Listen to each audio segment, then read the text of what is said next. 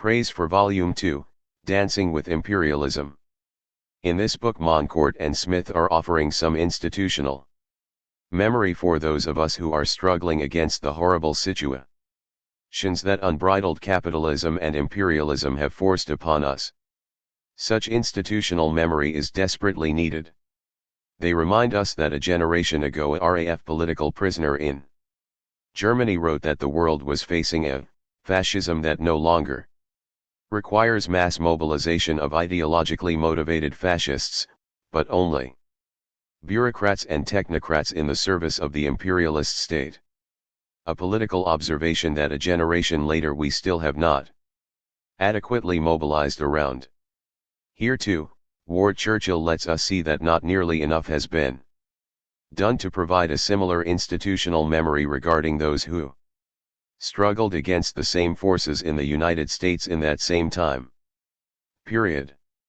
Is it any wonder that the fight against prison isolation in the U.S. is hobbled by a failure to realize that this country's 80,000 isolated prisoners suffer under hellish conditions originally designed to destroy political prisoners?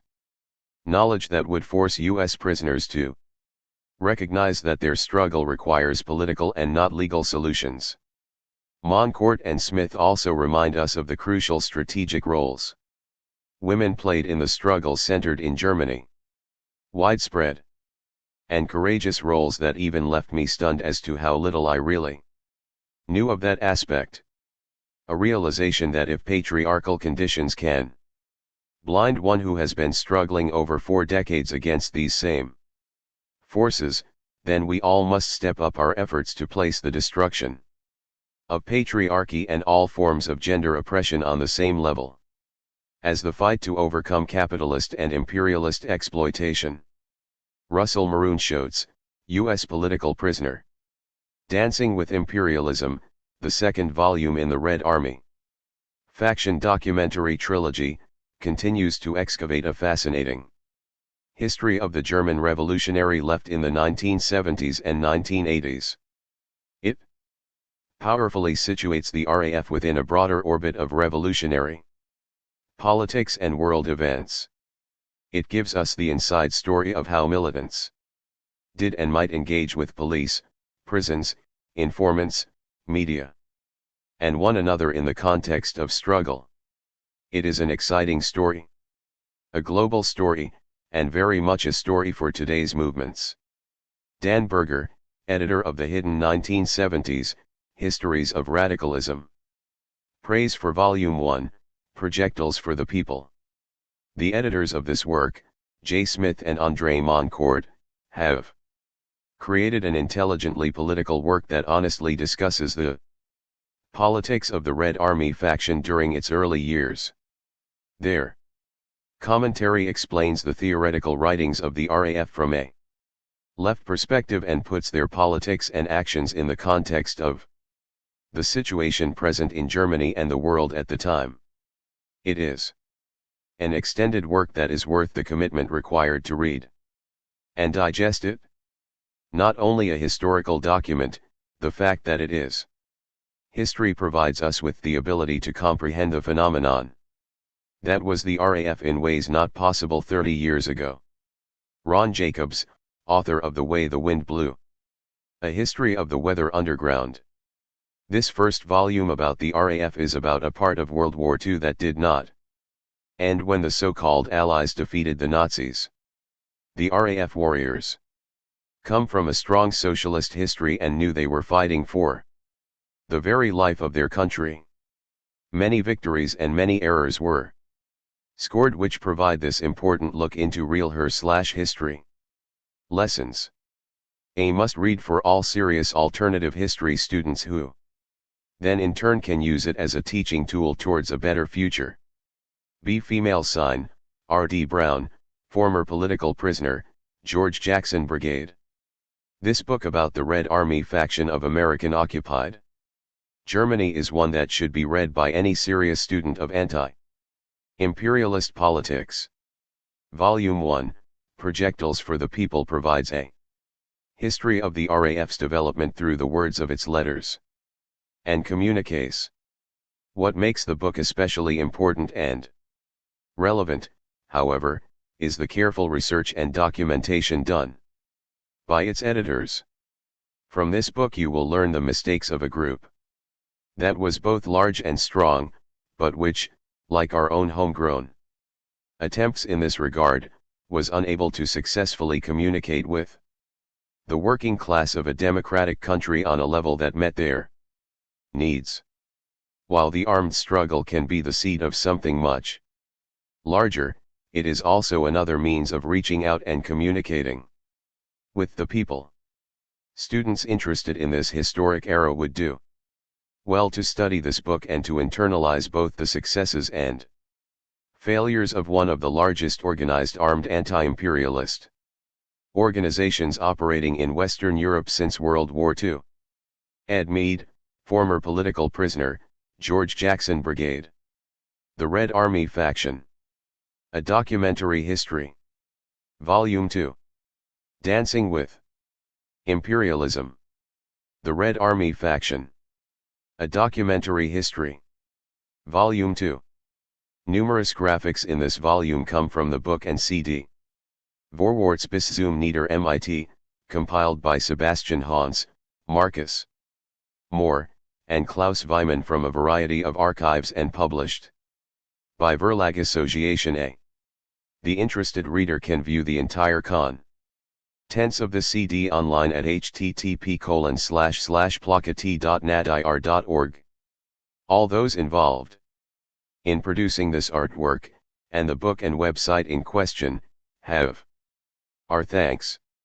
Many people, both in Europe, Germany in particular, and in North America, have contributed to this book by sharing their thoughts about and their experience of the historical events addressed herein. For a variety of reasons, they prefer not to be acknowledged by name, but without their input, insights, and support, the documents they provided, and situations and debates they described, we would have been unable to piece together the history we present here in anywhere near as much detail. One person, however, particularly deserves our thanks. Ron Augustin maintains the most extensive online archive of RAF and RAF-related documents, housed at the International Institute of Social History in the Netherlands, http://laborhistory.net/RAF, without which this book, as it is, would have been impossible. Ron also proved ever ready to respond to our many, often arcane, questions and to provide us with valuable documents, including some of the photos used in this book. Besides the authors, only Ron and one other person read the historical portions of this book as it was being written. Both pointed out errors and incorrect interpretations on our part, allowing us, we hope, to produce a narrative that reflects the events we are addressing as accurately as is possible. Any errors that remain reflect shortcomings in our own research. To all those who contributed in any way, our heartfelt thanks, and you can anticipate hearing from us again as we begin to tackle the task of producing the third and final volume in this series. In preparing these texts, we consulted the German language originals available on various websites, of which the Labor History website is undoubtedly both the most complete and reliable one for some texts. The ID Verlag collection entitled Rote Armee Fraktion, Text und Materialien zur Geschichte der RAF served as our source. 2 on rare occasions other sources were used. We have done our best to ensure that the German original we were using was in fact a faithful reproduction of the document originally released, but the existence, in some cases, of 2 or more different German language versions complicated matters.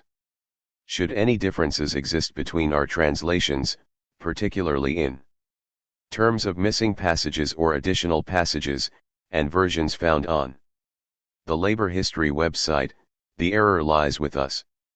These are, however, translations, and we have done our best to press and faithful but readable texts that retain the sense of the originals. Other translators would doubtless have made different decisions, perhaps choosing other words or hewing more closely to the original sentence structure.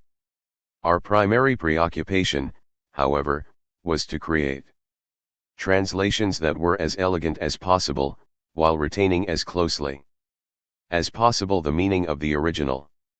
We trust that errors on our part will prove minor and in no significant way misrepresent the original intent of the texts translated here. We refer to this work as the complete texts of the Red Army faction. The meaning of that statement seems indisputable, but that is not the case, and so we must explain what we mean by complete. To the best of our knowledge, we will have included every document issued by the RAF in its close to 30-year history in the first volume, 1968 to 1977. This second volume, 1978 to 1984, and the upcoming third volume, 1984-1998. By this, we mean every theoretical manifesto, every communiqué accompanying an action, and every letter sent by the organization to the media. We have also included a number of pertinent interviews. We did not include, with several exceptions, letters written by imprisoned RAF members. There are literally thousands of these, a significant selection of which have been published in German in a book entitled Das Info, edited by a former lawyer for prisoners from the RAF, Peter Backerskud. This book can be found in its entirety on the Labor History website, as can Backerskud's invaluable historical analysis of the Stammheim trial, simply entitled Stammheim. Nor have we published, with the exception of a handful, any of the hundreds of court statements, often of epic length, made by RAF defendants over the years. When we did choose to publish a letter or a court statement, it was because the document in question filled out some theoretical or historical aspect of the RAF's history that we felt was not adequately addressed elsewhere. Furthermore, as explained in our first volume, we decided not to include the 1971 text über den Bewaffneten-Kampf in West Europa, regarding the armed struggle in West Europe, penned by Horst Mahler. This document, a sprawling theoretical text, was rejected by the other members of the RAF and played no small role in the decision to expel Mahler from the group, making him the only member ever publicly expelled. The interested reader proficient in German will have no difficulty finding this document online, and in the aforementioned ID Verlag book. The book you hold in your hands, along with its companion volumes, constitutes the most complete collection of texts and history of the Red Army faction ever published in the English language. Our first volume, Projectiles for the People, which came out in 2009, attempted to provide a history of the RAF that was both interesting and useful for people involved in movements for radical social change today. In this, we felt our work was unique, as English language studies of the RAF were almost uniformly written from a counterinsurgency perspective, the goal being to discredit the guerrilla and to deny it any recognition as a legitimate political force, in short, to deprive us of its history. The favored means to this end was to pathologize the individuals concerned, to reduce the 1970s experience of guerrilla struggle in the Federal Republic of Germany to the work of a few mentally unbalanced characters, spoiled children, perhaps even Hitler's progeny. Even those studies not devoted to counterinsurgency objectives as such suffered from this context, which was easily able to infect the wider discourse thanks to the dearth of accurate information about the RAF, and the fact that almost none of the guerrillas' writings were available in English. Our first volume was an attempt to remedy the situation, and our Hope is that what we produced was at least somewhat effective in this regard. Far from being a mere relic of history, the RAF's experience, and the lengths to which the state went in its attempt to annihilate them, are of great relevance today. This is most obviously the case in the way an endless war against terror provides a fig leaf behind which one U.S. administration after another is able to invade and destabilize countries around the world. But there is another way that the RAF's history remains eerily salient today, in that the methods developed by West German penal authorities to try and break revolutionaries have metastasized into a monster devouring the lives of people who may have never even heard of a place like Stammheim. We refer to the wide spread use of solitary confinement, or isolation torture, in prisons around the world, but especially in the United States, where as many as 100,000 people may be subjected to such inhumane conditions on any given day. Some prisoners are held in this way for a few days or weeks, others have spent decades in isolation as prisoners. From the RAF pointed out when these conditions were first used against them, this is a program of social extermination. It is a form of psychological murder. 17 Moncourt and Smith. It is not a complete surprise that some of our most enthusiastic readers have been prisoners held in these conditions in the dungeons of the United States.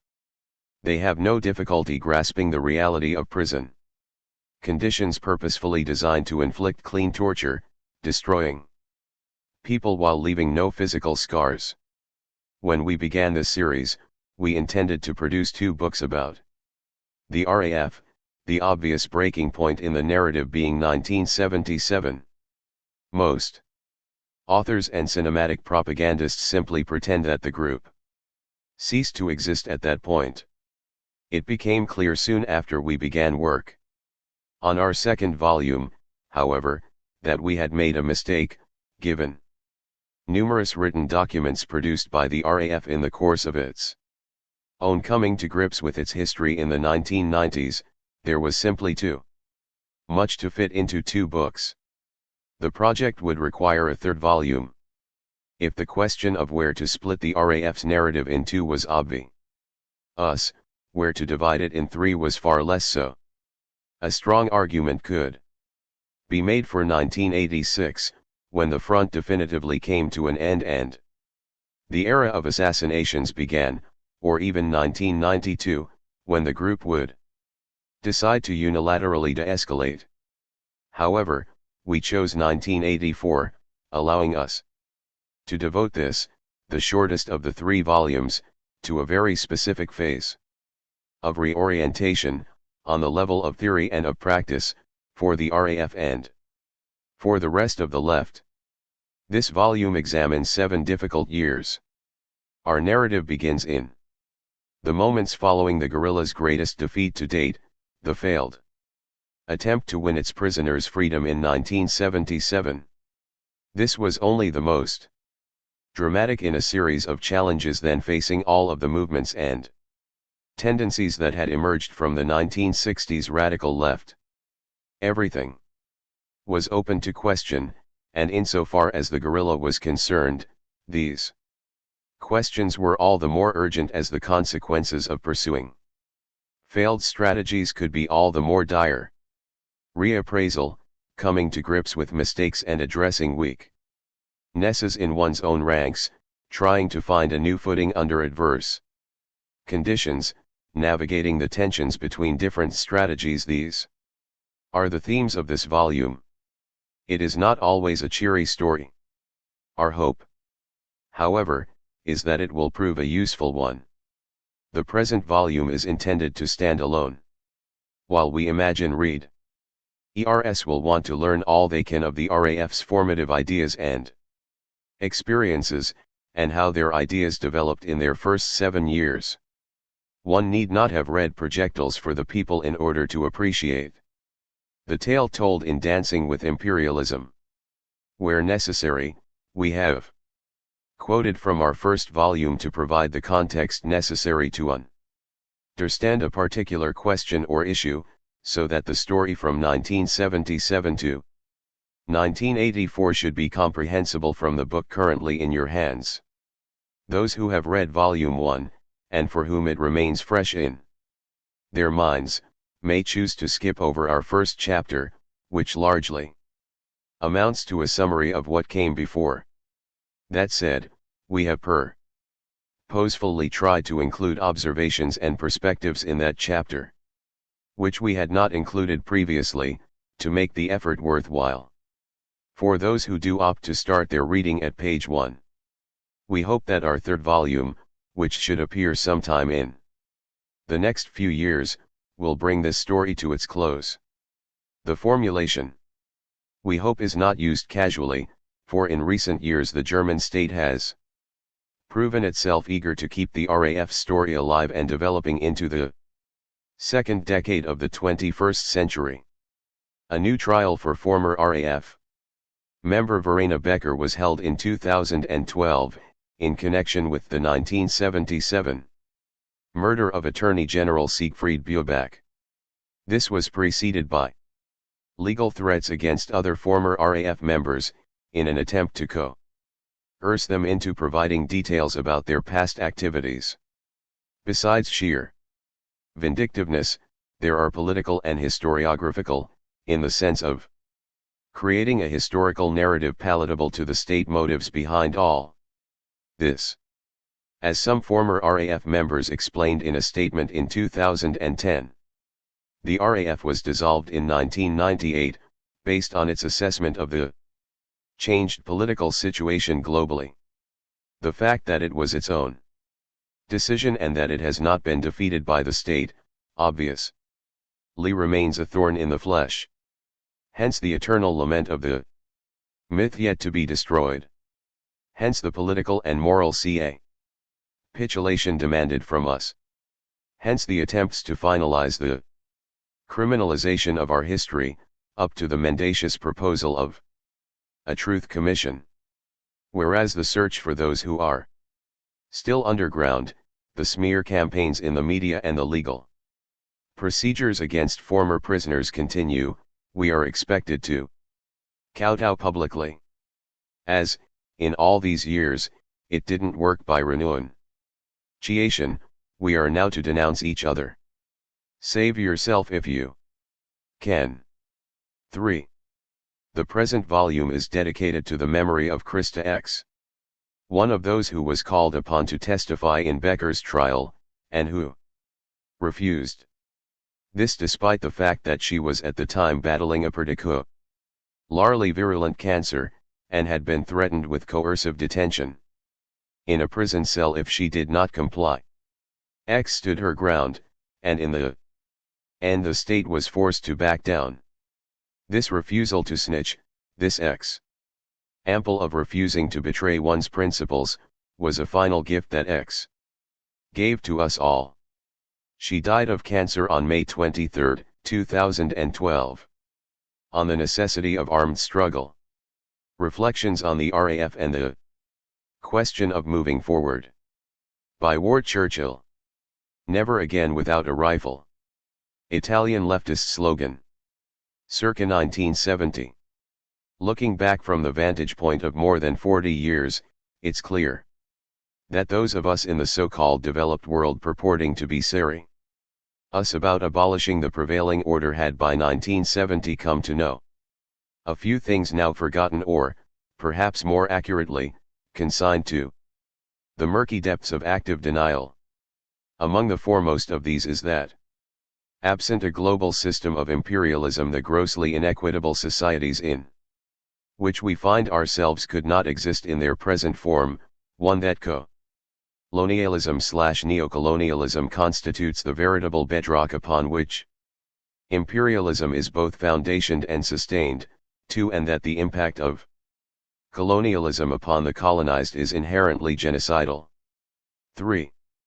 No less clear was the understanding that there can be no valid basis for equivocation. Faced with the systemic perpetration of what has been aptly described as the incomparable crime, for we are obliged morally and legally, individually and collectively to intervene through any and all available means. In this, there are no bystanders.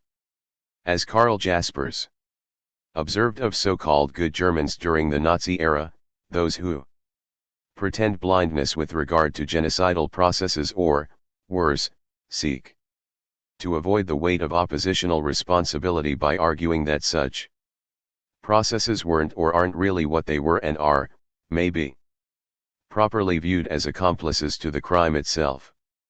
5. Concrete action is plainly required. In this sense, merely bearing witness to genocide serves little purpose, other than allowing the witnesses to claim a feeble moral superiority over proverbial good Germans, perhaps. 6. Relatedly, the notion that speaking truth to power about what is witnessed as if those holding power were somehow oblivious to the effects of the manner in which they wield it can in itself remedy the situation is at best a mythic proposition.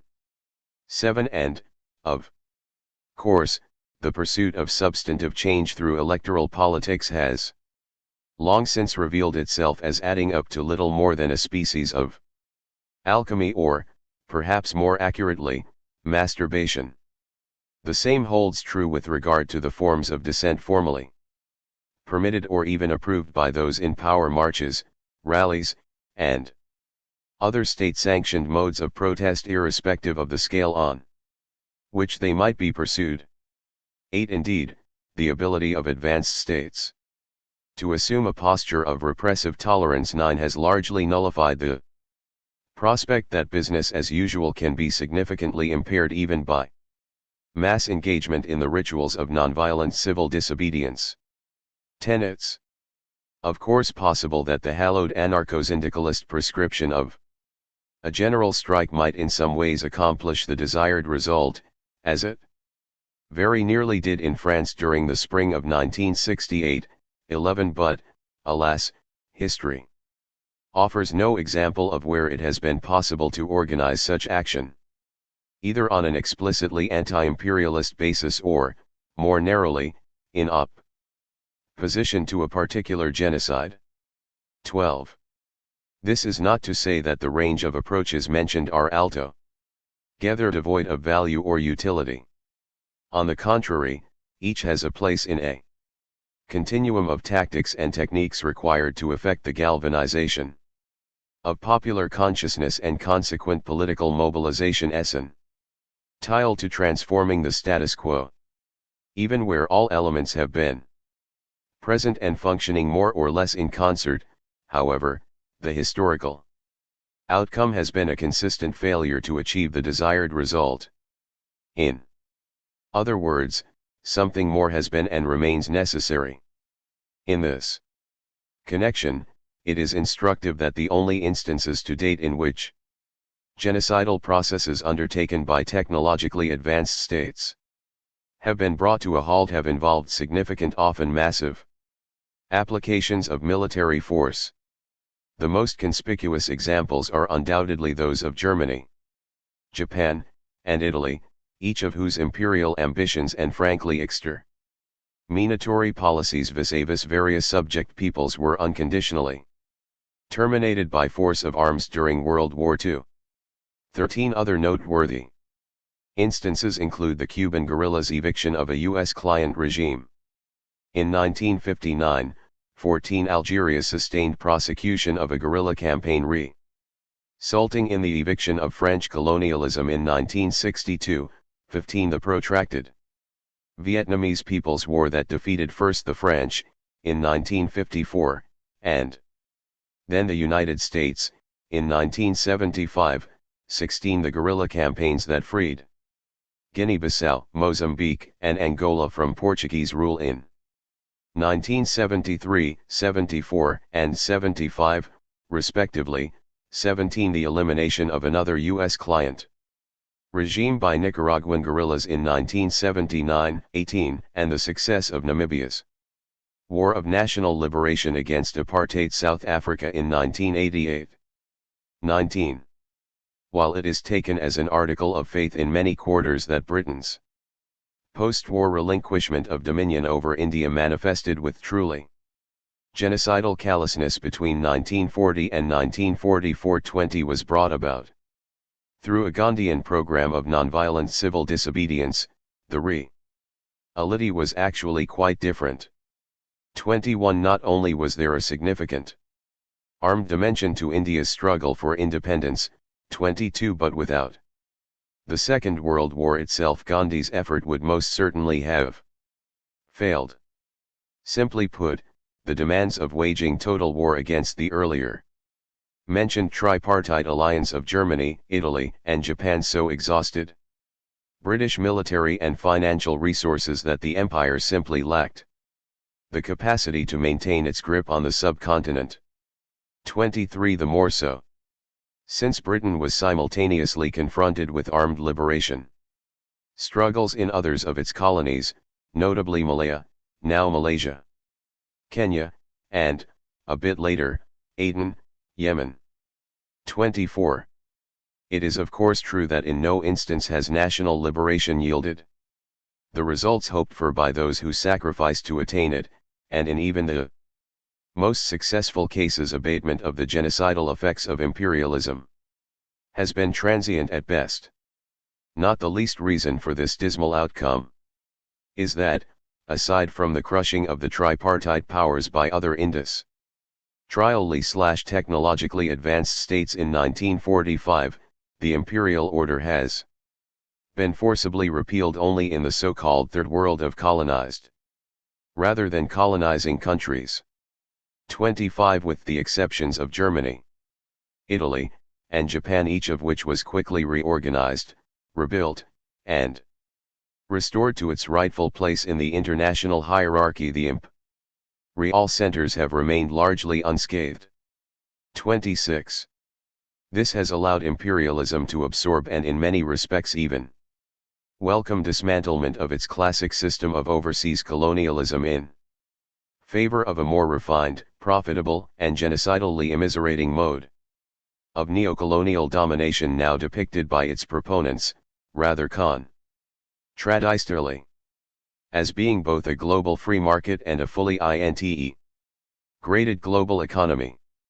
27 It follows that the eradication of imperialism cannot be viewed as an objective attainable solely through the success of armed struggles in the colonial hinterlands, a proposition once and still embraced by far too many professed anti-imperialists in the metropoles.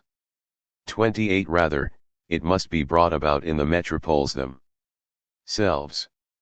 The only real question is how this might be accomplished. Ideally, something akin to the British Royal and US 8th Air Forces which together bombed the Third Reich into oblivion during World War II would be available to visit the same fate upon all the imperial centers. 29 Thereby precluding reconstitution of the system in some still more virulent variation. That scenario, unfortunately, along with those of the materialization of a figurative counterpart to the Soviet Red Army that both gutted the German army and overran Berlin 30, or to the People's Army of Vietnam that fought a 500,000-strong U.S. military force not merely to a standstill, but to the point of the latter's disintegration in the field. 31 belongs to the realm of pure fantasy. As was understood well before 1970, however, guerrilla warfare of the sort initially practiced by the Irish Republican Army, IRA, during the early 20th century and subsequently evolved specifically for urban settings offers considerable potential. 32 At the very least, it serves to put teeth in the expression of anti-imperialist opposition. Crucially, in regard to those functionaries in the metropoles imbued with what Noam Chomsky had by 1968 already described as a creep-ing Eichmannism. 33 It removes a sense of their own immunity to consequence. In a context of armed struggle carried out on the home front, the little Eichmanns complicit in ongoing crimes against humanity can entertain few doubts that their actions might at any moment result in the imposition of tangible penalties, both material and, at least potentially, personal as well. 34. Between 1969 and 1973, serious anti-imperialists in the metropoles therefore set about the task of implementing urban guerrilla operations in locales extending from the United States to Western Europe and Japan. 35. While a welter of sometimes mutually opposing strategies were evident and the results were decidedly mixed, a number of important organizations and initiatives emerged from the effort. These may be loosely grouped into three distinct but overlapping and often interactive categories. Formations like the Weather Underground, WUO, the George Jackson Brigade, and the United Freedom Front, Sam Melville/Jonathan Jackson Brigade, in the U.S., 36 Italy's Brigade Ross. Red Brigades, 37 the groups d'Action Révolutionnaire Internationale, GARI, and Action Direct in France, 38 and the Rote Army Fraction, the Red Army Faction or RAF, in Germany. Arising in a manner organic to and targeting the state/corporate apparatus of their own countries. Formations arising in colonies internalized by an imperial power, and conducting operations within the borders of the mother country itself for purposes of furthering the struggle for decolonization of their respective peoples.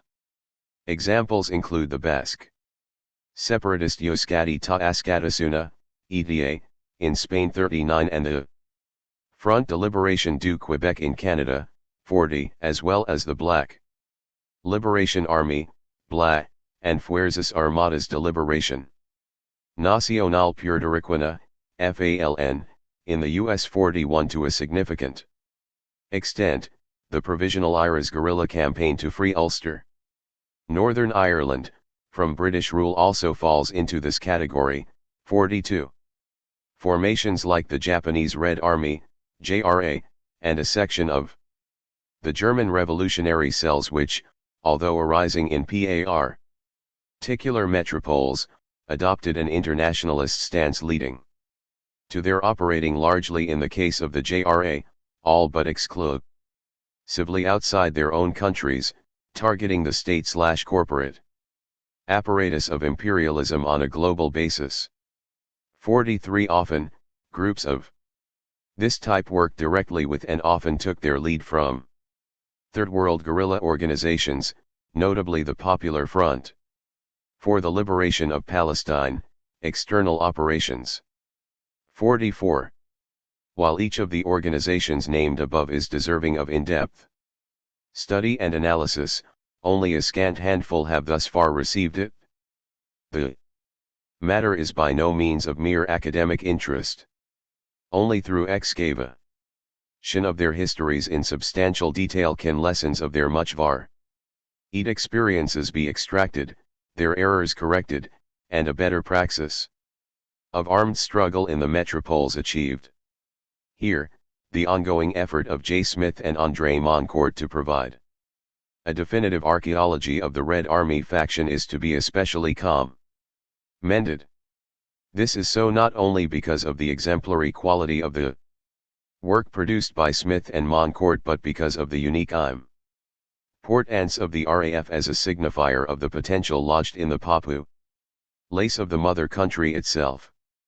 With material like this at our disposal, not only should it prove possible to overcome the current inertia evidenced by those claiming to oppose imperialism from within the metropoles, but maybe this time we'll get it right.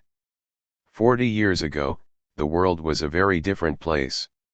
The division between communism and the Free West détente, notwithstanding, marked each and every political conflict, as did the anti-colonial revolutions, which had by no means run their course. Millions of people around the world felt that it was reasonable and worthwhile to risk their lives fighting for liberation from capitalism and imperialism, joining movements with these stated goals. This global upheaval found its epicenter in the Third World, and yet its effects left no Nation unchanged. While in the wealthy imperialist countries these revolutionary movements were most evident in the 1960s, there remained pockets of resistance, subcultural remnants, people who persisted in putting their lives on the line, carrying the struggle forward through the 1970s and beyond. This is the story of one such group, the Red Army faction, RAF. West Germany, the Federal Republic of Germany, FRG, was an anti-communist state set up after World War II to threaten the Soviet bloc, around which imperialism hoped to and succeeded in rebuilding Western Europe's economy. As part of this process, immediately after the war, the capitalist allies decided to make peace with former Nazis and their supporters, so long as they were willing to play ball with the new democratic masters. Throughout the late 1940s, the 50s, and the 60s, many of the key positions of power in the FRG were occupied by men who had played similarly important roles in Hitler's Third Reich. As a substitute for any real denazification, religious and civil leaders simply repeated the mantra that the best way to make sure the crimes of the Nazi period were never repeated was for all Germans to concentrate on living decent, law-abiding lives. A message that would often be repeated by parents, not a few of whom had Sieg-Heiling skeletons in their closets, to their children.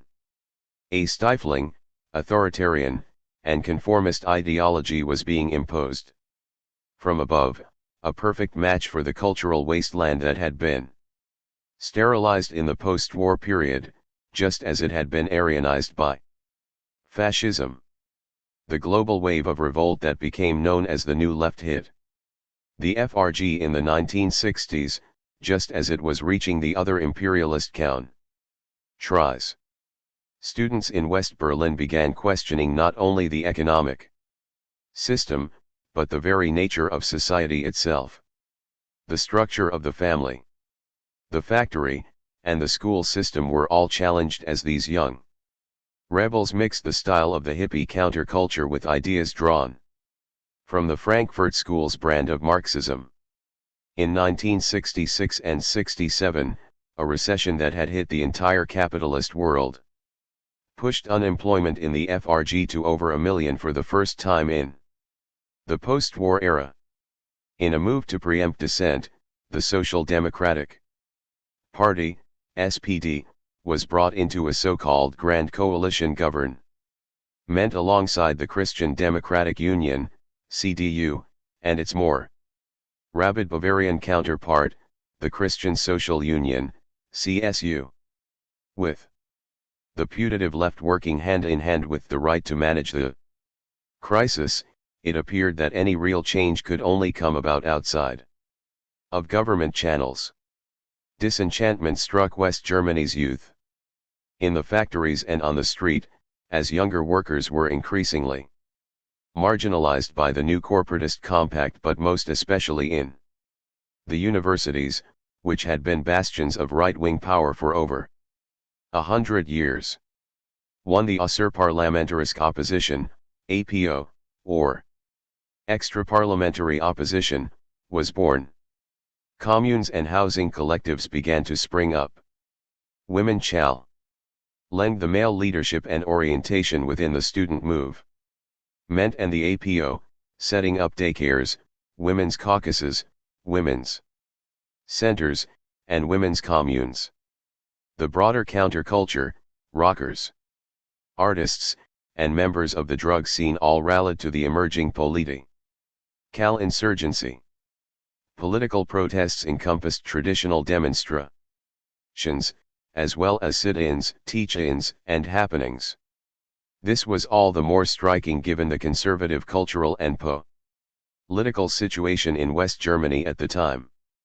In retrospect, it may not be difficult to see that the student revolt was one part of a complex and often contradictory process of social transformation, through which capitalism was not only being challenged, but also renewed. New classes rising as old classes updated their worldview. At the time, however, the gulf that separated the student protesters from the surrounding society could seem well nigh unbridgeable.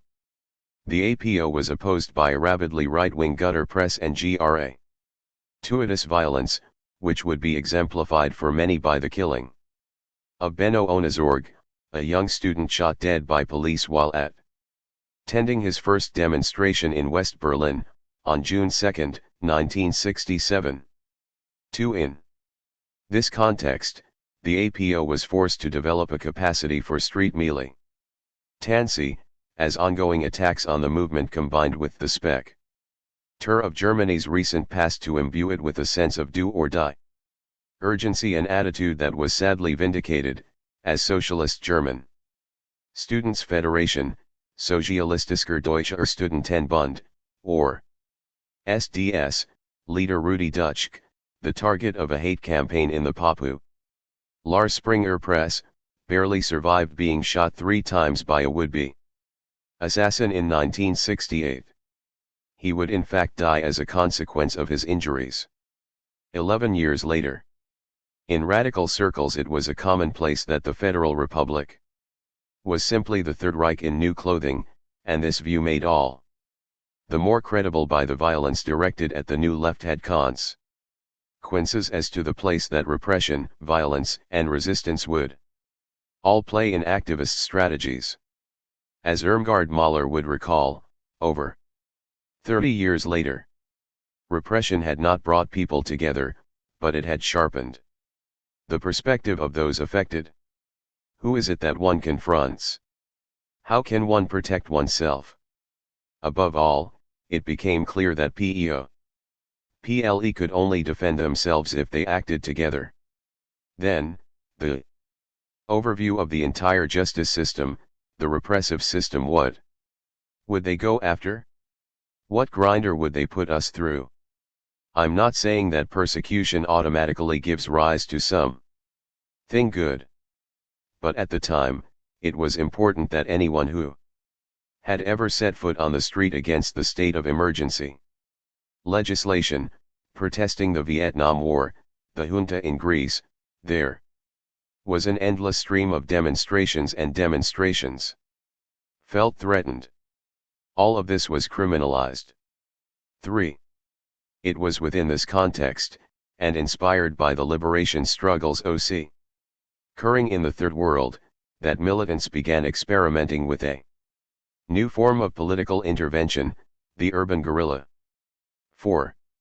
Initially, this armed development manifested itself in 2 broad tendencies: a constellation of groups based in the communes and the counterculture, often described as anarchist, carried out a number of firebombings, robberies, and attacks on police. They operated under names such as the Tupamaros. Munich and West Berlin, the Rag Ing Panther Antis, the Central Committee of the Roaming Hash Rebels, the West Berlin Yippies, and the Blues by 1972, elements from all these had coalesced into the 2nd of June movement, 2JM, the group taking its name from the date of Onezorg's murder in 1967. This first tendency was marked by a more populist approach and paid particular attention to the question of class within the FRG. The second guerrilla tendency to emerge was more clearly a product of the student movement, for whom capitalism had been discredited, not so much by internal class oppression. Demonstrations following the murder of Benno Onezorg in 1967, top, and attempted assassination of Rudi Dutschke in 1968, bottom, but by its past and present complicity in military aggression and genocide around the world. 5. This second tendency overlapped significantly with the first, with several individuals crossing back and forth, but it would ultimately develop along a separate path. Those who followed this path constitute the subject of our study, the guerrilla organization they established being the Red Army faction. A strategy against imperialism. The Red Army faction first announced itself in 1970, when a small group broke a young man out of jail. Andreas Bader was serving a 3-year sentence for having set fire to 2 department stores to protest the war in Vietnam. One of his rescuers, Gudrun Insulin, had also participated in this political arson, and, as such, was living underground at the time. Another rescuer, Ulrich Meinhof, was a well-known left-wing social critic, a journalist, who had been putting the finishing touches on a docudrama about girls in reform school. Significantly older than the other guerrillas, within the FRG, she was in fact the best-known left-wing female intellectual of her generation. Due to her role in Bader's escape, she had no choice but to go underground. The RAF made international headlines with this jailbreak, in which an elderly librarian was shot and seriously injured, and the operation was hotly debated on the left. All the more so when 1 year later, at the annual May Day demonstration in West Berlin, support ERS handed out copies of the group's foundational manifesto, the Urban Guerrilla Concept, a document that not only made the case for armed struggle in the metropole, but also established the RAF's reputation as a group that took political theory seriously. In this and subsequent texts, the RAF would develop a distinctive analysis of capitalism and the possibilities of resistance in the belly of the beast, addressing the difficult fact, as formulated by former RAF member Knud Folkerts, that all revolutionary initiatives in Germany suffer if they do not wish to resolve the question opportunistically. From the contradiction between the reality presented by this population and the need to find a base here. 6.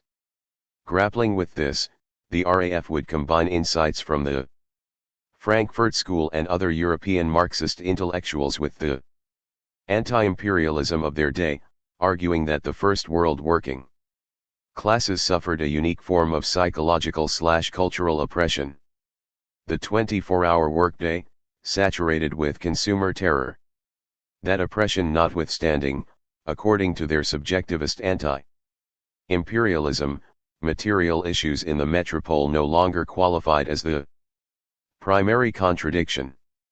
The battlefield had shifted to the Third World, and the national liberation movements now constituted the global vanguard. While it was not exempt from contradictions and class oppression, for various reasons, social democracy, consumerism, and integration into the state, to name a few, the metropole, imperialism's safe hinterland, had become a place where people could only be mobilized for revolution through a personal breakthrough, for instance, the realization that life under capitalism is alienating, that commodities are no replacement for communities, or that living off the blood of others is unacceptable. 7. While aspects of this analysis could be found in the urban guerrilla concept, a countervailing focus on poverty in West Germany was evident in Serve the People, Class Struggle and the Guerrilla, released in May 1972. 8. These ideas would find their ultimate synthesis in the Black September action in Munich, regarding the strategy for anti-imperialist struggle, released in November 1972. 9. In this document, material divisions within the FRG were acknowledged, but described as secondary to the question of consciousness, of each person's capacity to make a personal and explicit break with the dominant society. Although not ever stated as such, it was understood that part of this strategy was the idea that correctly applied violence could jumpstart such a process. Guerrilla attacks were thus conceptualized as a way to demoralize the enemy and inspire people to make a break with the system. Although the goal was not to provoke reprisal, it was expected that the state's attacks could be turned to the guerrillas' advantage, exposing imperialism's fascist core and leading to even greater disenchantment. As such, it was hoped that the guerrilla would serve as a spark plug, if not as the flame that would start a prairie fire. Years later, Christian Clark would explain, "I think that the RAF was active and provided inspiration at exactly the right moment.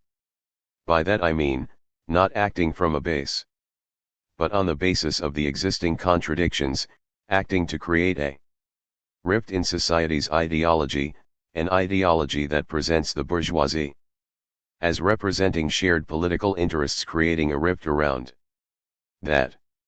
In that regard, the urban guerrilla tactic was effective. The other thing, as far as the mass base goes, is, of course, the solidarity tie with anti-colonial struggles occurring on other continents and an identification with them. 10. Or, more bluntly, as Helmut Kohl would later recall, I have to say that we had no faith in agitation among the masses. We did not take this K Group 11 revolutionary strategy seriously. Our project was different from that of traditional communist PAR ties. We set about the process of developing the guerrilla and of polarizing society through our actions. From our point of view, the guerrilla was the small motor that would jumpstart the large motor. It was necessary to build and anchor this small motor. 12. At some future point, when imperialism had been beaten back around the world, its chickens come home to roost, it was predicted that so-called divisions would reassert themselves within the metropole, and that these would once again provide a basis for revolutionary action. It was then that the work done on the basis of this radical subjectivity would truly bear fruit. As explained in the urban guerrilla concept, the urban guerrilla struggle is based on the analysis that by the time the conditions are right for armed struggle, it will be too late to prepare for it. It is based on the recognition that without revolutionary initiatives in a country with as much potential for violence as the Federal Republic, there will be no revolutionary orientation when the conditions for revolutionary struggle are more favorable, as they soon will be given the political and economic developments of late capitalism. 13. 7 years of struggle against the state. Shortly after Badr's liberation in 1970, RAF members traveled to Jordan, in the Middle East, where they received weapons training from Al-Fatah, part of the Palestine Liberation Organization. The RAF would make extensive use of various Arab countries as rear base areas. Throughout its existence, places where one could go not only for training but also to hide when Europe got too hot. Upon returning to the FRG, the guerrilla once again seized the public spotlight, carrying out a series of bank robberies and preparing for campaigns to come. Successfully evading the police, the RAF began to take on the aura of folk heroes for many students and leftists who were glad to see someone taking things to the next level.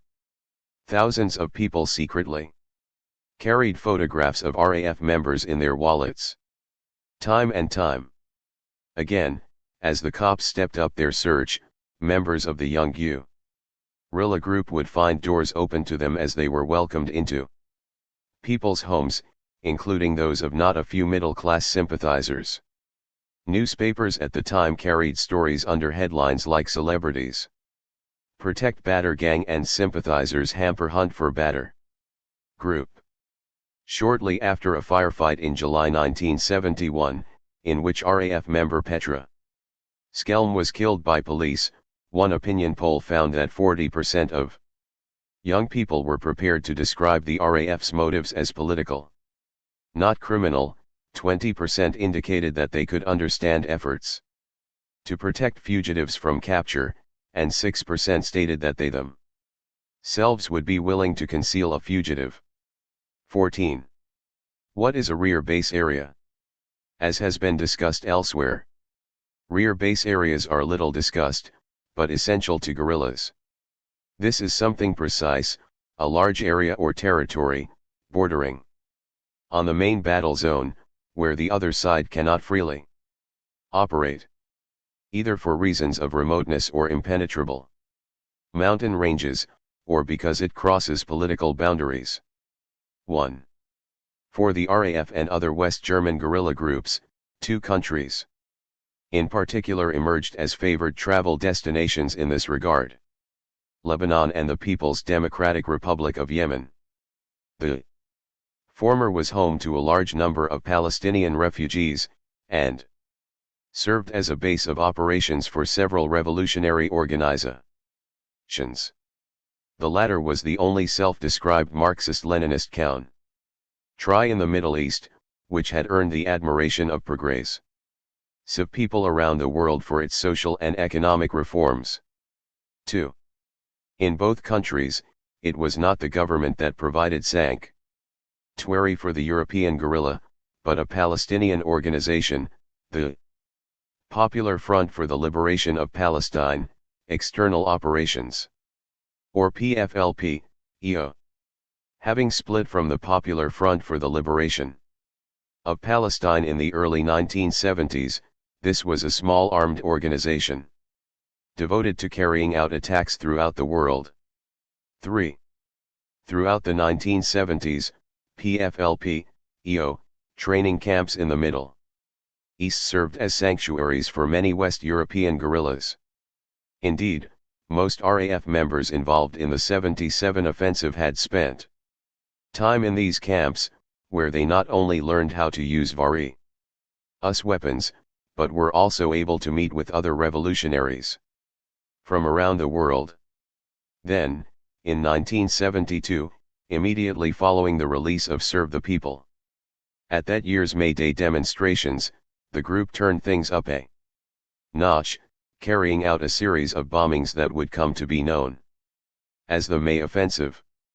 Targets included police stations and U.S. Army headquarters, to protest killer cops and the ongoing war in Vietnam, as well as an attack on the Hamburg offices of the Springer Press, accused of racism, Zionism, and inciting violence against the New Left.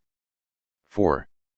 American soldiers were killed, and dozens of other people, including civilians, were injured. The attacks were not only unprecedented in West Germany, Western Europe itself had not seen anything like it in the post-war period. 15. While many people may have been turned off by this escalation, others saw it as an inspiring example of what could be done. There followed a wave of repression, as an army of police, supported by both West German and U.S. intelligence units, set up checkpoints and carried out raids across the country. Within a few weeks 10 members of the RAF, almost the entire guerrilla, had been captured. Besides the alleged leadership, Andreas Bader, Gudrun Inslen, Holger Mainz, Jan Karl Rasp, and Ulrich Meinhof, the police arrested Klaus Junschke, Irmgard Mahler, Gerhard Müller, Brigitte Moncourt, and Bernhard Braun. 16. A supporter, Katharina Hammerschmidt, also ended up behind bars after she chose to turn herself in. These 11 joined several other combatants from the RAF and 2 JM who had already been picked up over the previous 2 years. The state, having apprehended its armed adversaries, was not content to simply remove them from the field. Instead, it hoped to render them ineffective not only as combatants, but also as spokespeople for anti-imperialist resistance. To this end, it set up special dead wings inside its prisons, where captured guerrillas were subjected to severe isolation, with the Clear hope that if this did not induce them to recant, it might at least drive them insane. Isolation, which at its worst took the form of sensory deprivation, had been developed by an unholy alliance of secret services, penal authorities, doctors, and psychologists working in Western Europe and North America, their goal being to find a form of clean torture, i.e., one that could break a prisoner without leaving physical marks. The RAF and other guerrillas in West Germany would be among the first test subjects for this program. Astrid Perl, a RAF member who had been picked up on bogus charges of shooting at a police officer in 1971, was one of the first to be so confined. She was held for 4.5 months in an empty section of Cologne-Ossendorf, 17, with her cell painted white and acoustically sealed, receiving absolutely no sensory stimuli or contact with other inmates.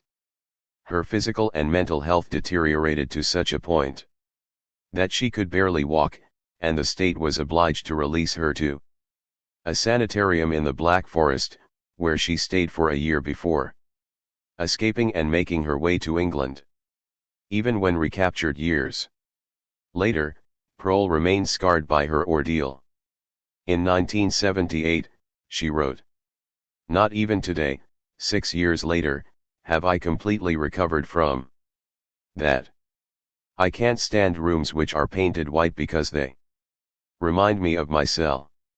Silence in a wood can terrify me, it reminds me of the silence in the isolated cell. Darkness makes me so depressive as if my life were taken away. Solitude causes me as much fear as crowds. Even today I have the feeling occasionally as if I can't move." 18. Ulrich Meinhof was held in these conditions for 237 days following her arrest in 1972.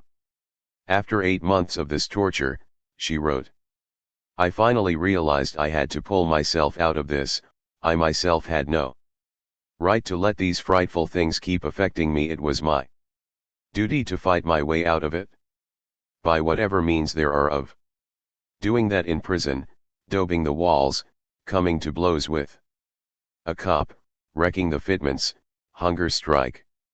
I wanted to make them at least put me under arrest, because then you get to hear something you don't have a radio babbling away, only the Bible to read, maybe no mattress, no window, etc. But that's a different and kind of torture from not hearing anything. And obviously it would have been a relief to me." 19. Opposition to isolation and the various dead wings quickly became the most important issue for the RAF supporters, and would remain so throughout the 1970s. In this way, despite capture and isolation, the guerrilla managed not only to survive, but in a sense even turned things around, for through the strategic use of hunger strikes, they would call attention to both their conditions of incarceration and their strategy of anti-imperialist armed struggle. Indeed, the hunger strikes became a way for the prisoners to maintain their dignity as well as their political identity. 20. Beginning with the RAF's third hunger strike in 1974, a key demand was association for political prisoners. As explained in our first volume, the prisoners had come to the conclusion that the demand for integration into general population, while it had undeniable appeal given the high esteem in which the new left held marginalized groups like social prisoners, was simply not going to work. As a result, integration was dropped, and the struggle was now defined as one against isolation and for the association of political prisoners with each other. In practical terms, association meant bringing together political prisoners in groups large enough to be socially viable, 15 being the minimum number normally suggested. Political prisoners.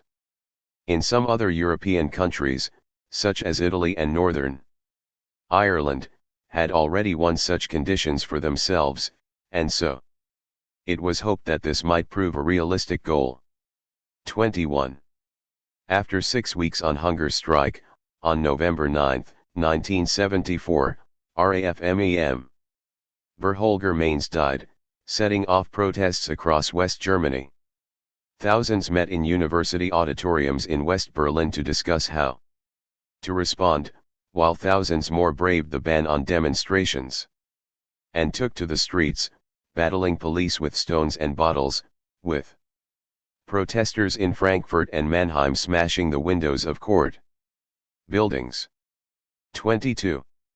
The next day, in the course of a failed kidnapping attempt meant to avenge Mainz and potentially even win the freedom of some prisoners, the 2nd of June movement shot and killed the president of the West Berlin Supreme Court, Judge Günter von Drenkmann. RAF prisoner support groups had already been established, an International Committee for the Defense of Political Prisoners in Europe, Internationales Komitee zur Verteidigung politischer Gefangener in Europa, IVK, working alongside various committees against torture, as well as a relatives committee in the FRG, but now the prisoners' struggle would serve to gain them more than just sympathy, it would win new recruits. For, in the eyes of many German leftists, the RAF had come to symbolize resistance to the imperialist state, to the new fascism or fascist drift. Following the death of Mainz, the prisoners would continue their third hunger strike until a regenerated RAF issued a communiqué addressed to them, in which it ordered them to start eating again. The guerrilla promised that they would carry out the necessary actions on their behalf, explaining that the prison struggle is now something that we must settle with our weapons. 23. This would soon come to pass. On April 25, the RAF's Holger Mainz Commando seized the top floor of the West German embassy in Stockholm, Sweden, taking 12 hostages and killing the military and economic attaches. They demanded the release of 26 West German political prisoners, including all of the captured members of the RAF. Under Chancellor Helmut Schmidt, the West German government refused to give in to the commandos' demands, and as police were preparing to storm the building, the explosives the guerrilla had laid detonate. The state and media would claim that the explosives went off due to some error on the part of the commando. The guerrilla would suggest that the police intentionally triggered the explosion. One RAF MEM Ulrich Wessel was killed on the spot. Police rushed in, and RAF members Siegfried Hausner, Hannah Krab, Karl-Heinz Delwo, Lutz Toffer, and Bernd Rossner were all captured. Despite the fact that he had a fractured skull and burns over most of his body, Hausner was only hospitalized for a few days. Then, over the objections of doctors in Sweden and Germany, he was flown to Stamheim prison in the FRG, where he died soon after. 24. The state was confronted with the fact that from within prison the RAF's first generation 25 had managed to inspire its own successors. Chancellor Schmidt went so far as to state that anarchist guerrillas now posed the greatest threat the Federal Republic had encountered during its 26-year history. Destroying the prisoners, or at least undercutting their support, became a top priority. Fear-mongering was stepped up. Claims were made that the RAF had nuclear weapons and was intent on kidnapping children to exchange for the prisoners. No story was too preposterous, as those few members who had been broken in custody were paraded out as state witnesses, alleging all kinds of horrors. Proof, or even mildly convincing evidence, was no longer deemed necessary. These dirty tricks were complemented by the rapid growth of the state's repressive infrastructure. In September 1971, a new chief commissioner was appointed to the Bundeskriminalamt, BKA, Federal Criminal Bureau Horst Herold, former chief of the Nuremberg police, and an expert on the new methods of using computerized data processing as a law enforcement tool. Under Herold's leadership, the BKA was transformed from a relatively unimportant body into the West German equivalent of the FBI. By the end of the 1970s, its budget had grown six-fold and its staff tripled, as it became one of the most advanced political police forces in the world. 26. In 1975, Herold authored a document entitled The Principles of Disinformation in Combating Terrorism, arguing that disinformation is a new form of struggle that must be further developed and that should take its place beside other forms of combating warlike activities. He proposed that false information be fed to the press, radio, and television and circulated within the radical left. The objective was to create dissent within oppositional groups, so as to destroy them, with making the terrorists appear less heroic being listed as one means. 27. By 1979, Herold's computers contained files on 4.7 million individuals and over 3,000 organizations, as well as photos of 1.9 million people and 2.1 million sets of fingerprints. 28. While it has since become routine for such data to be available at the touch of a police keyboard, in the 1970s this represented a simply unheard of level of surveillance. During this same period, a range of measures were taken against the prisoners. Cells were routinely raided and papers relating to their trials seized. Even their lawyers came under attack, accused of supporting the guerrilla and in some cases barred from conducting their defense. All of this took legal form when the Lex Baader-Meinhof, or Baader-Meinhof laws, became constitutional amendments in 1975.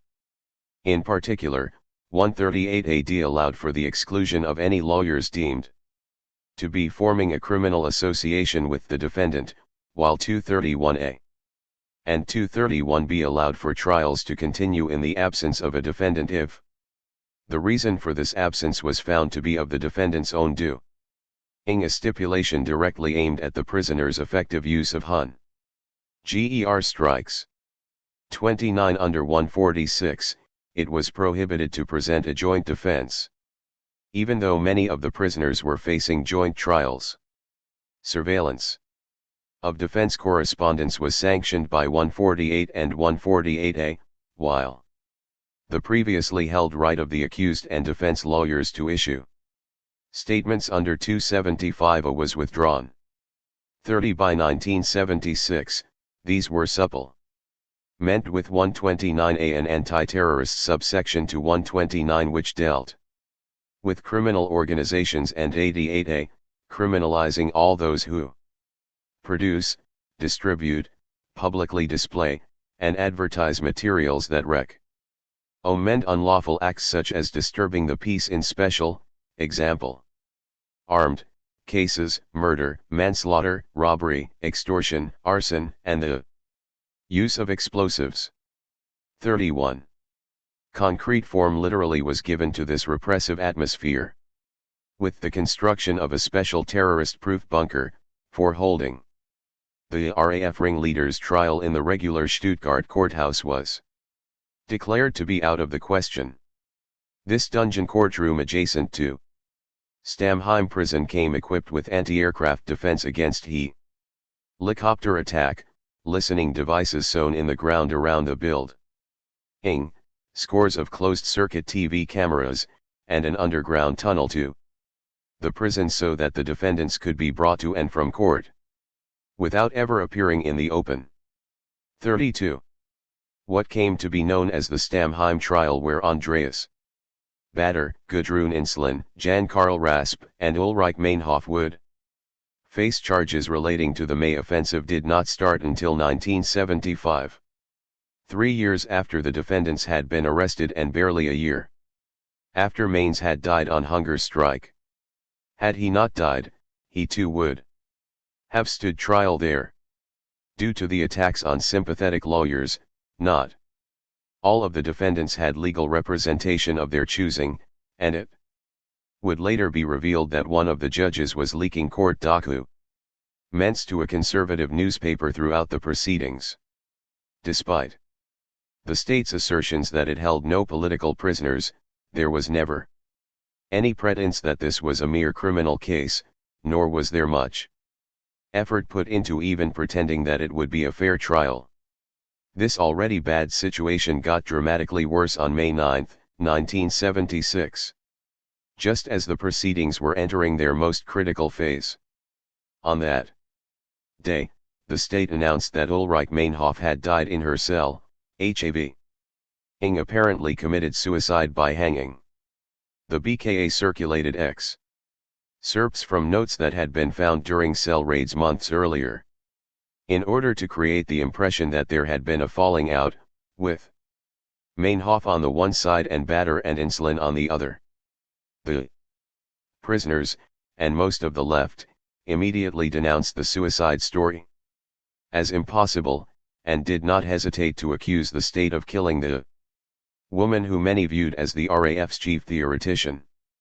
In Meinhof's own words, part of the court record the day before she was found dead, it is, of course, a police tactic in counterinsurgency conflicts, in guerrilla warfare, to take out the leaders. 33. Her sister Winkzitzlaff similarly rejected the state's version of events. My sister once told me very clearly she never would commit suicide, she remembered. She said if it ever were reported that she killed herself, then I would know she had been murdered. 34. It is impossible to overstate the effect that Meinhof's death had on the left, both within the FRG and throughout Western Europe. An open letter signed by various intellectuals including Jean-Paul Sartre and Simone de Beauvoir compared it to the worst crimes of the Nazi era. Social and political prisoners in Berlin Tegel prison held a 3-day hunger strike, and in Paris the offices of 2 West German steel companies were bombed, as was the German Cultural Center in Toulouse and the German Academy and the West German Travel Bureau in Rome. The product of armed movements indigenous to France and Italy, these attacks bear witness to the solidarity that existed between the various combatants across Western Europe, and to the prominent position that the RAF, and Meinhof in particular, held in the mental universe of those others who had joined them in taking up the gun. Meanwhile, back in the FRG, bombs went off in Munich outside the U.S. Armed Forces radio station and in a shopping center in the middle of the night, as thousands took part in demonstrations across the country. Fighting was particularly fierce in Frankfurt, according to one police spokesperson, the most brutal in the post-war history of the city. 35. Following a rally, hundreds of people rampaged through the downtown area, breaking the windows of American Express and the America House Cultural Center, as well as setting up barricades and defending them against police water cannons with Molotov cocktails. 12 people were arrested and 7 police officers were injured, 2 of them seriously when their car was set ablaze. The repression that followed, and the Frankfurt scene's inability to come to grips with the consequences of such near-lethal levels of violence, would signal the beginning of a period of decline for the anti-authoritarian left in that city, with far-reaching consequences. 36. On May 15, some 7,000 people, many with their faces blackened and heads covered to avoid identification by the police, attended Meinhof's funeral in West Berlin. Her sister requested that in lieu of flowers donations be made to the prisoners' support campaign. And when they left the cemetery, mourners joined with demonstrators in downtown West Berlin and at the Moabit courthouse where Meinhof had been sentenced 2 years earlier, in a previous trial. That same day, there were more bomb attacks in the FRG and abroad. This was followed 3 days later by another demonstration of 8,000 people in West Berlin, during which several police officers were injured. Bombs continued to go off in France, cars with German license plates and the offices of a right-wing newspaper being targeted. On June 2, the U.S. Army headquarters and U.S. Officers Club in Frankfurt were bombed. This last attack was carried out by the Ulrich Meinhof Commando of the Revolutionary Cells. The RZ were the third major West German guerrilla tendency, see pages 69-74. Finally, an international investigatory commission into the death of Ulrich Meinhof, Internationale Untersuchungskommission zum Tod von Ulrich Meinhof, was formed. It took 3 years to release its findings, but in 1978 it announced it had found evidence Meinhof had been murdered, a claim that the state rejected out of hand as a fabrication by RAF supporters, designed to manipulate the credulous. Nevertheless, the many inconsistencies and troubling details surrounding Meinhof's death have never been adequately addressed or explained by those who reject the murder thesis. 37. Certainly, at the time, much of the radical left believed that Meinhof had been killed, and this simply added to the already overwhelming sense of urgency. 1977, the prisoners' struggle heats up. The prisoners' struggle was to remain of great importance to the RAF throughout its existence, but never more so than in 1977. On March 29 of that year, prisoners from the RAF embarked upon their fourth hunger strike, demanding treatment as guaranteed by the Geneva Convention, association in groups of no less than 15, an end to isolation, and an international investigation into the deaths of RAF prisoners, 38 in custody. Initially, 35 participated, but soon the number of prisoners refusing food surpassed 100, with some even refusing liquids. The guerrilla was not going to let the prisoners wage this battle on their own. On April 7, as Attorney General Siegfried Buback was waiting at a traffic light, 2 individuals on a motorcycle pulled up alongside his Mercedes. Suddenly, one of them pulled out a submachine gun and opened fire, riddling the car with bullets. As head of the Federal Prosecutor's Office, BAW, Buback bore direct responsibility for the prison conditions which had already claimed the lives of Ulrich Meinhof, Siegfried Hausner, and Holger Mainz, commenting on the dirty tricks the state used to clamp down on the guerrilla. He is quoted as having said that, state security is given life by those who are committed to it. People like Harold and myself, we always find a way. It was in the name of the Ulrich Meinhof Commando that the RAF issued a communique claiming responsibility for his assassination, remarking that, for protagonists of the system like Bulletin Back, history always finds a way. 39. Within a day, police announced that 3 suspects were being sought in connection with the attack. Despite the fact that an eyewitness described the shooter as petite and female, the BKA investigators concentrated on 3 men, Gunter Sonnenberg, Knud Folkerts, and Christian Klar, all of whom had passed from the prisoner support scene to the RAF in the months following Meinhof's death.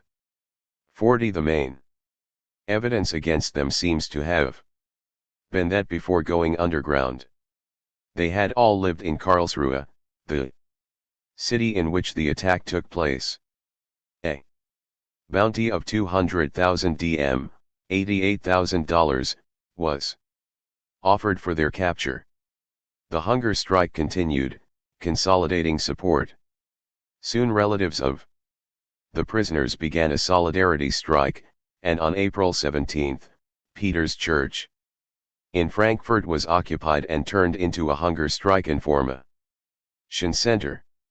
As the number of prisoners refusing food reached 120, more outside supporters began a second solidarity hunger strike in a Bielefeld church. On April 27, relatives of political prisoners held a demonstration at the United Nations headquarters in Geneva demanding the application of the Geneva Convention. The next day, Amnesty International added its voice to that of 80 clergymen, 128 US lawyers, 100 French and Belgian lawyers, and 23 English lawyers, all calling for the state to address the prisoners' demands. The snowballing support was effective. On April 30, a government spokesperson announced that the prisoners would be granted limited association. The 7th floor of Stammheim prison was soon being renovated to allow up to 16 prisoners to be housed together.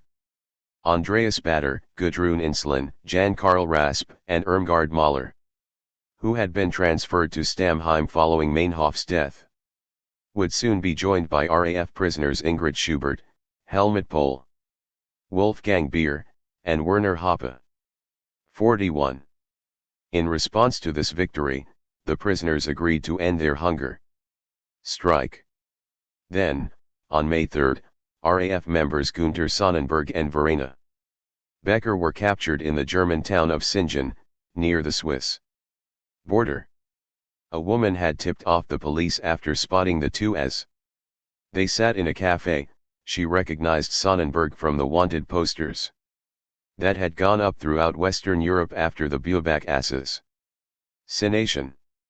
When the police arrived on the scene, the guerrillas tried to play it cool, innocently pretending to have left their ID papers in their car, while being escorted from the cafe presumably to retrieve these phantom ID papers. They drew their weapons and shot the two cops, commandeered a car, and took off. Pursued by squad cars alerted to the incident, they took a wrong turn and ended up in a field, at which point they ditched their vehicle and tried to escape on foot. As they fled, Becker dropped her submachine gun as it would turn out, the same weapon that had been used to kill Buback. A cop picked up the weapon and fired. Becker was hit in her leg and Sonnenberg in his torso and head.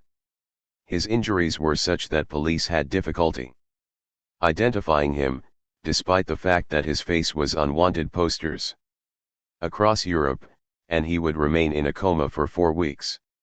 While he did survive, he suffered brain damage and initially could not remember his own past, or even how to speak, and to this day remains prone to epileptic seizures. While he was still in the hospital intensive care unit, sedated, and unable to grasp his surroundings or speak coherently, Judge Horst Kuhn had him interrogated, taking note of each grunt as evidence to be used against him in his trial. 42. Starting in 1979, Sonnenberg's release would be a consistent demand of every RAF prisoner's hunger strike, and of the guerrilla itself. Nevertheless, he would remain in prison until 1992, spending much of that time in isolation. The next attack occurred on July 30, as 3 RAF members, including Suzanne Albrecht, came with flowers to the door of Jürgen Ponto, chairman of the board of directors of the Dresdner Bank and one of the most important financiers in West Germany.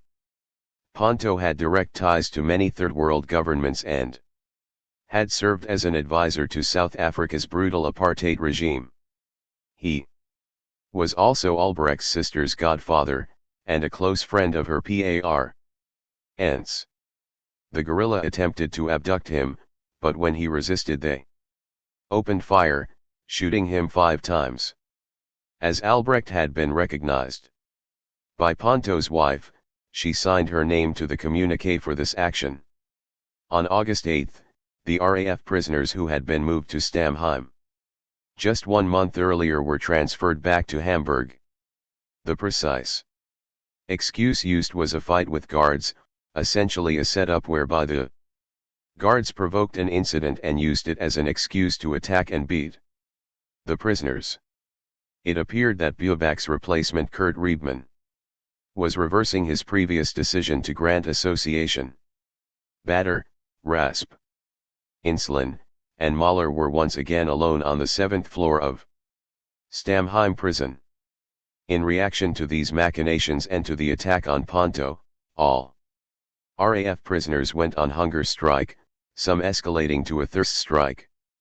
Almost immediately, within days, force feeding had begun, a sadistic penal tactic whereby prisoners were drugged, strapped down to a table, and had a pipe rammed down their throat for hours at a time. It was not meant to save the lives of the hunger strikers, but was another form of torture which the state had come to depend on in its struggle against the prisoners. Holger Mainz, for instance, who had died during the 1974 hunger strike, had been force-fed for weeks. As he wrote shortly before his death, a red stomach pipe, not a tube, is used, about the thickness of a middle finger, in my case between the joints. It is greased, but doesn't manage to go down without causing me to gag, because it is only between 1 and 3 millimeters narrower than the digestive tract. This can only be avoided if one makes a swallowing motion and remains completely still. The slightest irritation when the pipe is introduced causes gagging and nausea and the cramping of the chest and stomach muscles, setting off a chain reaction of extremely intense convulsions throughout the body, causing one to buck against the pipe. The more extreme and the longer this lasts, the worse it is. 43. In the words of Margaret Schiller, a RAF member who had been captured in 1974, I was force-fed every day for a month. Each time was like a rape. Each time, I felt totally humiliated and destroyed. 44. Defense attorneys Armin Nuerla and Arndt Muller began organizing public support for the striking prisoners and came under heavy police surveillance as a result. On August 15, the lawyers' offices were firebombed, almost certainly with the collusion of the police who had them staked out 24 hours a day. Nuerla was subsequently arrested when copies of a left-wing magazine were found in his car. He was charged with supporting a criminal organization under 129A. Seeing the writing on the wall, defense attorney Klaus Crescent had already fled the country to France, where he requested political asylum. Crescent had been harassed for years as a result of his tireless work on behalf of RAF defendants. The new Attorney General staked out the hard-line position that he would be remembered for. I know that the population is not at all interested if these people go on hunger and thirst strikes, Riebmann told the press. The population wants these people to be hit hard, just as hard as they have earned with their brutal deed. He was asked about the possibility of prisoners dying. That is always a bad thing, he answered, but it would be the consequence which has been made clear to them and their lawyers and which is clear to them. The conditions of imprisonment don't justify such a strike, they are doing very well considering the circumstances. 45. On August 25, the RAF responded by targeting Riebmann's offices. An improvised rocket launcher was aimed at the Attorney General's headquarters, but the timing device was not set properly, so it failed to fire. The RAF attempted to put this mishap in the best possible light, issuing a communique a week later in which they claimed that the entire exercise had merely been intended for show. The guerrilla went on to warned that it was more than willing to act should it prove necessary to save the prisoners. Should Andreas, Gudrun, and Jan be killed, the apologists for the hard line will find out that they are not the only ones with an arsenal at their disposal. They will find out that we are many, and that we have enough love as well as enough hate and imagination to use both our weapons and their weapons against them. And that their pain will equal ours. 46.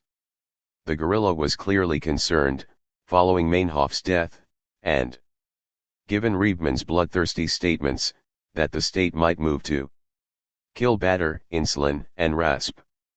This fear was shared by the prisoners themselves, who knew that they might suffer reprisals for the RAF's actions. As such, following the breakdown of negotiations between Amnesty International and the federal government, the prisoners called off their hunger and thirst strike on September 2. In a short statement, Jan Karl Rasp explained that the attacks on Ponto and on Riebmann's office had created an environment in which the prisoners had become hostages of a state that was ready and willing to kill them to set an example. 47. German Autumn. The failed Ponto kidnapping had been intended to be the first of a two-pronged action to put pressure on the West German ruling class to force the state to free the prisoners. 48. Despite their failure to take Ponto alive, it was decided to follow through on the second part of this plan. On September 5, the RAF's Siegfried Hausner Commando kidnapped Hans-Martin Schleyer, the most powerful businessman in West Germany at the time. Schleyer's car and police escort were forced to a stop by a baby stroller that was left in the middle of the road, at which point they were ambushed by guerrillas who killed his chauffeur and 3 police officers before making their getaway. A note received soon after warned that the federal government must take steps to ensure that all aspects of the manhunt cease, or we will immediately shoot Schleyer without even engaging in negotiations for his freedom. 49. Like Ponto, Schleyer was a powerful representative of the ruling class. He was the president of both the Bundesverband der Deutschen Industrie, Federal Association of German Industrialists, and the Bundesvereinigung der Deutschen Arbeitgeberverband, Federal Association of German Employers, and had earned a reputation for aggressively opposing workers' demands when he had ordered a lockout of striking metal workers in Baden-Württemberg in 1966. As a veteran of Hitler's SS, he was a perfect symbol of the integration of former Nazis into the post-war power structure. Within a day of Schleyer's kidnapping, the commando demanded the release of 11 prisoners, including Insulin, Rasp, and Bader, and their safe passage to a country of their choosing. Despite the fact that the prisoners offered assurances that they would not return to West Germany or participate in future armed actions if exiled, on September 6, the government declared that it would not release them under any circumstances. On that same day, a total communication ban was instituted against all political prisoners. The so-called contact ban law, which had been rushed through Parliament specifically to deal with this situation, deprived the prisoners of all contact with each other, as well as with the outside world. All visits, including those with lawyers and family members, were forbidden. The prisoners were also denied all access to mail, newspapers, magazines, television, and radio. In short, those subjected to this law were placed in 100% individual isolation. Over the next weeks, as the guerrilla attempted to negotiate with the state through a series of ever more desperate communiques, the hunt for Schleyer and his captors continued. During this time he was moved between a series of safe houses in West Germany, Holland, and Belgium. On September 22, RAF member Knud Folkerts was arrested in Utrecht after a shootout which left one Dutch policeman dead and 2 more injured. Another RAF member managed to get away. The search for Schleyer was extended to Holland, but to no avail, as the state continued to stall for time, and the guerrilla let one deadline after another pass. In this situation, with negotiations deadlocked, a Palestinian commando intervened in solidarity with the RAF, moving the already Hans Martin Schleyer as a young man in uniform, left, and later on as a giant of industry, meeting with Chancellor Helmut Schmidt in 1974. Intense confrontation to an entirely different level. On October 13, the 4-person commando Martyr Holly met, led by Zohair Youssef Akake of the PFLP, EO, 50 hijacked a Lufthansa airliner traveling from Majorca, Spain to Frankfurt in West Germany. 90 people on board were taken hostage. The airliner was first diverted to Rome to refuel and to issue the commando's demands, the release of the 11 RAF prisoners as well as 2 Palestinian guerrillas being held in Turkey. The plane then flew on to Cyprus, and from there to the Gulf, where it landed first in Bahrain and then in Dubai. The FRG's minister in charge of special affairs, Hans-Jürgen Wisniewski, promised that there would be no military intervention. The plane departed the next day, the plan being to fly to the People's Democratic Republic of Yemen, South Yemen, where the PFLP, EO's training camp was located, and whose government had a history of tolerating guerrilla fighters from the FRG and elsewhere in Western Europe. Here, however, the hijackers' plan went off the rails. Instead of providing refuge, as had been expected, the South Yemeni government tried to prevent the airliner from landing, going so far as to station tanks to block its access to a runway. When this did not work, the plane made an emergency landing. The hijackers were allowed to refuel, but then forced to depart. This represented a critical setback. With misgivings, they now charted a course to Mogadishu, the capital of Somalia. The hijacked airliner landed in Mogadishu on October 17. As negotiations continued, West Germany's anti-terrorist GSG-9 unit was secretly flown into the Somali capital. That night, 60 GSG-9 commandos attacked the airliner, killing the guerrilla fighters Zohair Youssef Akake, Hind Alamet and Nabil Harb, and seriously wounding Suhaila and Draws. All hostages were rescued unharmed, though flight captain Jürgen Schumann had been executed the night before, and his body left in South Yemen. 51. At 7 the next morning, October 18, a government spokesperson publicly announced the resolution of the hijacking. 1 hour later, another spokesperson announced the suicides of Gudrun Inslan and Andreas Bader and the attempted suicides of Jan Karl Rasp and Irmgard Mahler in Stamheim prison. Rasp subsequently died of his injuries.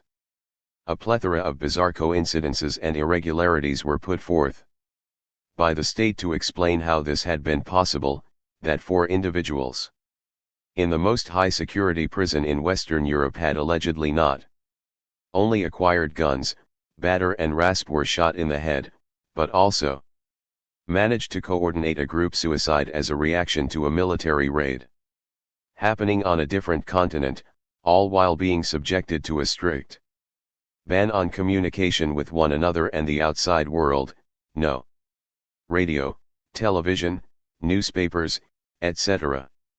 In the year since Meinhof's death, the Stamheim prisoners had repeatedly expressed their fear of being similarly suicided. They had belabored this point in conversations with prison chaplains and letters to their lawyers sent in the days before their deaths. Inslan in particular had told 2 chaplains that there were letters in her cell containing important information that should be forwarded to the appropriate authorities if she were killed. Needless to say, initially, it was denied that any such letters had been found. Only later would the BAW admit they had been confiscated. To this day, they have not been released. 52. Making the state suicide story even more unbelievable, the closed circuit cameras that were supposed to film everything occurring on the prisoner's floor had mysteriously malfunctioned that evening. And the inconsistencies just kept coming. 53. For many, the clincher was the fact that one of the prisoners did not die from her injuries, Irmgard Mahler, who survived several stab wounds to the chest, has consistently and adamantly denied the state suicide story, insisting instead that a government commando must have killed her comrades, just as it tried to kill her on the night in question. From an interview with Spiegel magazine in 1992. Spiegel, the authorities are of the opinion that you knew about the storming of the aircraft and the freeing of the hostages, and as a result attempted suicide with a kitchen knife. Irmgard Mahler, that's a lie. I listened to the final news at 11 p.m. 54. I knew that something would happen, that a decision would have to be made. However, I didn't know what decision. I found that unbearable. Then, I went to sleep. Spiegel, and then? Irmgard Mahler, at some point during the night, I heard a dull noise that I couldn't identify, a distinct noise. I didn't think of a shot, it sounded like a locker falling over or something like that. The next thing I remember, I was lying on the floor under neon lights with people all around me grabbing at me and trying to force my eyes open. Then I heard voices say, "Batter and Insulin are dead." Then everything faded away. Spiegel, what do you remember after that? Irmgard Mahler, I regained consciousness for the first time 3 days later and clearly remember everything that happened after that. Spiegel, what was the nature of your injuries? Irmgard Mahler, 4 stab wounds to my chest. My lungs were injured and filled with fluid from my pericardium, which had also been hit. Spiegel, a number of medical experts, including some from outside of the country, came to the conclusion that the deaths of your companions were cases of suicide. Irmgard Mahler, I know that. Obviously, they weren't objective. They were intentionally brought in. I'm aware of the details of the autopsy reports, and know, for instance, that one of Gudrun's injuries was not seriously examined. Spiegel, who do you think inflicted the injuries? Irmgard Mahler, I don't think it was the guards that were always around there. I think that it was a commando. There were a variety of entries into the prison wing. 55. Despite this, the government's suicide theory would eventually come to be accepted by many on the left, and even by a number of former RAF members as well. But in 77, the belief that the prisoners had been murdered was widespread. So far as the radical left was concerned, it was clear, as with Meinhof, the other Stammheim prisoners had now been killed by the state. Confronted with defeat on all fronts, the RAF now issued a communique announcing that it had executed Schleyer. After 43 days, the most intense clash between the anti-imperialist guerrilla and the West German state had seemingly come to its bloody conclusion, and yet there would be one more death. On November 11, RAF prisoner Ingrid Schubert was found hanged in her cell, 1 hour after she had been moved into isolation in Munich Stadelheim. On the Thursday before her death, she had assured her lawyer that she had no intention of committing suicide. Bad days. The RAF's focus on freeing its prisoners was taken to the limit in 1977. Yet its 7-month campaign of assassinations and kidnappings had come to naught. With the hijacking carried out by a Third World Commando, the FRG was thrown into a state of emergency well beyond the capacity of the West German movement to navigate. The Stammheim deaths contributed an almost incomprehensible element to the equation. And the result was mass psychological trauma, especially pronounced among the ranks of the guerrilla and its supporters. As RAF member Monica Berberick would explain years later, "I see both nights, Ulrich's death as much as those of the other 3 prisoners in Stammheim, as a complete defeat, not only for the armed groups, but for the entire radical left and that regard less of what really happened on those nights in Stammheim. In the morning, comrades who were extremely important to the continuation of our struggle were dead. In 1977, with the storming of the airliner, the state triumphed. The death of the prisoners admittedly reduced the level of the triumph, but measured against the victory for the state's position that wasn't terribly relevant. I think at the time, we didn't deal with this consciously enough, although we all sensed it. Instead, we argued endlessly about whether it was murder or suicide. Of course, this is an important question, but it doesn't change the fact that the comrades were dead." 56. The state responded to the 77 offensive with a wave of repression against the entire left. In West Berlin, 38 apartments, book stores, and print shops were raided and 40 people taken into custody, prompting a protest outside of police headquarters, which was met by cops swinging rubber truncheons.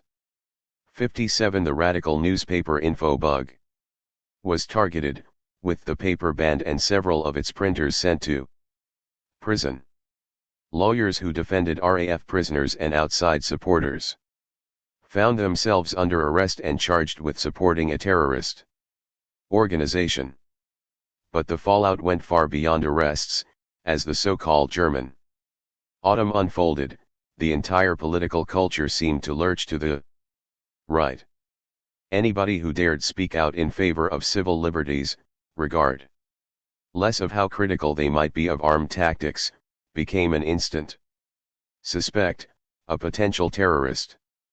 Speaking at Schleier's state funeral, President Walter Scheel declared, "The fight against terrorism is the fight of civilization against a barbarism trying to destroy all order. They are the enemies of every civilization. The nations of the earth are beginning to realize this. They realize with horror that not this or that order is being attacked, but all order." Specifically referring to anyone who dared protest following the Stammheim deaths, he remarked that they too share the guilt. 58. As described in New German Critique, a virtual war atmosphere was created in the country in mid-October. Hundreds of thousands of motorists were pulled off the road and searched. Constant appeals to the population were issued to encourage their reporting any suspicious types of activities to the police, such as sudden change of address, of haircut, or any other cosmetic changes, unusual mailings or publications. 59. Most people stood behind the government, not only in its hunt for the RAF, but also in its broader clampdown. In one poll, 62% of respondents stated that they were willing to accept restrictions on their personal freedoms through controls and house searches, while only 21% were opposed. 60. At the same time, politicians and the press became ever more merciless. Following the Stammheim deaths, even allowing insulin, rasp, and batter to be buried in a common grave was enough to earn one the sobriquet of being soft on terrorism. Stuttgart's moderate CDU Mayor, Manfred Rommel, the son of the famed Field Marshal refused to forbid such a burial, insisting that death must end all animosity. As a result, he found himself marginalized within the land party organization, and telephone calls poured in from angry citizens, demanding that the RAF dead be cremated and their ashes poured into the city sewers. Just as the RAF's failure in 1977 spelled disaster for the guerrilla and the prisoners, it similarly buttressed the power of the state. To this day, counterinsurgency experts point to Mogadishu as a model intervention. And it surprised no one that in its wake Chancellor Schmidt's personal popularity began to rise. Upon their return home, the GSG-9 commandos who had raided the airliner were lionized as heroes, with the unit's head Ulrich Wegener receiving the prestigious Cross of Merit.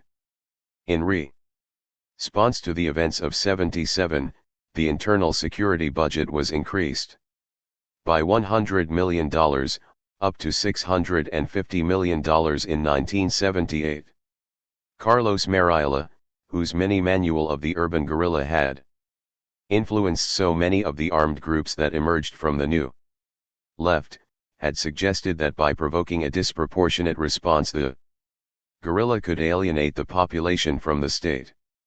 In 1977, however, this tactic was turned on its head, the state's abuse of the prisoners, pushing the guerrilla to overplay its hand, and in so doing to discredit its own struggle for years to come. The RAF and its prisoners were isolated as never before. The RAF and the GDR. Throughout the 1970s, West German guerrillas had benefited from a kind of benign neglect on the part of the pro-Soviet East Bloc. GDR security agents turned a blind eye to guerrillas traveling between the FRG and the Middle East. Through East Berlin, and Belgrade was a frequent transit point. While guerrillas were detained from time to time, this was simply for interrogation, as the Eastern spooks endeavor, or to keep track of developments in the West. From the point of view of the East, this attitude may have become formalized in 1975, when Department XXII of the Ministry for State Security, the MFS or Stasi East Germany's political police, was established, ostensibly devoted to preventing terrorism, but in actual fact also involved in trying to get a handle on it. Won this despite rampant opposition to the East throughout the New Left and the fact that many in the MFS felt that spectacular armed actions in the West got in the way of more mundane, but also more important intelligence gathering. Indeed, the balance sheet was not always easy to tally, as John C. Schmeidel has explained. Occasionally the RAF's attacks gave the East a chance to learn about how the Bundesrepublik mobilized in time of crisis, as a fighter plane will deliberately skirt the edges of hostile air space to time how long it takes the opposition to scramble. The Western services exposed their normally hidden clandestine assets. On the other hand, MFS chief Marcus Wolf and the HVA2 were aware that constant police alerts and border controls from terror attacks made life hard for its bread and butter collection effort across the border. 3. East Berlin's Schnefeld Airport. A safe transit point. 47. Benign neglect no more? Given these considerations, there were reasons to believe that in '77, with the FRG practically in a state of martial law, the stakes had simply ceased to be acceptable. 2. This day, there are observers who suggest the GDR sabotaged the PFLP, EOS skyjacking of the Landshut airliner and passively supported the GSG-9's intervention in Mogadishu. Stefan Wisniewski, for instance, has suggested the GDR may have pressured South Yemen to not provide the skyjackers with a safe base from which to negotiate the hostage exchange. Fort Tilmeyer, 4. Merely of the 2nd of June. Movement, has asserted that the Stasi had furnished the Palestinian commando with harmless dud weapons, and then relayed this fact to the FRG-5.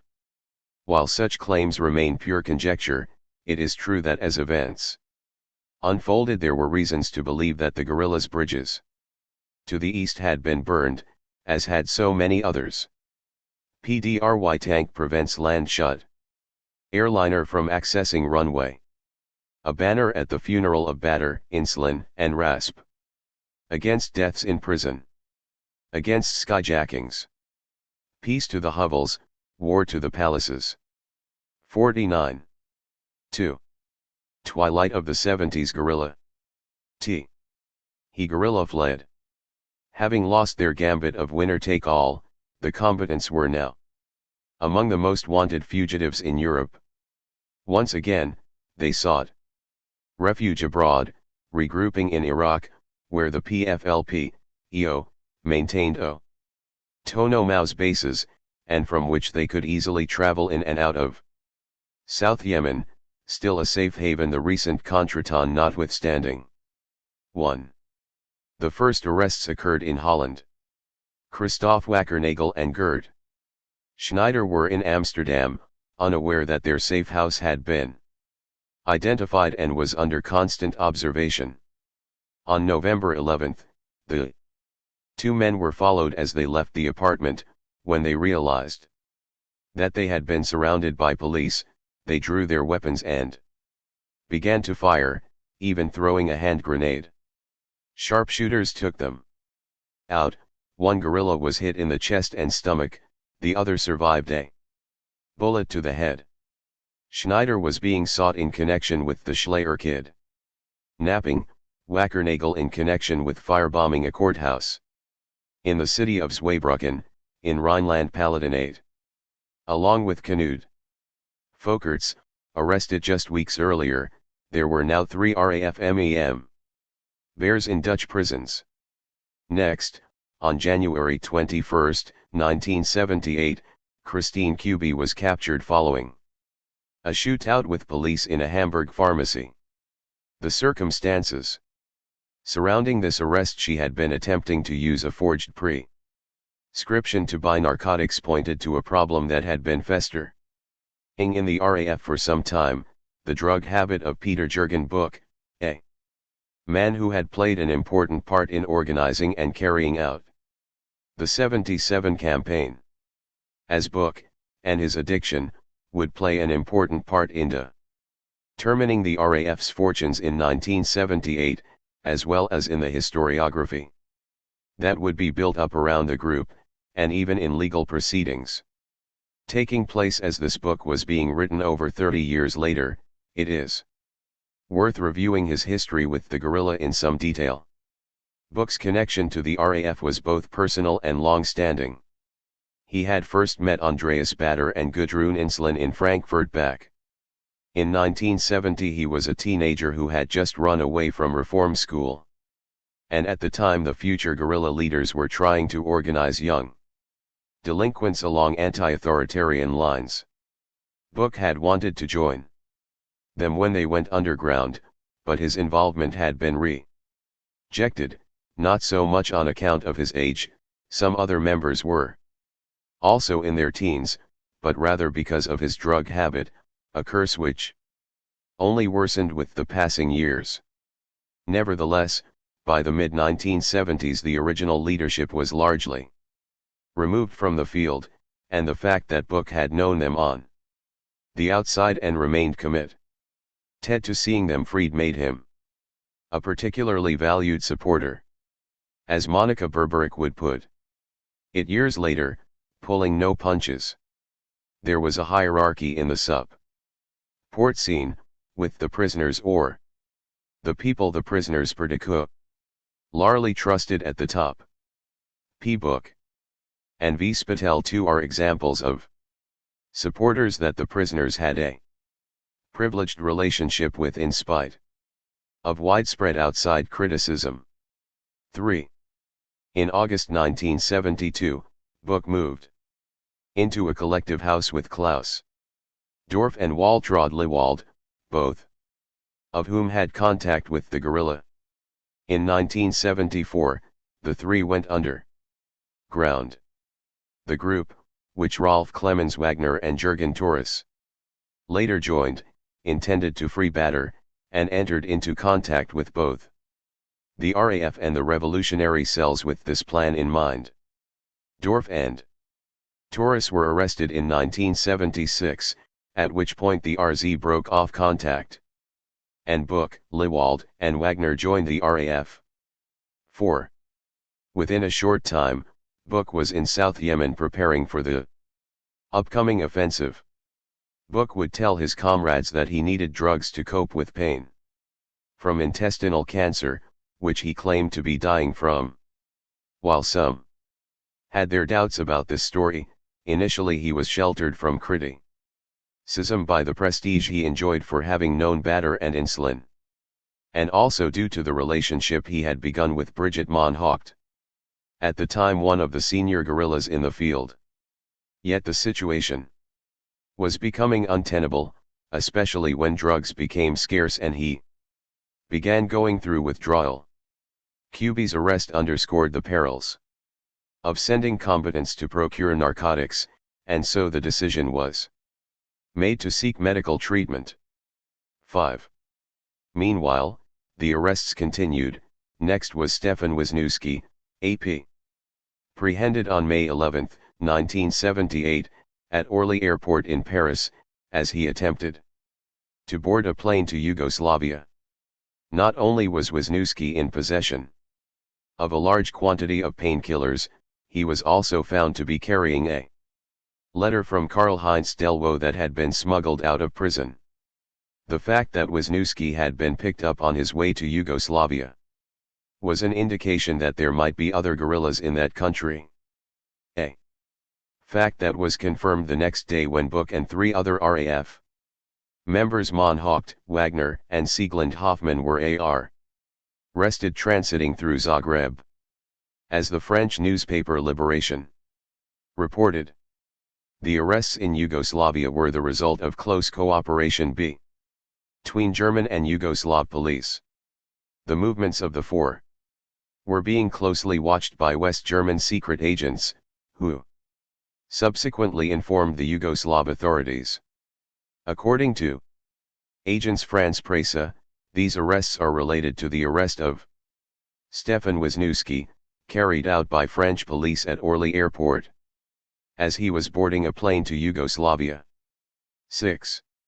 The West German agents involved were likely members of a Zielfindung unit, the target search squads that tracked and where possible, apprehended members of the RAF. With the help of Ulrich Wegener, head of the GSG-9, the Zielfindung had been established as a direct consequence of the RAF 77 offensive, just 1 week after Mogadishu. It incorporated agents from various LKAs, operating under the aegis of the BKA and relying heavily on the latter's state-of-the-art computer system. As detailed elsewhere, the new unit, formed by the BKA, was initially composed of 90 investigators operating in small teams on Zielfindung target searches. Its working method is for each team to take one terrorist and immerse itself in his life, using the Wiesbaden computer, whose data banks contain 10 million pages of information about terrorist suspects, to provide information about a target which even he doesn't know. No item of information is too trivial for the target search teams. If they know that a suspect always telephones his mother on her birthday, her telephone is tapped. If he supports a certain football team, investigators will travel to the team's matches inside and outside Germany. 7. The Zielfindung learned what kind of cigarettes their target smoked, his or her sexual proclivities, relationships, blood type, dental records, and much more. Acquaintances, relatives, and former friends were all contacted for background information. If tape recordings of the target's voice existed, they were studied. The target's schoolwork from university or city or high school was reviewed and compared with movement docu. Meant something as trivial as a recurring grammar mistake, a spelling error or favorite catchphrase would be filed away as evidence. 8. Such targeted manhunts and data mining are the stuff of everyday repression today, but in 1978 they represented a new, hitherto unheard of, level of sophistication on the part of the state. Yet, while the BKA's enormous computer files were a cause for ongoing concern on the part of civil libertarians, the existence of the Zielfindung teams and their activities would remain largely uncontroversial. It was not only in terms of police science, though, but more importantly as an example of improved East-West cooperation, that the Zagreb arrests were touted as a breakthrough by the state. For the guerrilla, this was a bitter pill indeed, as the Eastern Zone suddenly appeared not quite so safe as had been previously assumed. It was an alarming situation, nevertheless, it all soon proved less damaging than was initially feared, for the Yugoslav government would not deliver the captured combatants without receiving some thing in return.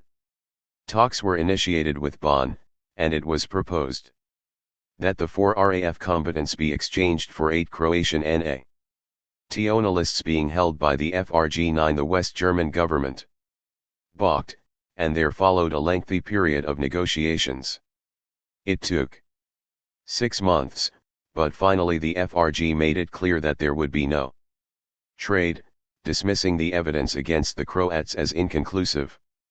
In a convenient case of tit for tat, on November 17, Belgrade announced that it found the evidence against the RAF prisoners similarly inconclusive, and allowed the guerrillas to depart to a country of their choosing. According to a joint statement made 10 years later by several RAF members including Hoffmann, Moncourt, and Wagner, the 4 had only been passing through Yugoslavia en route to a hospice where Book's cancer could be properly treated. 10. Although Book had made it clear that he didn't like this idea, he could not refuse outright without making his comrades suspicious. While in captivity, however, they made an interesting discovery, as they were all required to undergo mandatory medical examinations that revealed that Book was not in fact suffering from cancer but was simply a junkie stringing his comrades along. The revelation obviated any need for a hospice, and so upon their release the disillusioned guerrillas returned to the Middle East. During the period of their detention, however, the other guerrillas had not been idle, and there are indications that an action was being planned for later in 1978. 11. In August, Christian Klar, Heidi Schultz, and Willy Peter Stahl narrowly escaped after chartering a helicopter to fly over the Odenwald Mountains.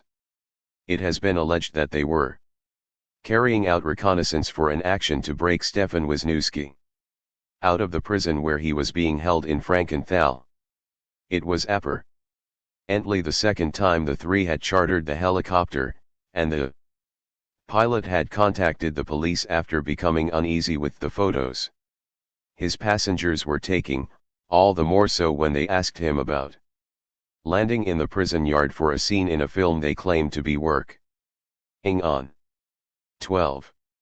Not long thereafter, on September 6, one of the 3 was recognized while dining in a Chinese restaurant in downtown Dusseldorf. The police were called, there was an exchange of fire, and Stahl was shot dead. A guerrilla who had participated in the 77 campaign, Stahl had initially studied as a tax advisor before being drawn To join the RAF through prisoner support. Work in 1976. 13. A few days later, thanks to a tip from neighbors, police identified the apartment Stahl and the others had been using. Apart from a coded diary, a small arsenal, including an improvised rocket launcher, and fingerprints of 6 suspects, 14 police also claimed they found evidence of a plot to kidnap a business magnate from the Ruhr area. 15 Indeed, it would later be said that Stahl had been carrying out surveillance on Deutsche Bank President Friedrich Wilhelm Christians, with just such a plan in mind. 16. Hundreds more tips poured in, and a second safe house was soon located. According to police, Klar, Schultz, and Silke Meyerowitz fingerprints were identified, along with papers that included the name of Wolfgang Grams, a student who would now be accused of acting as a courier between the guerrilla and above-ground supporters. Grams was promptly arrested under 129-17 and would spend 153 days in remand. 18. He was not the only one picked up in the sweeps occurring at this time. Christine Beihel and Lila Bokuk would be arrested in September, and Beihel's husband Harold would be arrested in November, charged with membership in a terrorist organization under 129A. 19. Later that month, police surprised 3 RAF members engaged in target practice in the woods outside of Dortmund. The guerrilla opened fire, killing Officer Hans Wilhelm Hansen and wounding his partner, who nevertheless managed to get off one long burst from his submachine gun as he fell. Angelika Spittel was shot in the leg and Michael Knoll received gunshot wounds to the head, lower abdomen, and liver, while Werner Lotze managed to get away unharmed, grabbing the dead cop's sub-machine gun as he escaped. 20 While Spittel would recover from her wounds, 21 Knoll would not. He died in the hospital on October 7. The next encounter between the guerrilla and its pursuers occurred on November 1, when Rolf Heisler and Adelheid Schultz were identified crossing into Holland. A firefight ensued and Dutch border guards Dionysius de Jong, 19 years old, and Johannes Gomans, 24, were both shot dead. Several former RAF members who subsequently chose to cooperate with police have claimed that the RAF was considering a number of new actions in this period. Besides the stories about potential jailbreaks and kidnappings that we have already detailed, there are others even more daring, or foolhardy, depending on how one sees these things. For instance, Mayor Witt would later claim that following the killings and the arrest in Dusseldorf and Dortmund, there was talk of a retaliation action.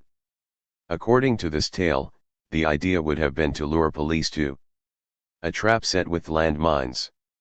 22 Less outrageously and, given subsequent events, more believably it has also been said that there were plans to kidnap a high-ranking NATO officer.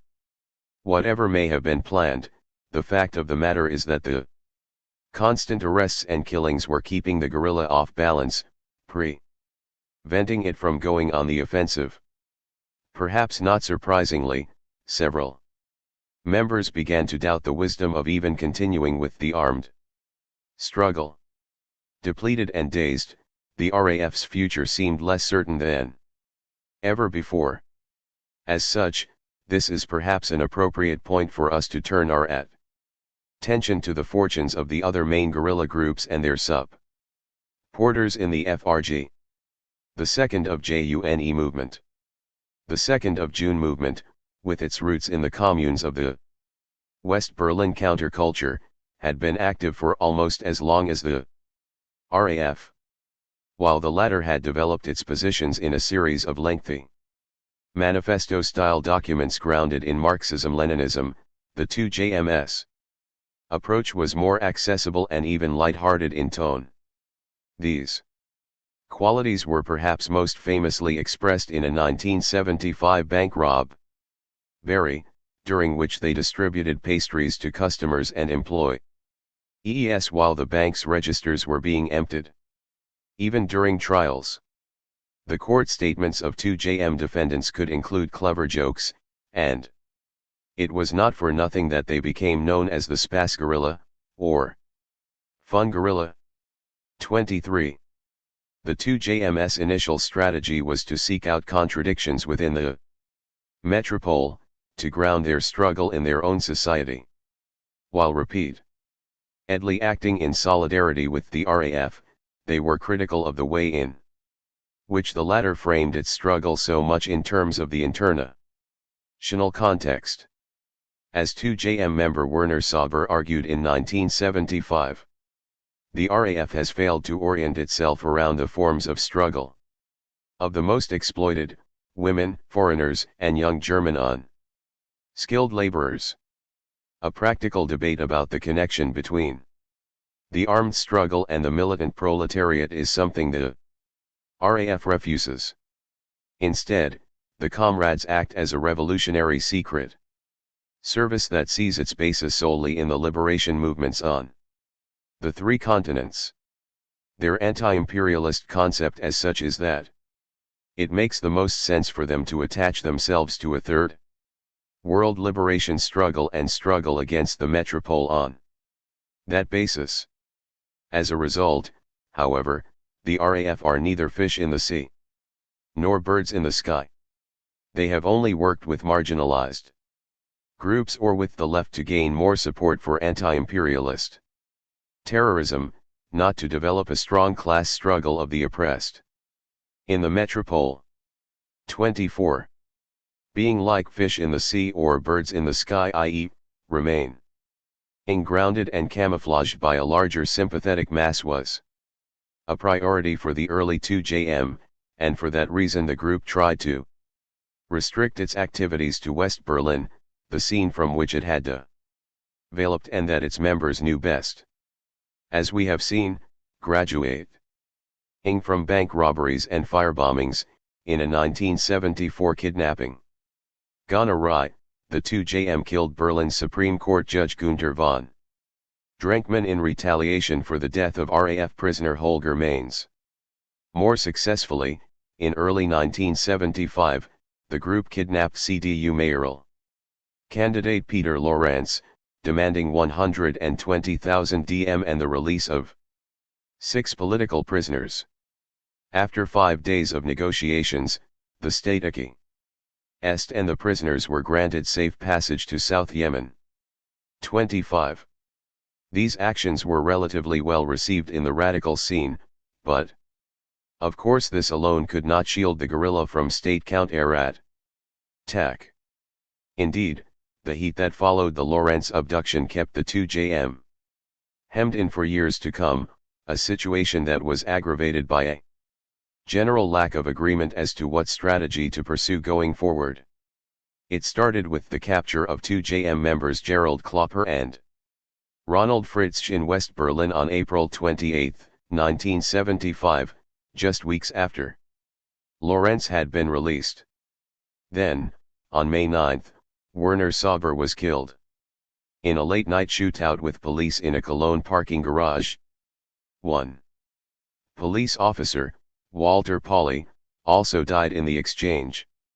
2 other men, Karl-Heinz Roth and Roland Otto, were arrested, but not before Roth, a former SDS leader and important left communist intellectual, was shot and seriously wounded.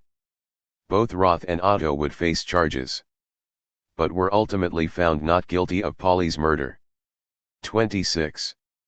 Next, on September 9, 2JM members Inge Viet, Julian Plambeck, and Ralph Reinders were captured in West Berlin.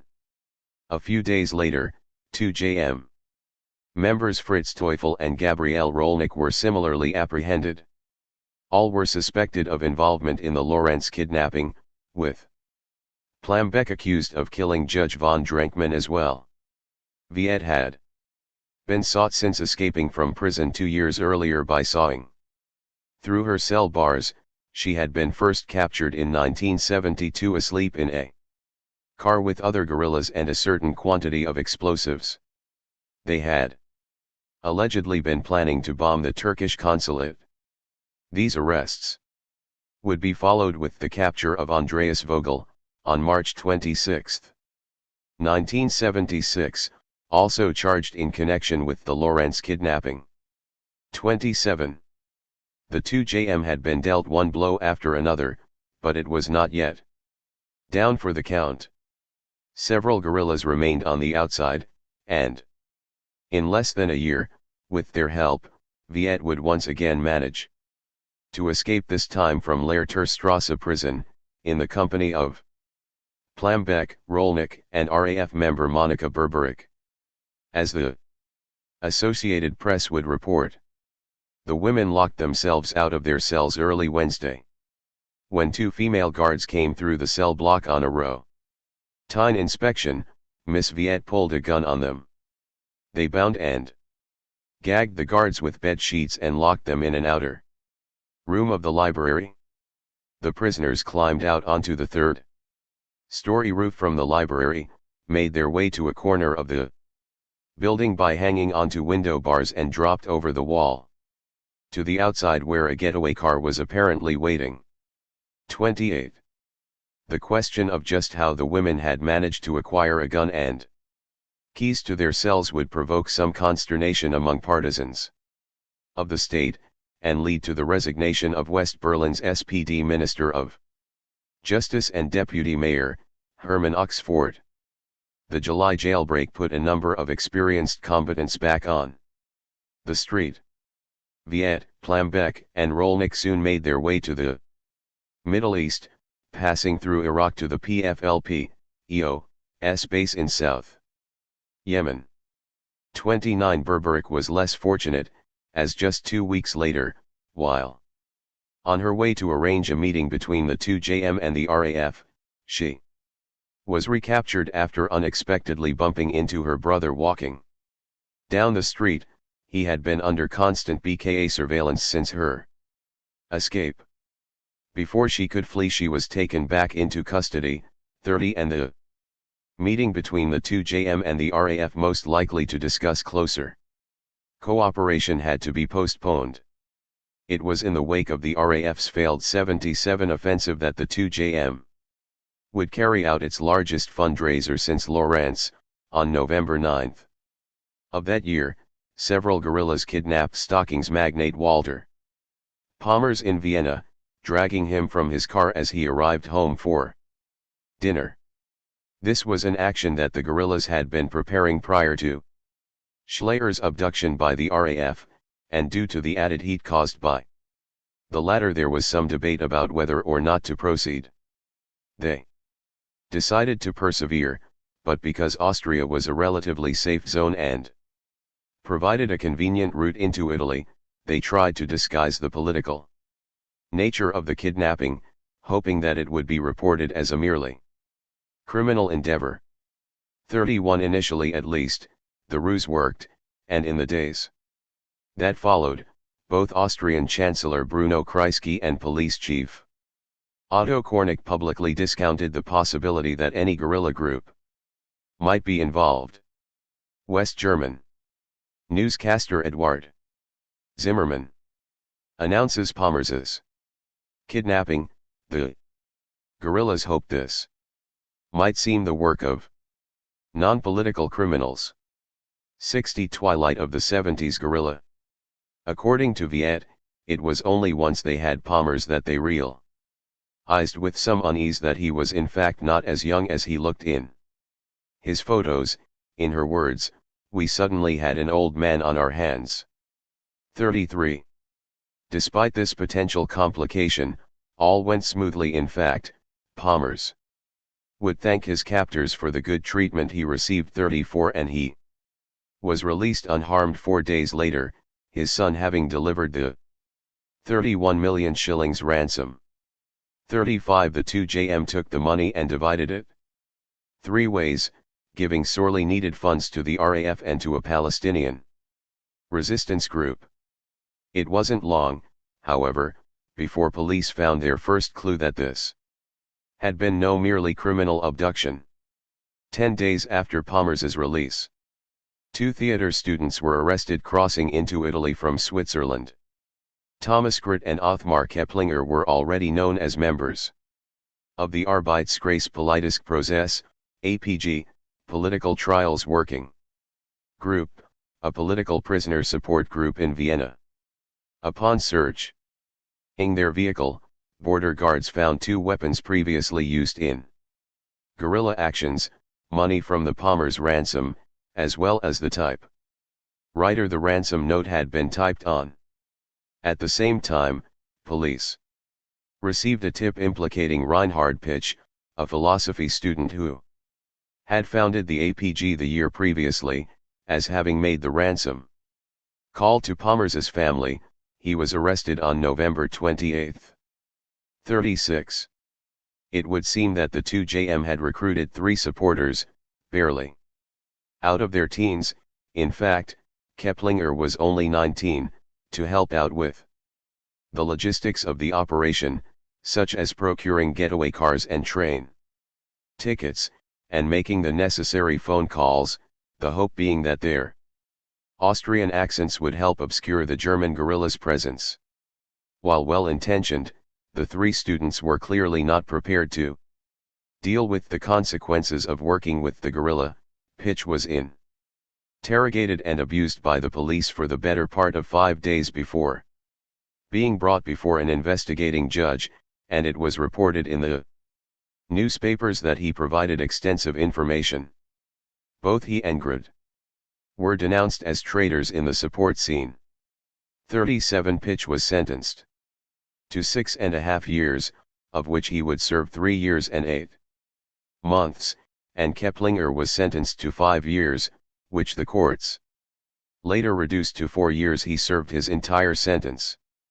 Gritt, who had guarded Palmers, and had been fully integrated into the 2JM 38, would be sentenced to 15 years, of which he would serve 13.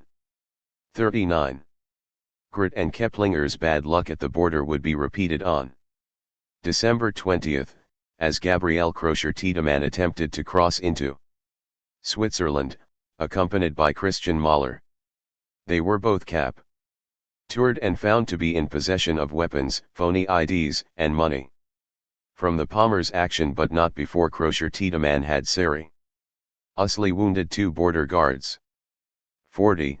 3 weeks later, a grenade went off in the Bern office of the prosecutor responsible for this case.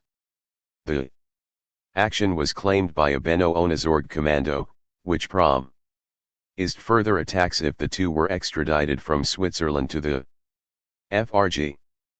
41. This left Inga Viet as one of the most senior 2JM combatants on the street. Over the next years, she would play an important part in determining the course of the West German guerrilla, not only the 2JM, but the RAF as well. Born in 1944, Viet had been one of the millions of European children orphaned in the chaos of the war and its aftermath.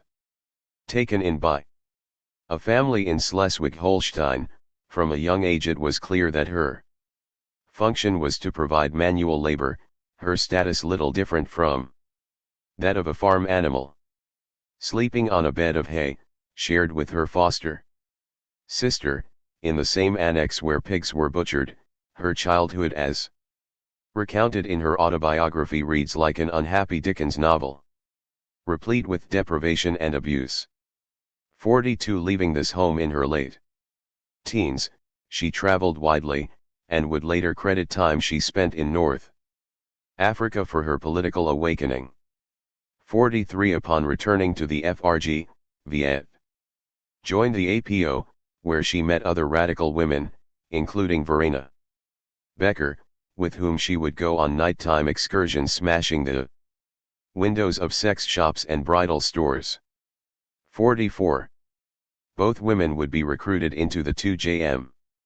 Becker was arrested in 1972, at the age of 19, and charged in connection with the bombing of the British Yacht Club in West Berlin, 45, for which she received a 6-year sentence, only to be subsequently freed in the 1975 Lawrence X. Change, at which point she switched over to the RAF. As we have seen, she would next be arrested in 1977, along with Günter Sonnenberg, in the town of Sinjan. Meanwhile, Viet remained with the 2JM, but by 1976 she too had become a strong proponent of rapprochement with the RAF. This new direction was pushed forward by the sad reality that even the vibrant West Berlin scene was not able to shelter the guerrilla from repression, and by the fact that several members of the 2JM were essentially living with RAF combatants in the PFLP, EO,'s Middle East camps. 46 The political and logistical pressures that resulted from the RAF's German autumn simply accelerated this process, and behind the scenes the 2JM would effectively split into two factions, the one social revolutionary, or populist to its detractors, the other anti-imperialist.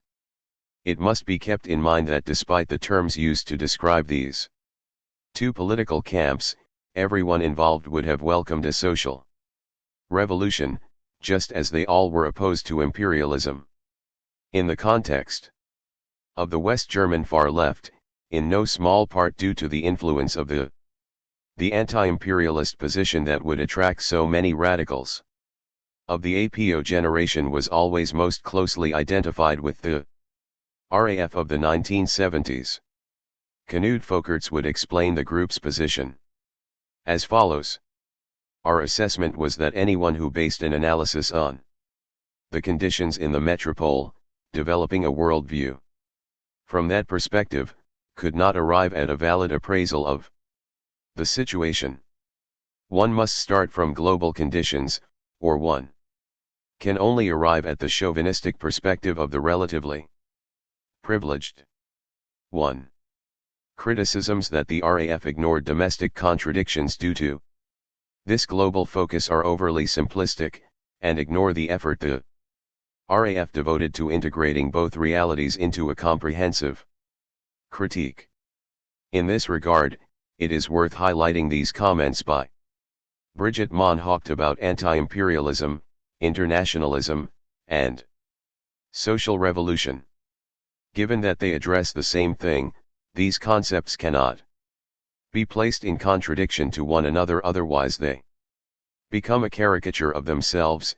Internationalism reduced to appeals for solidarity with revolution somewhere else, so the question of whether people want revolution for themselves doesn't raise its ugly head.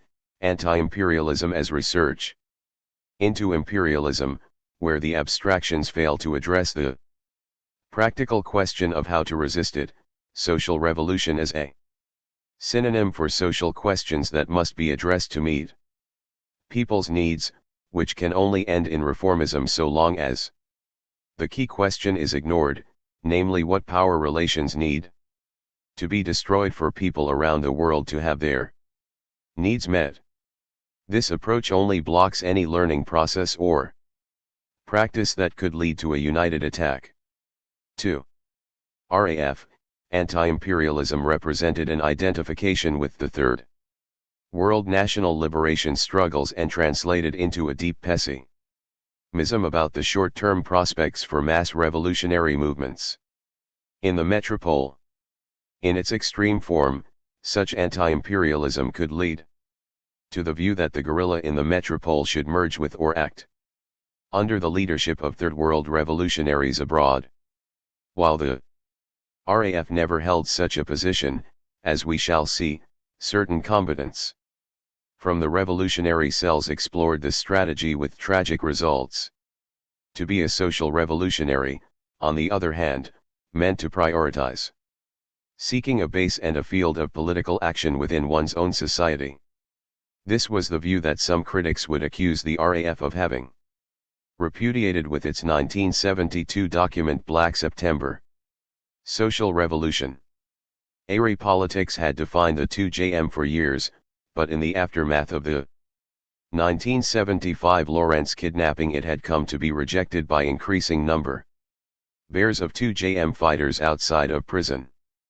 47.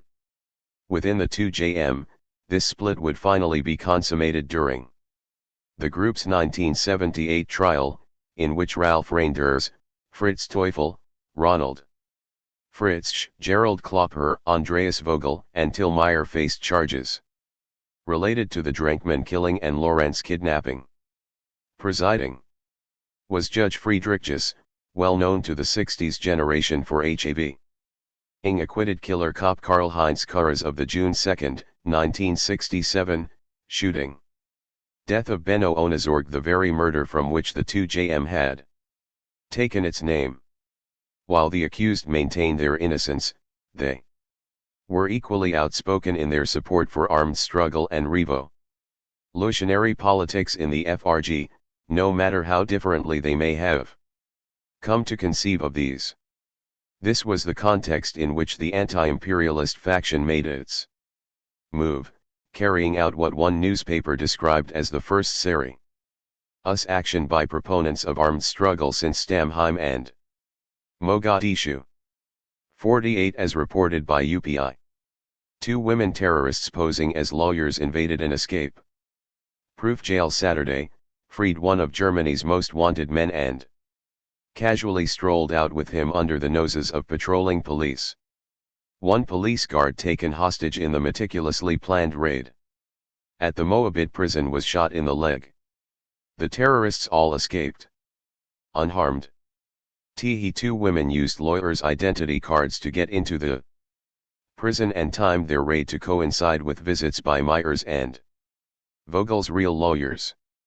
Once inside, the women pulled out pistols and shouted to Meyer and Vogel to leave the unlocked cells where they were conferring with their lawyers.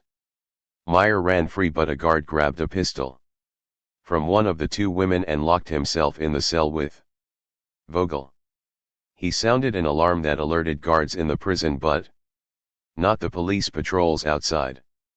The 2 women then took another guard hostage and forced other guards to open a security door that led to an unguarded front door. To show they meant business, they shot their captive in the leg. Minister of Justice Jürgen Baumann said, "The plot was so carefully planned and prison controls so lax that the 2 young women then simply strolled out of the prison's main entrance onto a busy thoroughfare under the eyes of police patrols, got into a Volkswagen bus with waiting accomplices and drove off. The bus later was found abandoned not far from the prison. The prison had been built as escape-proof after undergoing a $2 million renovation. 49. The entire operation, from the time the women arrived at the prison to the time they left, took only 6 minutes. Almost immediately, police swarmed over the scene, soon locating the minivan, abandoned a half-mile away, but the guerrillas were all long gone. Certainly unknown to the raiders, the action was all the more galling for the state, as Baumann, who had replaced Oxford as West Berlin's Justice Minister, had scheduled a visit that morning with his colleague from Baden-Württemberg, to show off one of the most secure prisons in Europe. 50. Just as his predecessor had been forced to resign following the guerrilla women's breakout in 1976, Baumann too would feel compelled to step down after the 1978 jailbreak. 51. The Meyer Liberation Action established the predominance of the anti-imperialist faction. Not only was it carried out over fears of being perceived as the work of a free the guerrilla, like the RAF. The unavoidable profile of such an action was sure to bring more heat down on the West Berlin scene, making it even more difficult for those who hoped to pursue a social revolutionary strategy. What's more, the group that carried out the action styled itself the Nabil Harb Commando, Han.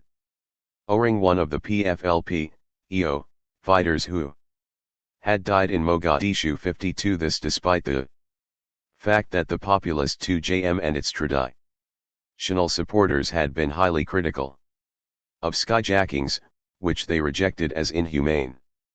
53. As Gabriel Rolnik would later explain, there were other political prisoners in Moabit, but we decided upon Tillmeyer and Andreas Vogel, because they both agreed with our politics. The other men had criticized us, saying we had broken with the old 2JM. Communication with them was very difficult or had ceased altogether. They thought what we were doing was completely incorrect. They didn't understand why we weren't carrying out social revolutionary actions in Berlin any more. For us, the struggle had reached a new stage and had to be carried out taking into account the international context. Till Meyer and Andreas Vogel agreed with this decision, so they were the object of our liberation action. 54. According to Klaus Weimann, the Meyer liberation was in fact the proverbial straw that broke the camel's back, splitting the organization and prompting Weimann himself to leave. He was arrested just 1 week later, driving a car that the Nabil Harb Commando had left him. As he has explained, this was the result of a double slip-up. His erstwhile comrades hadn't told him the car was stolen, and he hadn't thought to ask. He would eventually be convicted of participation in the Meyer liberation, the Palmer's kidnapping, and a series of bank robberies, and would spend a total of 15 years in prison, much of it in isolation. 55. As for Meyer and the women from the Nabil Harb Commando, they split up, seeking shelter in various East Bloc countries, with the intention of regrouping in the Middle East. A misjudgment, as the guerrillas' relationship to the world of real existing socialism remained ambiguous in this period, just weeks after the RAF Zagreb arrests.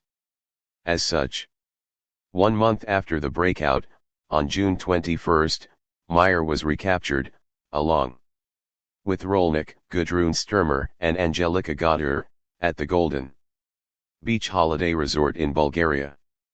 Federal Minister of the Interior Gerhard Baum publicly boasted that the arrests were the work of a Zielfindung squad, though there was also the story that a vacationing West German prison guard had recognized Meyer relaxing on the beach. 56. According to Rolnik, it is also possible that Bulgarian intelligence had betrayed them to the FRG, as there was already a high level of cooperation between the two countries around drug trafficking. As the guerrillas were making daily calls to West Berlin, there is also the theory that they were located through telephone surveillance by the U.S. National Security Agency. 57. Regardless of how they were found, there is little mystery about the details of their capture. Sitting in a cafe, the four were suddenly swarmed by heavily armed assailants in civilian clothing, overpowered. They were whisked off to a nearby bungalow, where they were tied up and left lying on the floor for several hours. Once the guerrillas realized that they were dealing with Germans, they demanded to speak to the Bulgarian authorities, which they were allowed to do, but to no avail. The Bulgarians were cooperating, and all requests for asylum fell on deaf ears. Chained hand and foot, in the middle of the night they were brought to the airport, where they were loaded onto a Lufthansa plane, along with a couple of dozen more German police.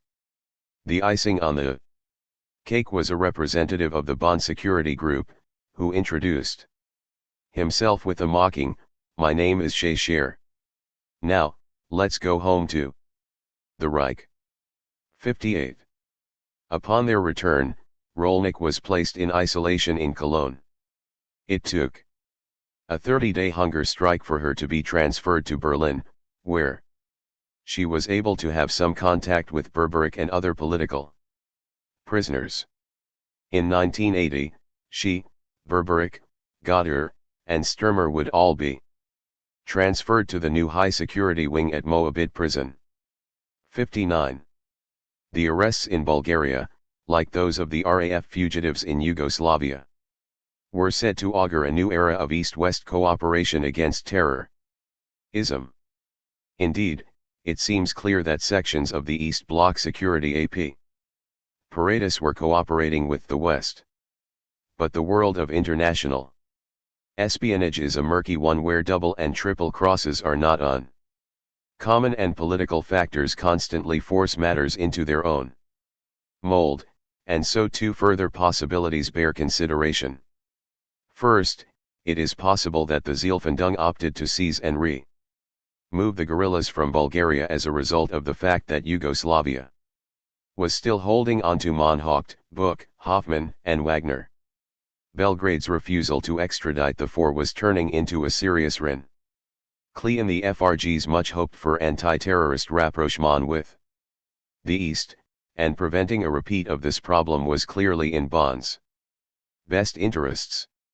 Second, in both the case of Yugoslavia and Bulgaria, it is possible that the Eastern authorities only went along with capturing the guerrillas because they had been caught out by the Zielfindung, which had located its targets independently. This would have placed the governments in question in the uncomfortable position of having to brazenly admit to sheltering the guerrillas or else make a show of cooperating. In this light, it is possible that Belgrade's insistence on trading for the Croatian nationalists held by the FRG as much as they wanted the Croatians was intended to provide a convenient excuse for eventually releasing the West Germans. Further evidence of the complex relationship between the guerrilla and the various East Bloc nations came just days after the Golden Beach busts. On June 27, Viet, her longtime companion and fellow 2JM member Regina Nicolai, and 2JM member Ina Siepman, found themselves detained while transiting through Czechoslovakia on their way to Baghdad. 60. The three were questioned extensively about the 2JM's attitude toward the socialist countries, the strength of anti-communism in the West German left, and their reasons for traveling to the Middle East, but the FRG was never informed that they were being detained. After 3 days, the guerrillas tired of this and requested that the GDR be informed that Inga Viet was in custody. As soon as this was done, 3 agents from Department XXII, Terrorism, of the MFS, were sent to retrieve the 2JM fighters, bringing them to the GDR where they were entertained by Colonel Harry Dahl, Major Helmut Voigt, and his understudy Gerd Zomsiel. 61. The women remained in the GDR for 2 weeks, before continuing on to Baghdad. 62. Viet had apparently first made contact with the Stasi after breaking out of prison in 1976. Now the East Germans had gotten her out of a bind, and it would seem that each side was apt to view the other with favor. A situation that would not be without its consequences. But for the moment, the 2JM, like the RAF, was in crisis. For all the beauty of the 1978 jailbreak, Meyer was now back in prison, as were several other members.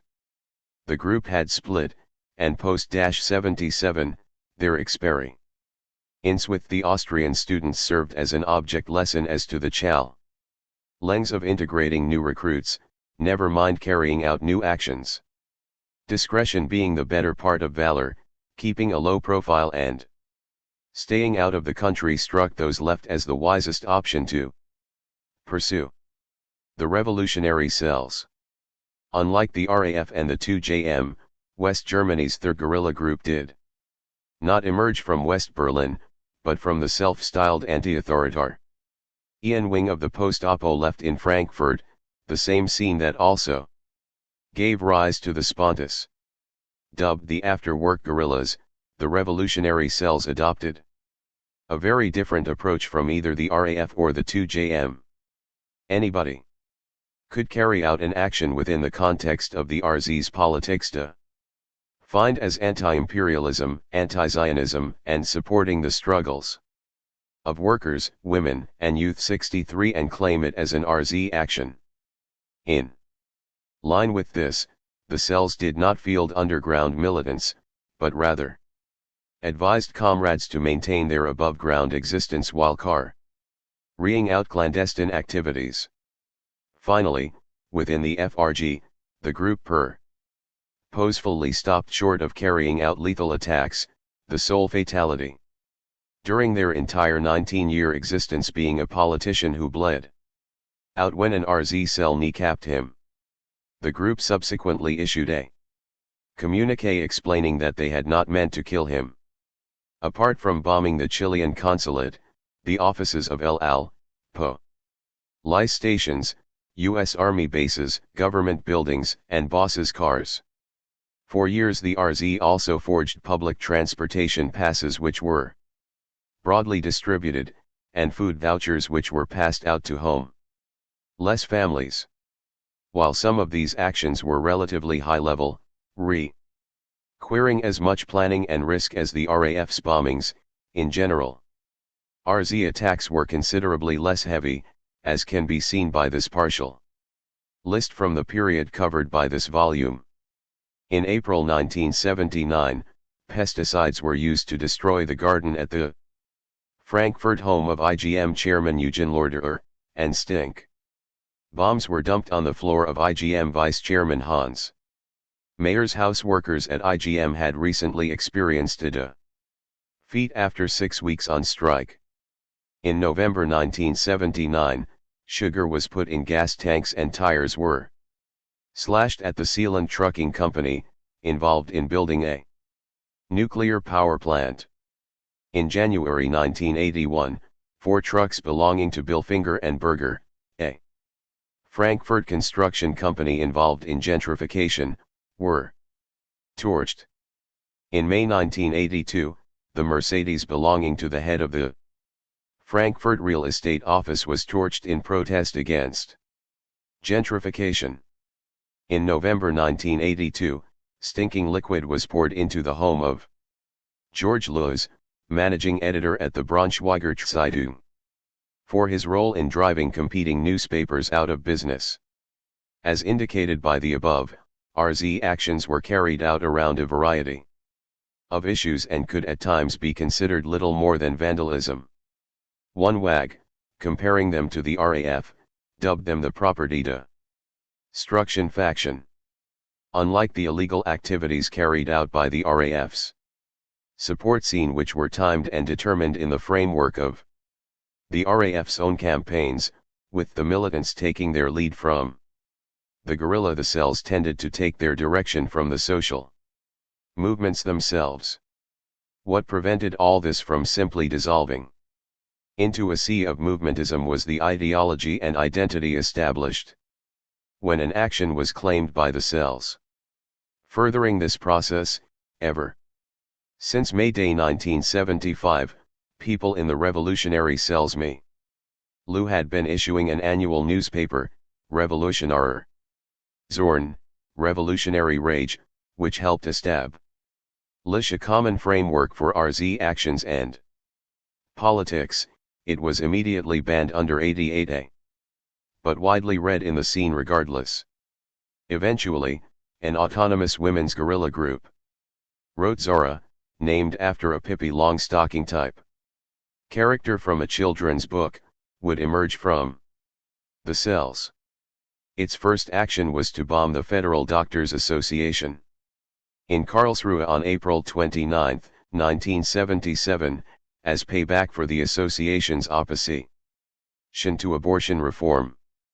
At the same time, unbeknownst to most observers, some RZMEM bears had adopted an anti-imperialist perspective, not simply, like the RAF, in the sense of viewing the Third World liberation struggles as the global vanguard, but in the sense of literally fighting alongside the Third World guerrilla. In practical terms, at first this meant working in joint commandos under the direction of the PFLP, EO. Sometimes referred to as the RZ's International Wing, and alternately as the International Revolutionary Group, this section may have comprised a very small number of militants, and yet as they could trace their history back to the cell's earliest days, their importance should not be underestimated. The first of the International Wing's actions occurred on December 24, 1975, with Hans Joachim Klein and 2JM member Gabriel Crocher Tiedemann participating in a joint German-Palestinian commando under the command of the Venezuelan adventurer Ilich Ramirez Sanchez, better known as Carlos. Klein had moved from being a Sponty street fighter to the RAF prisoner support scene and finally to the RZ following Holger Mainz's death in 1974. Given that he was the only RZ member to have participated in this action, and that he subsequently broke from the guerrilla, some people do not consider the RZ's International Wing to have been involved. As for Crocher Tiedemann, she was certainly acting independently of the 2JM in this operation. The so-called December 21st movement of the Arabic Revolution delivered a bloody nose to the Organization of Petroleum Exporting Countries as it met in Vienna. 60 oil ministers from around the world were taken hostage, with both an Austrian police officer and a Libyan diplomat being killed in the process. In exchange for the Ministers' release, the guerrilla demanded and received a $5 million ransom. They were flown to Algeria, and from there they returned to the underground. The operation had been meant to punish OPEC for its recent decision to lift its embargo against Israel. Yet it was not considered a success. The plan had been for the guerrilla to execute diplomats from Saudi Arabia and Iran, important American allies. Instead, Carlos negotiated a ransom for their freedom. Many reports claim that he was excluded from the PFLP, EO, organization for this breach. Not that this less bloody outcome assuaged the operation's many critics. Officials from the PLO accused Carlos of having orchestrated a criminal act designed to undermine the nature of the Palestinian struggle, claiming that the raid was such a disaster it could have been an imperialist false flag operation, which it wasn't. 64 Nevertheless, all of the guerrillas had survived, though Klein had been seriously wounded. And so it was not an unmitigated failure. The same could not be said for the next operation, to include MEM. Bears of the RZ's International Wing.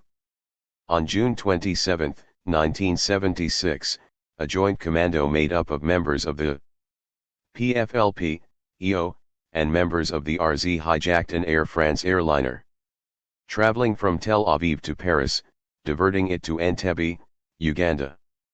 The guerrillas demanded the release of 53 political prisoners held by Israel, West Germany, France, Switzerland, and Kenya, including Sev Errol from the RAF and the 2JM.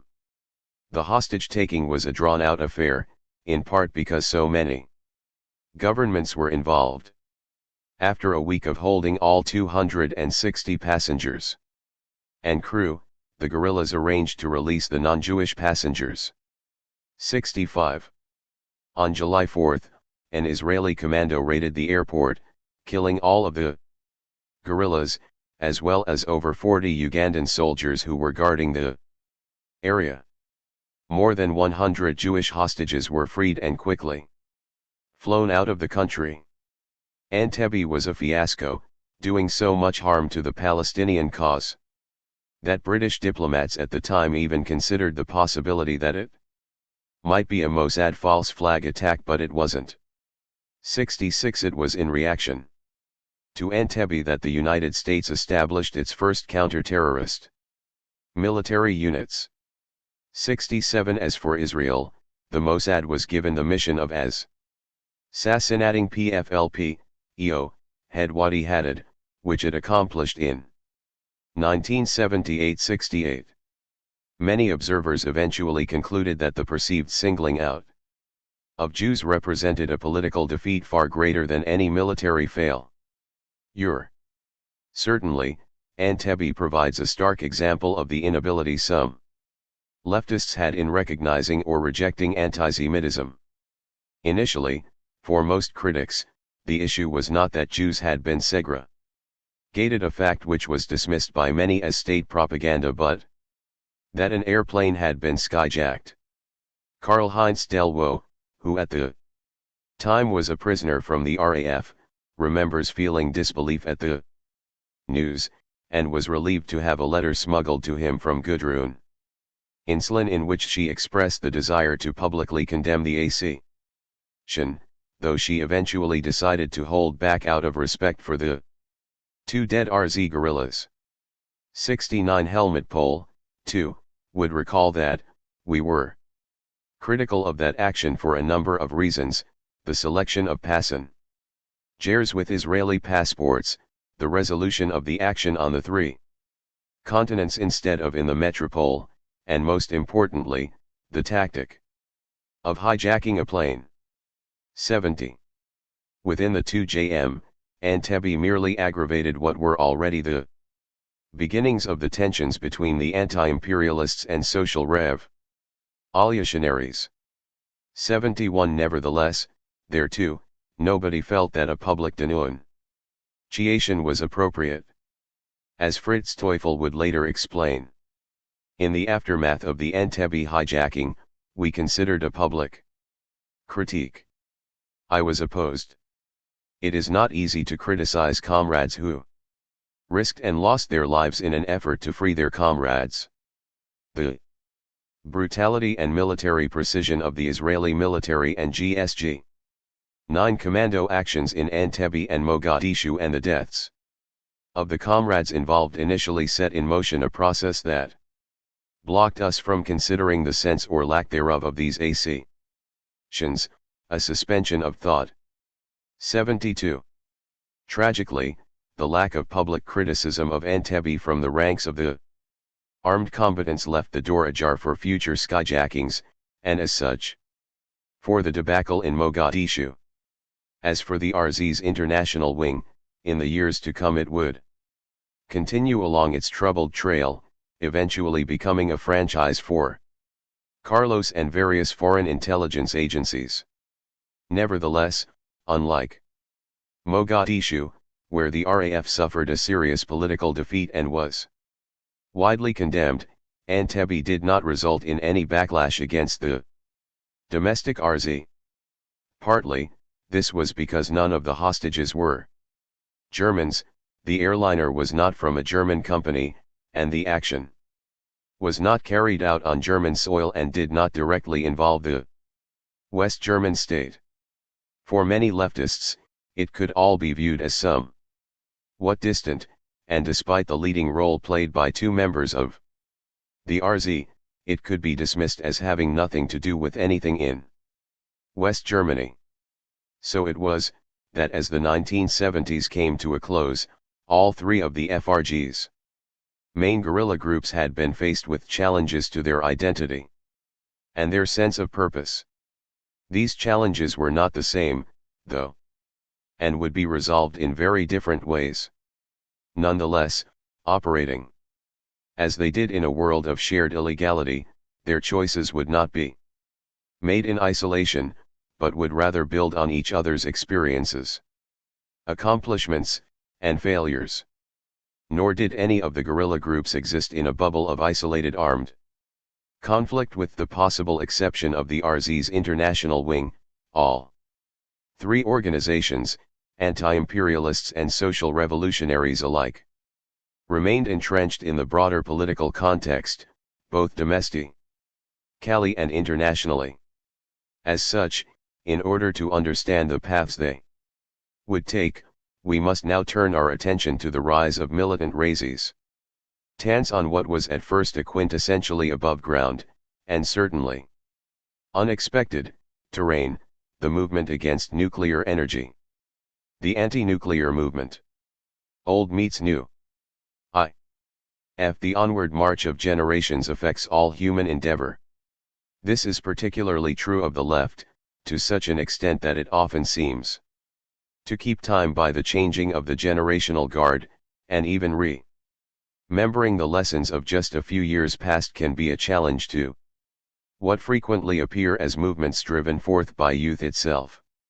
As the guerrilla languished, just a little farther afield history's march was welcoming a new generation into the fray, merging and clashing with veterans of the APO in a variety of struggles.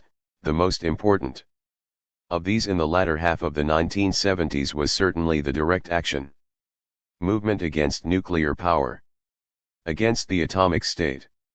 The FRG's three main political parties had all held pro-nuclear positions since the 1950s.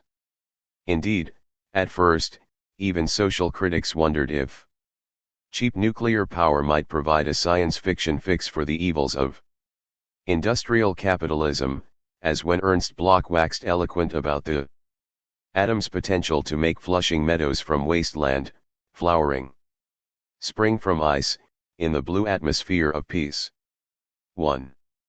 Of course, outside of the left, the new and mysterious high-tech energy source held a different appeal.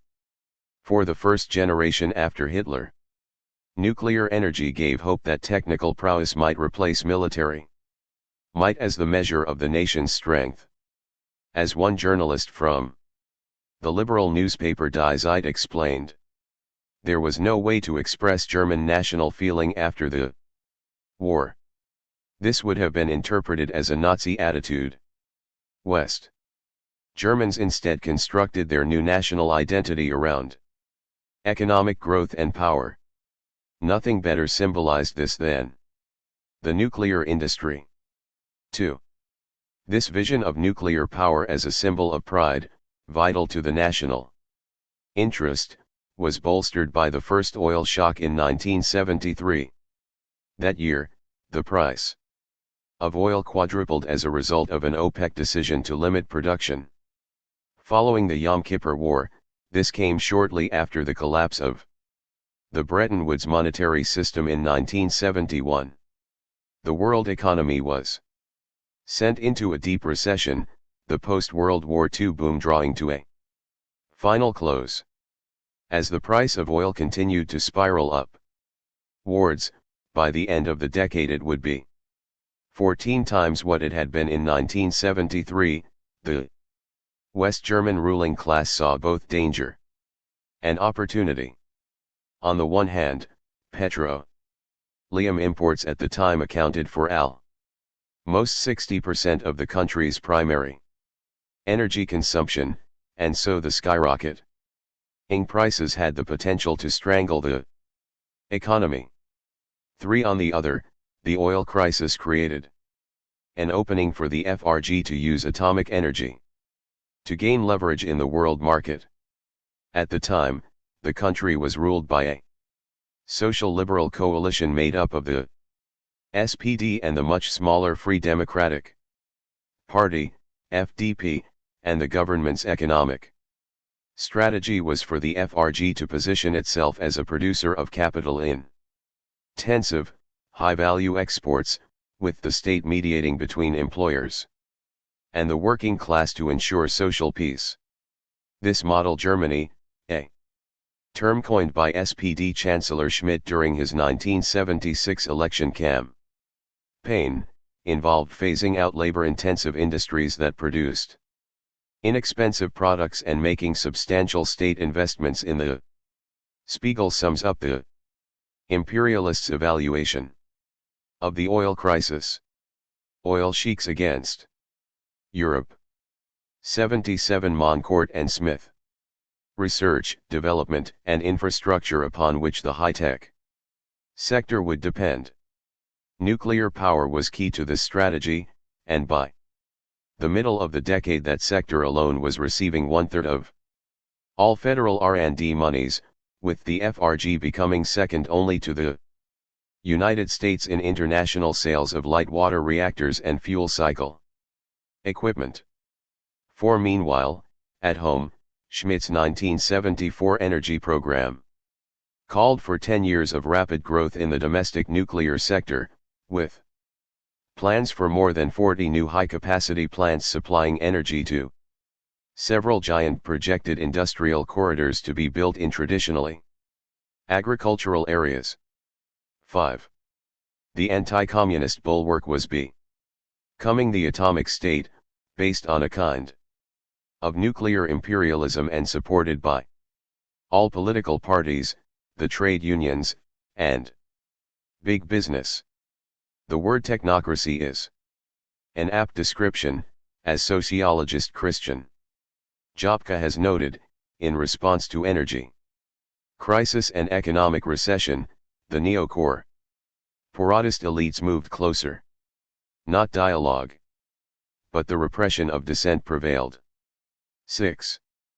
Faced with this ruling class unity and a fourth estate which studiously ignored the risks associated with the new technology, most people initially favored building more nuclear plants, one poll in 1975 finding only 16% opposed. 7. Echoing the experience of the 1960s Grand Coalition and APO, this unity of all Democrats made for a cocky and belligerent ruling class, while also giving its detractors a strikingly clear view of the system they were up against. Consequently, it provided an easy route to radicalization. Over the course of the decade, a series of campaigns against various nuclear facilities would become linked in a mass movement. Ironically, although reinforced by the successors to the APO New Left, notably the anti-authoritarian Spontus and the Marxist-Leninist party-oriented K groups, this movement actually originated in various citizens' initiatives, groups initially set up by the SPD to SE. Duce new members. 8. As the radical left was drawn in, the movement's political content became a point of contention, with the question of violence serving as the symbolic dividing line between those who viewed the state as something to reform and others who recognized it as an opponent to fight against.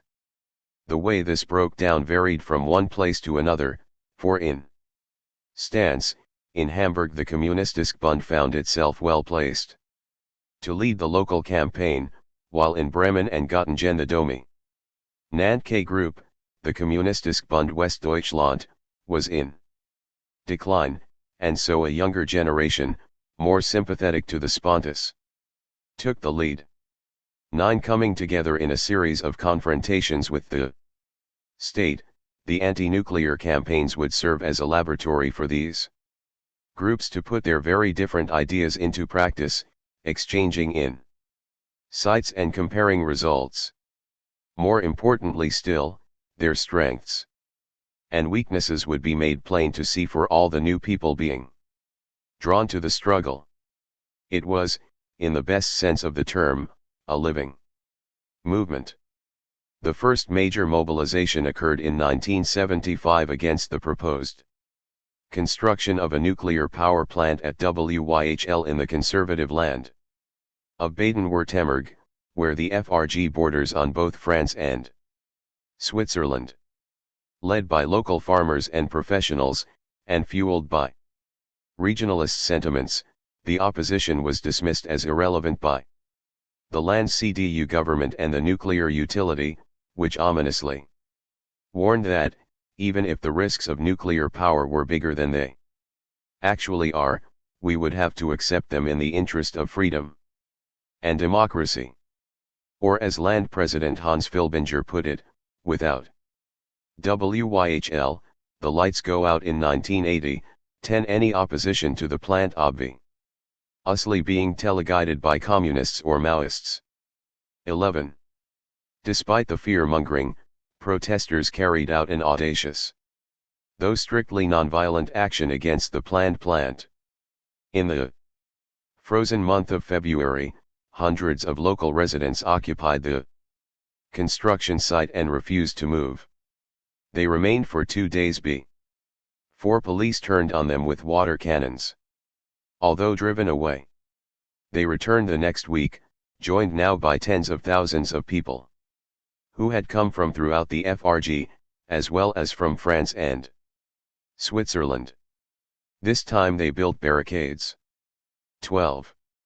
Dutch social scientist Ruud Koopmans has argued that novelty gives protesters a strategic advantage authorities are unprepared for.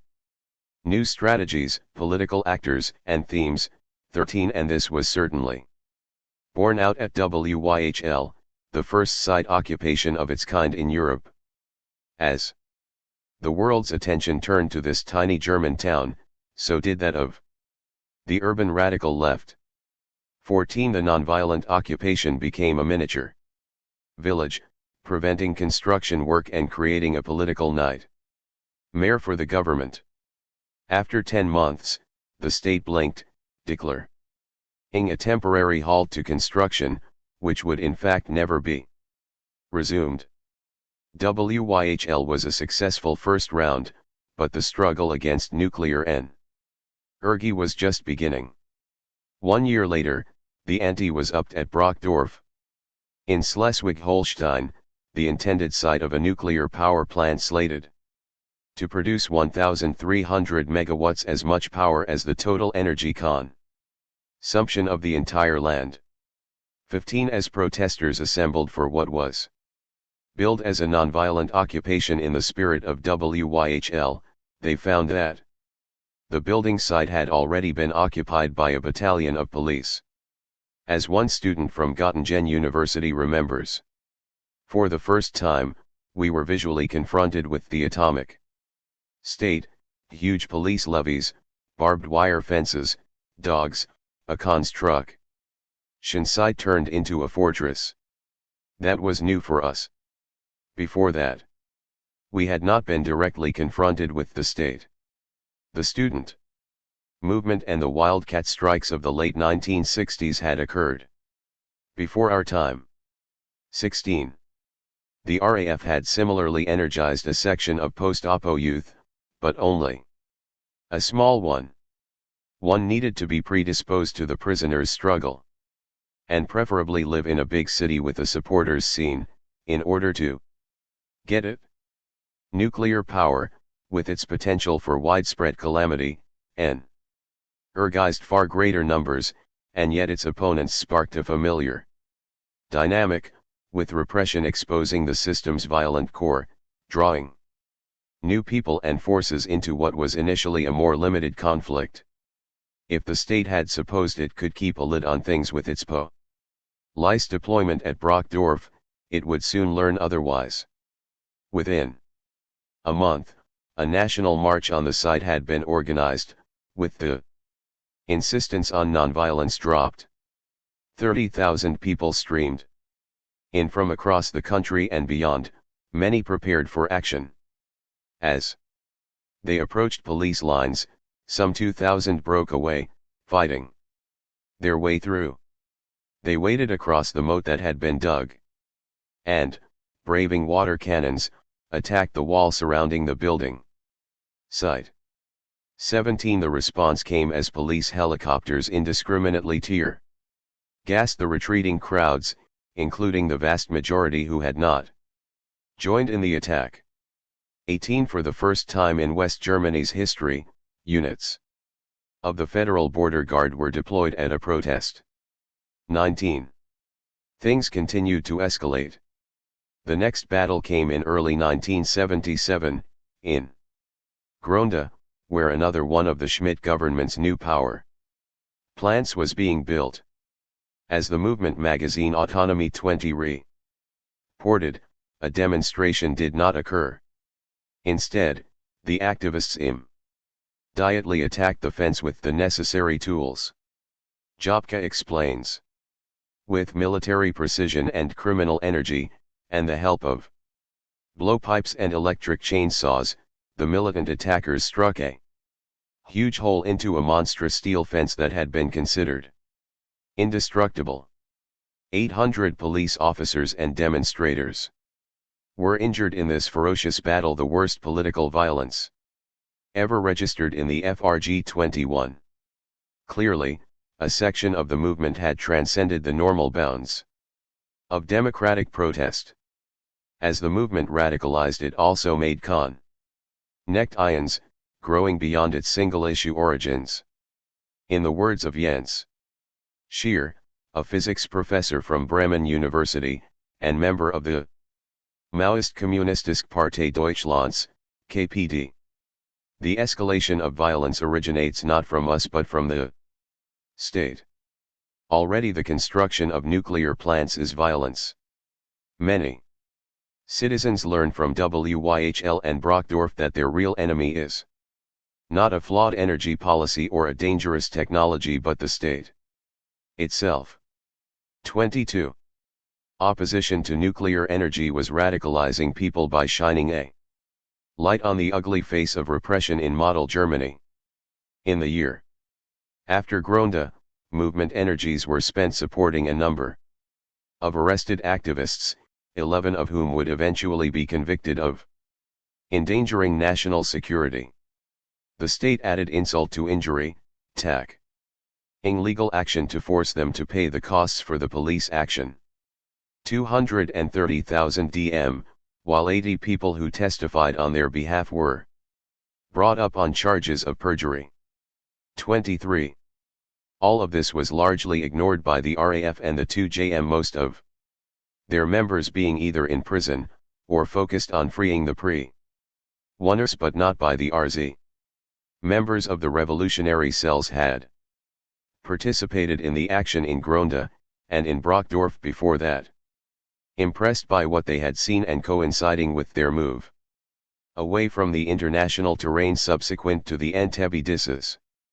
THIRD-24, they decided the time might be right to add the guerrilla to the mix. The RZ carried out 2 such actions in August 77, against the Mann Corporation in Nuremberg and against both Klein and Schanzlin and Becker AG installations in Frankenthal. All 3 targets were involved in nuclear weapons production, and Mann had important contracts in South Africa. 25. If Gronda represented a high point for the anti-nuclear movement, the pendulum would soon swing the other way. Construction was nearly complete at Kocher, a small town in North Rhine-Westphalia, not far from Dusseldorf, by the time the movement's next national mobilization occurred. Protesters were particularly incensed as the Kocher power plant was to be a fast-breed facility, one which produces more radioactive material than it consumes, with byproducts that can be used to make nuclear weapons. A demonstration was planned for September 24, 1977, smack dab in the middle of the German autumn, just a few weeks after the RAF had abducted Hans-Martin Schleyer. Despite the tense political situation, between 30 and 50,000 people gathered for the march. The police had been given a green light to proceed as they saw fit, and as many as 10,000 manned check points throughout the area, all motorists and travelers being searched, and hundreds of foreigners being turned back at the FRG's borders. At one point, a police helicopter even forced a train to a halt and had its passengers disembark. 26 protesters were fingerprinted, photographed, and entered into the police computer files. 27 The authorities would announce that 33 persons had been preemptively arrested and that thousands of masks, helmets, and protective shields, 500 batons, 41 walkie-talkie sets, as well as steel ball projectiles, catapults, steel rods, knives, and flare guns had been confiscated. Thus disarmed, the protesters were kept from the actual construction site by over 1,000 police armed with submachine guns and protected by barbed wire, a moat, and a concrete wall. 28. In the lead-up to Kocher, authorities had warned that the demonstration would likely turn violent, with the possibility of fatalities not completely far-fetched, as an anti-nuclear protester had been killed by police in France just a few months earlier. As it was, officials were left crowing about how they had managed to defang the protest before it could even begin, and the movement suffered a serious blow. In the words of one organizer, "At Cocker, we ran into the machine guns of the state. The demonstration never occurred, it was already smashed in the forefield. The state used all means to demonstrate its power. We experienced a limit. It became clear we could no longer confront the state in this form. A long period of resignation set in. 29. Here too, a movement had seemingly reached an impasse, but repression did not stop people, it polarized them. For some, the problem now became the atomic mafia and its atomic state. As one movement text would later explain, the atomic state is not a temporary or reversible development.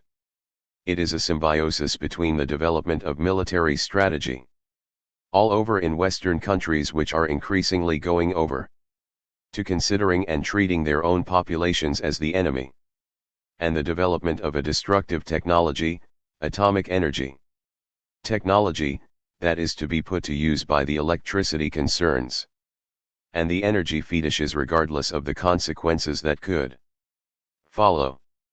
Atomic technology has developed out of a social system which has often proven that it will even risk genocide for the sake of economic progress. Criticizing atomic energy thus becomes a basic criticism of the way of production in this society. 30. It was a situation not without its possibilities. The ongoing adventures of the post-Apo left. The anti-nuclear movement brought together different political tendencies and generations and, as we shall see, would eventually provide a launching pad for new cycles of struggle. For the first post-war generation, those who had come of age in the 1960s, it served as a way station, a place to remain active as one's ideological reference points began to show their age. While the RAF had plunged the guerrilla and its supporters into the most dramatic crisis with its actions in '77, the fact of the matter is that all tendencies of the post-Apo left were approaching various crossroads in their respective paths. The German autumn would serve as a synecdoche for this broader crisis. For while it fell to the guerrilla to solve the problems of its own unique circumstances, others pondered a much similar quandary: how to break through the obstacles that faced them. Not an easy task, given that these obstacles could often be traced back to the ideologies and class trajectories of the groups in question. The self-styled anti-authoritarians who had emerged from the APO had been exemplified by the Spontus, with strongholds in Frankfurt and West Berlin. As this scene experimented with increasing levels of violence, it fractured, some sections adopting out-and-out pro-guerrilla positions, while others retreated into the so-called alternative movement, which was pioneering what would later be termed, somewhat reductively, lifestyleism. Dissatisfied with these choices, others continued to look elsewhere for new places and ways to introduce and advance their politics. If any single event can be credited for the anti-authoritarian strand sending their time of crisis, it would be the Tunics Conference, held in West Berlin on the last weekend of January 1978. A month earlier, a group of friends had issued a wistful call out for this gathering of the countercultural left. We are fed up with this country. The winter is too sad, the spring too contaminated, and the summer too suffocating. The smell from the offices, the reactors, the factories, and the highways is unbearable. The muzzles no longer taste good, and neither do the plastic-wrapped sausages. The beer is as flat as our bourgeois morals. We no longer want to do the same work and make the same faces day in and day out. We have been ordered around long enough. We have had our thoughts, our ideas, our apartments, and our IDs controlled. We have had our faces smashed in. From now on, we refuse to be arrested, insulted, and turned into robots. We are leaving for the beaches of Tunis. 31. Organizing under the names Quinn the Eskimo, Judas Priest, and Frankie Lee, all characters from Bob Dylan's songs, they would later explain. During the fall of 1977 a political discussion took shape among us that encouraged us to initiate Tunis. We experienced the reaction of the left to the events surrounding Schleyer and Mogadishu as a cringing before an imaginary attack on the part of the state. Many were taking cover as they would from an approaching thunderstorm and were crying, "Don't get wet." Pessimism had spread even among us. We no longer believed it possible to accomplish a revolutionary project. 32. No sooner had they announced the conference, the three left on vacation to Sweden. As one of them admitted years later, we didn't even know if anyone would show up. When they returned from their holy day, however, they found that thousands had signaled they would be attending. Suddenly the scene prepared itself, almost overnight, to host one of the most important political gatherings of the decade. Tunis, a play on words that means do nothing, attracted thousands of people from both the counterculture and what was known as the undogmatic, meaning non-Leninist, left. Workshops discussed setting up a new ecological political party and a new left-wing national newspaper, while political theory was debated with Gilles Deleuze, Félix Guattari, Michel Foucault, Johannes Agnoli, and other intellectual superstars of the day. 33. The conference ended with a march through the streets of West Berlin, as noted in the Tagesspiegel. For the first time in years, a demonstration in Berlin turned violent, when a crowd of about 5,000 people gathered to end the three-day Tunis meeting at the Institute of Technology. Paint bombs were thrown at the police outside the women's prison in Lehrterstrasse and cobblestones outside the court house in Moabitz-Turmstrasse. The protesters included spontaneous urban Indians, and other non-organized leftists. They came from Berlin, West Germany, and Western Europe. Swastikas and SS runes were painted on police vehicles. The American house in Hardenbergstrasse was bombarded with rocks. A huge German flag saying Modell Deutschland was pulled through the streets by a sound truck. At the corner of Kurfürstendamm and Joachim Stahler Strasse, the flag was burned with police and passers by watching. Anarchists carried banners saying, "Stammheim is everywhere, away with the dirt," and gross graffiti was painted on houses along the marching route, for example, "Free the agit printers and anarchy is possible." Outside several ons, the protesters chanted, "Free the prisoners." 34.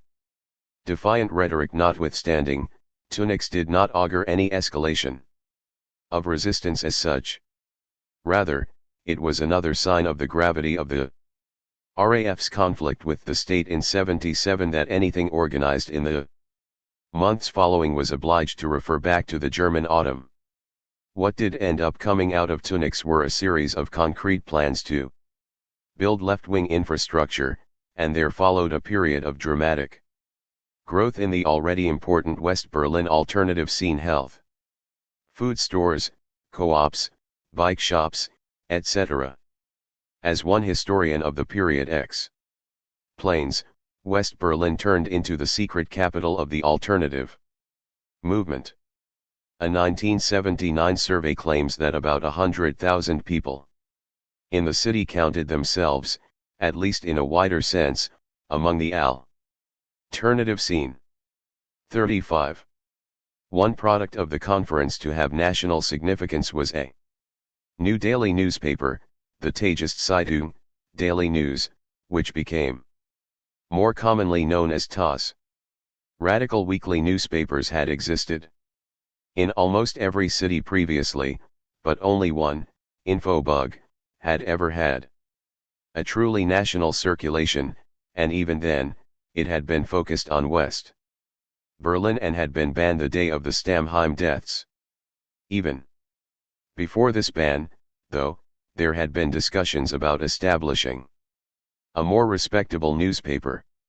As Wolfgang Straub recollects, we were annoyed with the pamphlets of the undogmatic left, which were actually full of biased and often false information, and we were upset about the alignment of formerly left liberal papers like Frankfurter Rundschau and Spiegel, which had in the meantime become social democratic liberal and loyal to the government.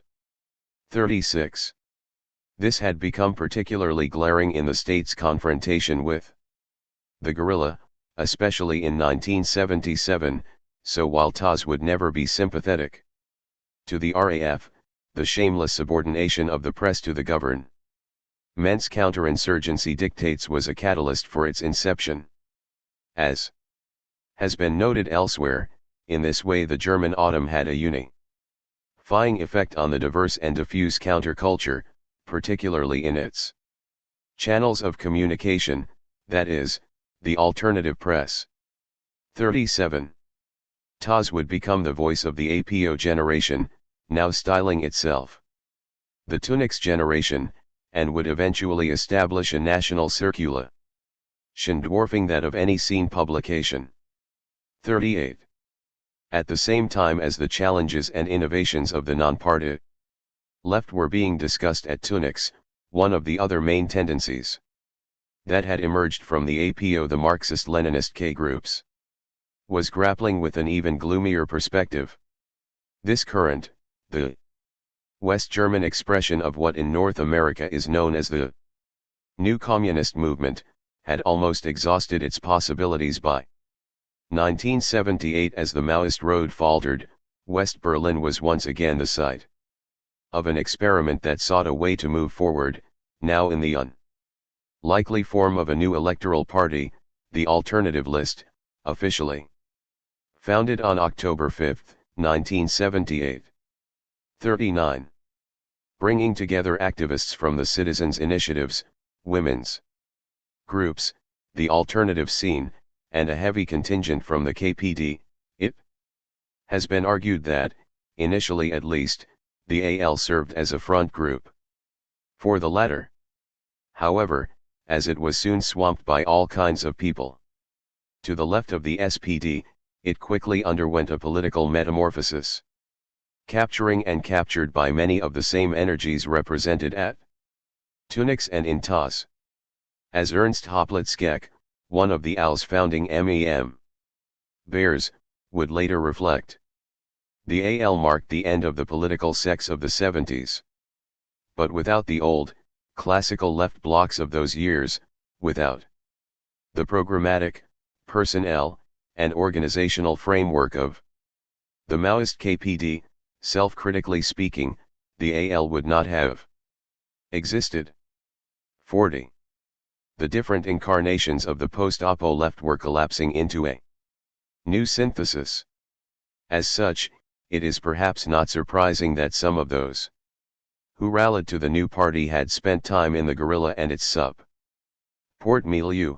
Dieter Kunzelmann and Gerd Klopper, for instance, had been close to the 2nd of June movement and the West Berlin blues scene that had preceded it. 41. Hans Christian Straub and Otto Schiele, two lawyers who had risen to prominence defending RAF prisoners, were also involved in establishing the AL, though Schiele publicly withdrew from the project on the day of its official founding, in protest against what he feared would be the untoward influence of so many Maoists. 42. The alternative list was a sign of things to come. 15 months later, in January 1980, AL delegates attended a gathering in Karlsruhe to found the Green Party. While the AL would remain significantly more radical, both parties represented the same class shifts and generational journeys, and together they would, in time, redraw Germany's political map. As for Chancellor Schmidt, he dismissed the new party. "They're just environmental idiots," he said, "who will have disappeared again soon." 43. Mesmerized by the success of its electoral gambit, the Maoist KPD would disband in 1980, to be followed by one after another of the rival K groups, as the AL and Greens reaped the most benefit from this implosion. Although the Greens and AL both styled themselves anti-party parties promising to operate on behalf of the movement, behind enemy lines as it were, it has been observed that the left's disguise was already taking on a life of its own, and it was beginning to adopt the characteristics it had been pretending to possess. 44. Although some critics would make much of the Marxist-Leninists' rally to the state, arguing that their conservative cultural and organizational politics had predisposed them to such a turn, the radical edge of the undogmatic left, represented so well at Tunis, had also been dividing into two broad tendencies, one of which was similarly finding its way back into the system. Like many former Maoists, these two would make their journey home by way of the left's new electoral vehicles. Complicating this survey of the late 70s left is the case of the women's liberation, or feminist, movement. While it too had emerged from the APO, both its scope and its ideological framework make comparisons with the Spontus or K groups, which some sections overlapped with, and others disdained, awkward and of limited use. If in some ways feminism was part of the left, it was also much more than just that. In the context of this movement, women had developed practical projects around violence against women, collective child care, reproductive rights, and much more. This was supplemented by a theoretical production that took the ruthless criticism of all that exists in directions hitherto unknown. Years before the alternative scene, women had built counter-institutions ranging from bars and theater troupes to newspapers, shelters, bookstores, and autonomous women's centers. As with the Spontus, the idea of autonomy, no matter how vaguely defined, was a cornerstone of this movement, 45, often taking the form of a desire to remain independent from not only the state, but also the male left. As women began to move out from the base they had constructed, defining more and more areas of conflict, raising issues such as birth control and lesbianism, which increasingly placed the very issue of interpersonal relationships on the agenda, tension began to develop between the women's movement and the rest of the extra-parliamentary left, and between women and men in traditionally male-led left organizations. By 1973 this tension had exploded into a full-fledged public split. Two strains of feminism emerged, more clearly defined from this split. Socialist feminists continued to work on the general extra-parliamentary left in mixed groups or coalitions. Radical feminists chose to work in women's groups, defining their issues and priorities outside of the influence of the male-dominated currents of the extra-parliamentary left. 46. After an international tribunal on crimes against women was held in Brussels in March 1976, the issue of violence against women became increasingly prominent.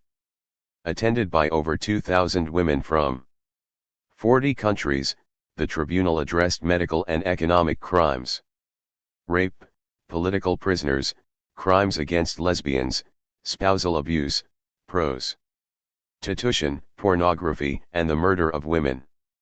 47. The first battered Women's shelter was established in West Berlin that year, followed by the first rape crisis line and the first annual Walpurgis Nacht demonstration 48 in 1977.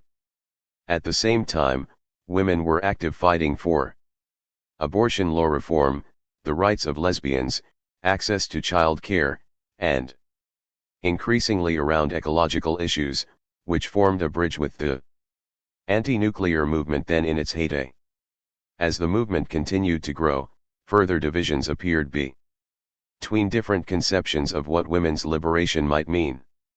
Equality with men under the reigning conditions, a change in the way all of society was organized, the dominance of supposedly female characteristics, or something else altogether. 49. As one revolutionary women's group would recount, this was a time of polarization within the women's/lesbian movement. The powerful upsurge of the new women's movement with its initial plethora of militant actions against sexism and its radical shift in personal life styles had already ebbed away. 50. The focus on building counter-institutions had paved the road for professionalization and state funding that often went hand in hand with the exclusion of more radical women. At the same time, the idea that there was a genetically defined female nature, what in North America would be termed essentialism, while it could facilitate WOM's involvement in ecological or peace movements, seen as naturally female concerns, could also lead in a quietist and even reactionary direction. Taken with New Age ideas, some women began celebrating women's intuition and found tarot cards to be a way to divine the future. This inward turn in the movement signaled a new femininity and celebration of motherhood. 51. As the women's movement felt increasingly isolated, its projects taken over by government monies or turned into established on-going businesses whose subversive cutting edge seemed blunted. Many women felt disenfranchised by the turn toward motherhood and a new femininity. As many women turned further inward, limiting themselves to their private spheres of lovers and close friends, radicals felt that the slogan "the personal is political" had been turned on its head to the point where the political was irrelevant. 52.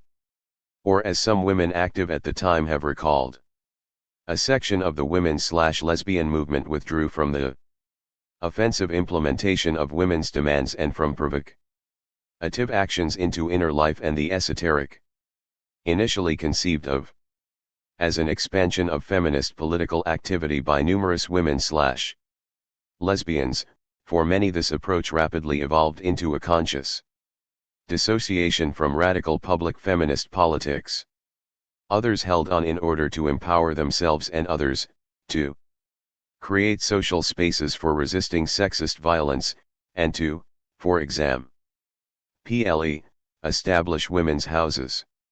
Even this political and very important and necessary work was engaged in and presented by many women/lesbians as an alternative to and distancing from militant resistance.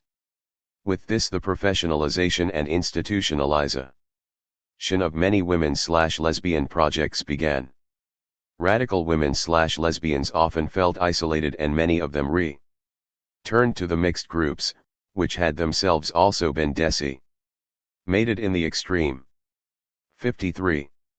Looking back in 1980, the group Women Against Imperialist War explained, there was a split in the women's movement that was the result of a narrow and false concept of women's liberation that was intended to detach their struggle against the patriarchy from its economic and political function in imperialism, because politics and economics are men's thing, thereby leaving the entire system of gender and imperialist division of labor unaddressed.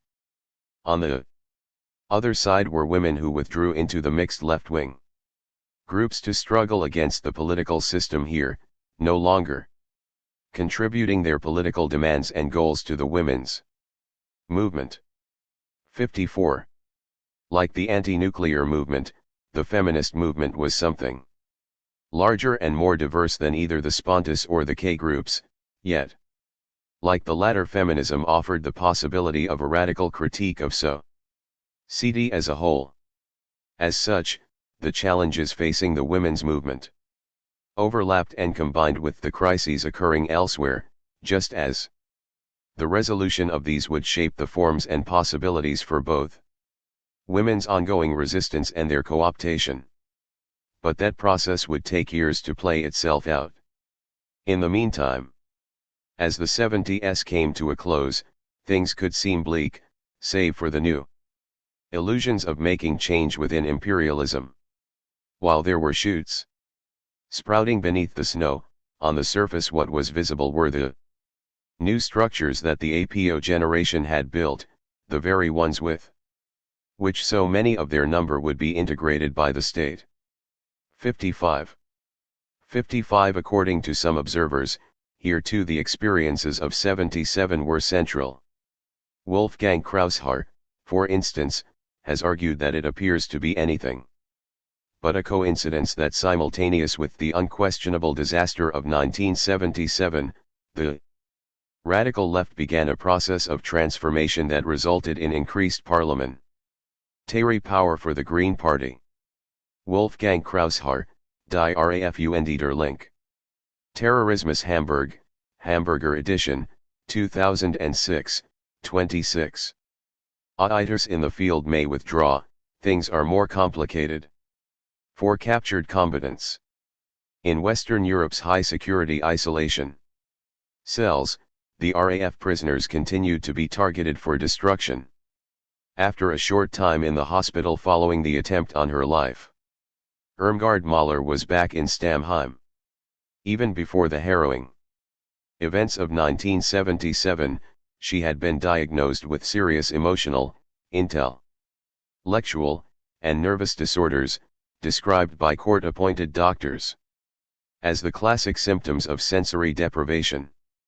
One rather than he'd recommendations that she be released from isolation, the prison authorities now had the door to her cell replaced with bars, and stationed a guard outside so that she could be kept under constant observation.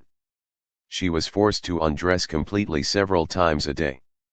Newspapers she received were censored, with anything even remotely related to the German autumn cut out. Any visits she received took place through a glass partition. 2. In a fight for her life, Mahler went on hunger strike, demanding association with Verena Becker. Similarly, on February 1, 1978, Knut Folkerts, Gerd Schneider, and Christoph Wackernagel, who were in prison in Holland, went on hunger strike demanding an end to isolation and the visitor ban, free access to reading materials, and safe passage to a country of their choosing. The three received support from the Dutch lawyer Peter Bakker-Scoot, who had been an important figure in the IVK and other prisoner support efforts since 1974, as well as from the Ruud Verzetfront, the RVF, or Red Resistance Front, a Dutch Marxist-Leninist group that despite remaining above ground shared much of the RAF's politics. The RVF's ranks had recently been replenished by a new generation of activists, many of whom had been radicalized by the events of 1977 and the continental search for Schleier's kidnappers. Meanwhile, an autonomous group in Belgium occupied the Dutch embassy in that country to break through the media's silence and support the prisoners' demands. While this first prisoners' strike, and the support it received, succeeded in winning some modest improvements, when a second strike was begun in October 1978, the Dutch State Secretary of Justice moved to quickly have the three extradited to the FRG5.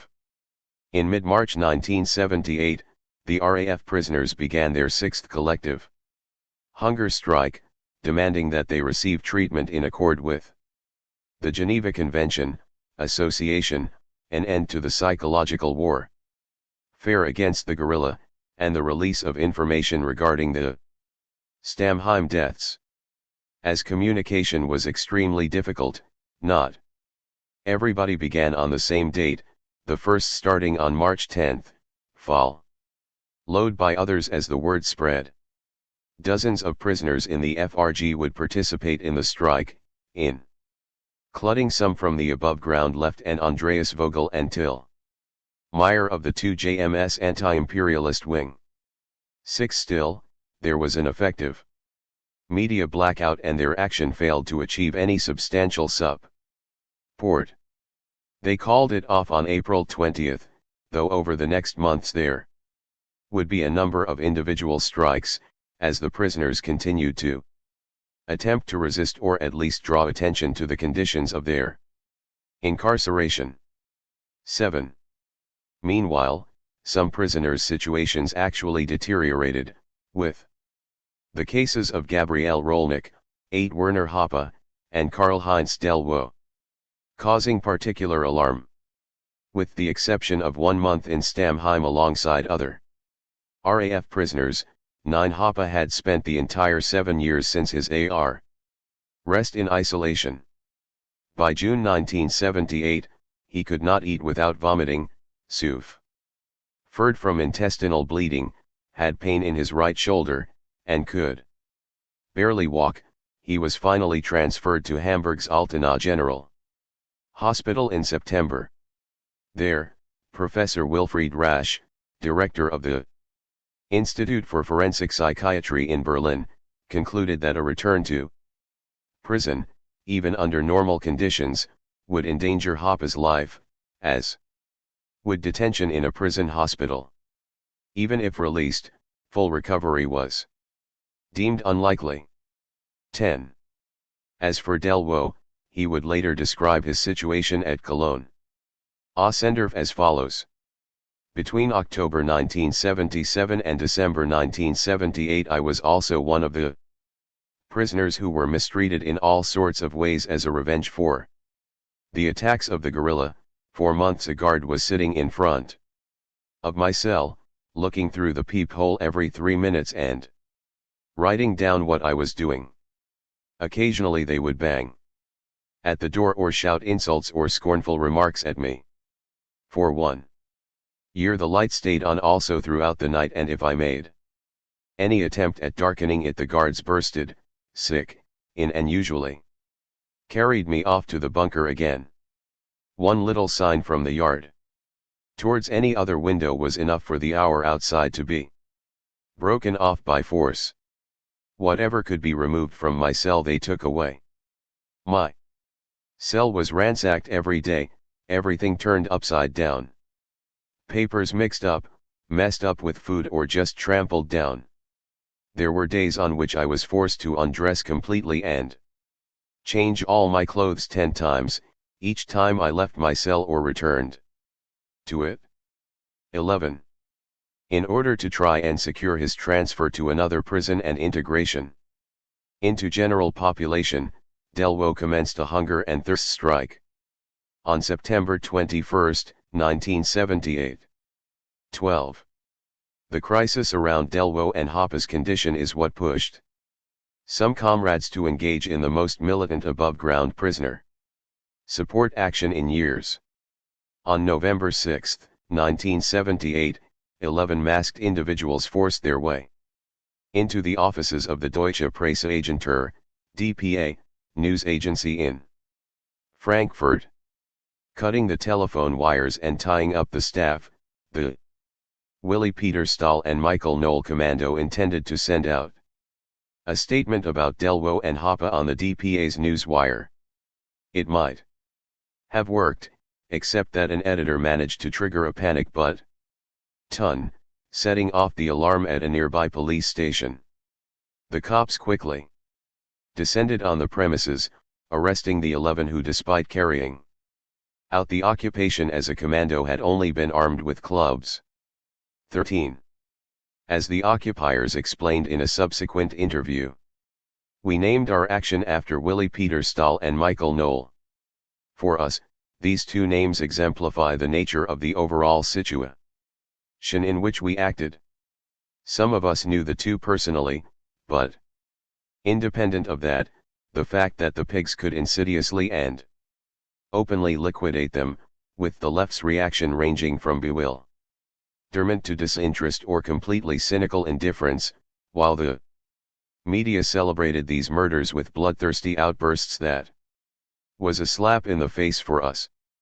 The murders of Willie and Michael expose our lack of resolve in the face of a development that is deadly in nature and turns resistance into an existential issue. The DPA occupation was a step toward breaking through this, nothing more, nothing less. 14. One of the occupiers was Wolfgang Beer, a former RAF member who had recently been released after spending 4 years in prison. He was one of those who had been arrested on February 2, 1974, his younger brother Henning had subsequently become a fixture in the support scene. Simone Borgstede and Rosemary Preece were also among the occupiers, the two New Delwo and other RAF members from their days squatting in Hamburg in the early 1970s, and had more recently lived with Suzanne Albrecht before she went under in 1977. Preece had been arrested along with Volker Spittel in October 1977, charged with support for a terrorist organization, but had been released shortly thereafter. It would come out that the Verfassungsschutz West Germany's internal political spy agency, the Guardians of the Constitution, see sidebar on next page, had been bugging the two women's flat since October, raising questions about how much it had known about the occupation beforehand. 15. The 11 would be charged with and convicted of supporting a terrorist organization, each receiving a 1-year prison sentence under 129A. For some, this was not their first such prison sentence. For ERS, it would not be their last. 16. 1 month later, over the objections of all three major political PARTs, the Altona General Hospital had Hoppe transferred to a semi-open unit, in order to provide him with more intensive care. 17. Despite the anti-terrorist grandstanding being indulged in by the politicians, the medical evidence was incontrovertible, with one doctor after another finding that Hoppe was not fit for incarceration. Bloodthirst notwithstanding, the state had nothing to gain from having a prisoner die like this, especially once the risk had been so clearly established in the public record. So it was, that on February 8, 1979, the decision was made to release him on grounds of ill health. 18. The DPA occupation represented an attempt by RAF supporters to get back on their feet, part of the process of recovering from the defeat of 77 and the political isolation that had ensued. However, the militant nature of the action, not to mention the fact that nothing actually got sent out over the newswire, meant that its appeal was limited to those already sympathetic to the prisoners' struggle. In terms of broader outreach, a more important exercise came in the SEC on phase of the Third International Russell Tribunal on Civil Liberties in West Germany. The first such tribunal had been held in 1967, as a public body examining and ultimately condemning U.S. war crimes in Indochina. This was followed by a second Russell Tribunal investigating political repression in Latin America, provoked in large part by the 1973 Pinochet coup in Chile. The idea of holding a third tribunal on human rights in the FRG had first been broached at an anti-repression conference held in Frankfurt following Meinhof's death in 1976. With encouragement from Klaus Croissant, different committees were formed in the FRG and abroad to bring the Russell Tribunal to the Federal Republic, its initial hearings would be held in Frankfurt in March 1978. The decision to hold such a third tribunal, now focusing on the internal affairs of a West European country, was a scandal in the eyes of conservative critics, who complained that conditions in the GDR were not going to be similarly examined. As such, the tribunal's first session, on the Berufsverbot, the law that banned subversives from employment in the public sector 19, received a great deal of publicity. Much of it negative. 20 right-wing politicians derided the exercise as the slaughtering of a democracy, 21, while several intellectuals close to the founded in 1950, the Verfassungsschutz is West Germany's internal political intelligence service. There is a federal Verfassungsschutz and 11 Länder Verfassungsschützen, all of which are charged with collecting information about enemies of the Constitution and political extremism, considered security threats regardless of whether or not criminal activity is involved. In 1972, as a reaction to the appearance of the RAF on the political scene, the SPD passed legislation expanding the powers of the Verfassungsschutz, legalizing the use of undercover informants, clandestine observation, electronic listening devices, hidden video cameras, false documentation, and automobile registration. 1. Wiretaps and mail interception were previously unconstitutional. Al. At the same time, the office's purview was expanded to include both foreign espionage, especially that conducted by the GDR, as well as foreign residents whose activities endanger or harm the Federal Republic's external interests or security. 2. Nevertheless, in theory, the Verfassungsschutz are not permitted to stop, case, search, detain, arrest, or interrogate suspects, nor to search private residences, nor to seize personal materials. 3. Nor is the Verfassungsschutz supposed to be able to take any direct action other than alerting police against criminal activity. Unlike political police forces such as the FBI, the Verfassungsschutz is not empowered to make arrests. This has repeatedly led to murky situations in which undercover Verfassungsschutz agents and informants were present during, and participated in, criminal activities.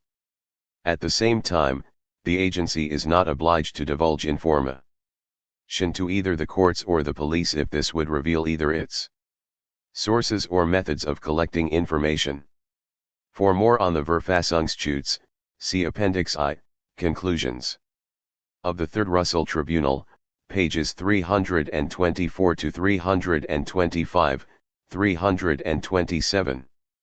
SPD organized a Congress for the Defense of the Republic, held in Hanover in April 1978, to counter its findings. 22. For the much smaller number of people who made up the radical left. However, the problem was not that the tribunal was focusing on West Germany, but that it was prioritizing the issue of the career ban over more life and death concerns. RAF supporters had been active in organizing the tribunal from the very start, and yet their standing in the exercise had suffered in the course of the state's crackdown, especially in 77. Police would single out anti-imperialists working on the tribunal, and as they were thereby tied up dealing with their legal situation, more liberal forces were able to gain the upper hand. As one anti-imperialist recalls, over 40 years later, in the end it was impossible to resist the attacks, both internal from within the ranks of the Russell Tribunal and external by state forces. Our work in 1977 was smashed in the best meaning of the word. My home in Dusseldorf, like others in other CITIES, was raided 4 times by the cops, and they confiscated boxes upon boxes of work materials about the prison conditions of political prisoners. I was not arrested for more than 2 days during those events, but it was not before the end of 1978 that all those materials were given back to me without comment. It was quite clear that they just wanted to make it impossible for us to do our work and make the prisoners an important part of the tribunal. 23.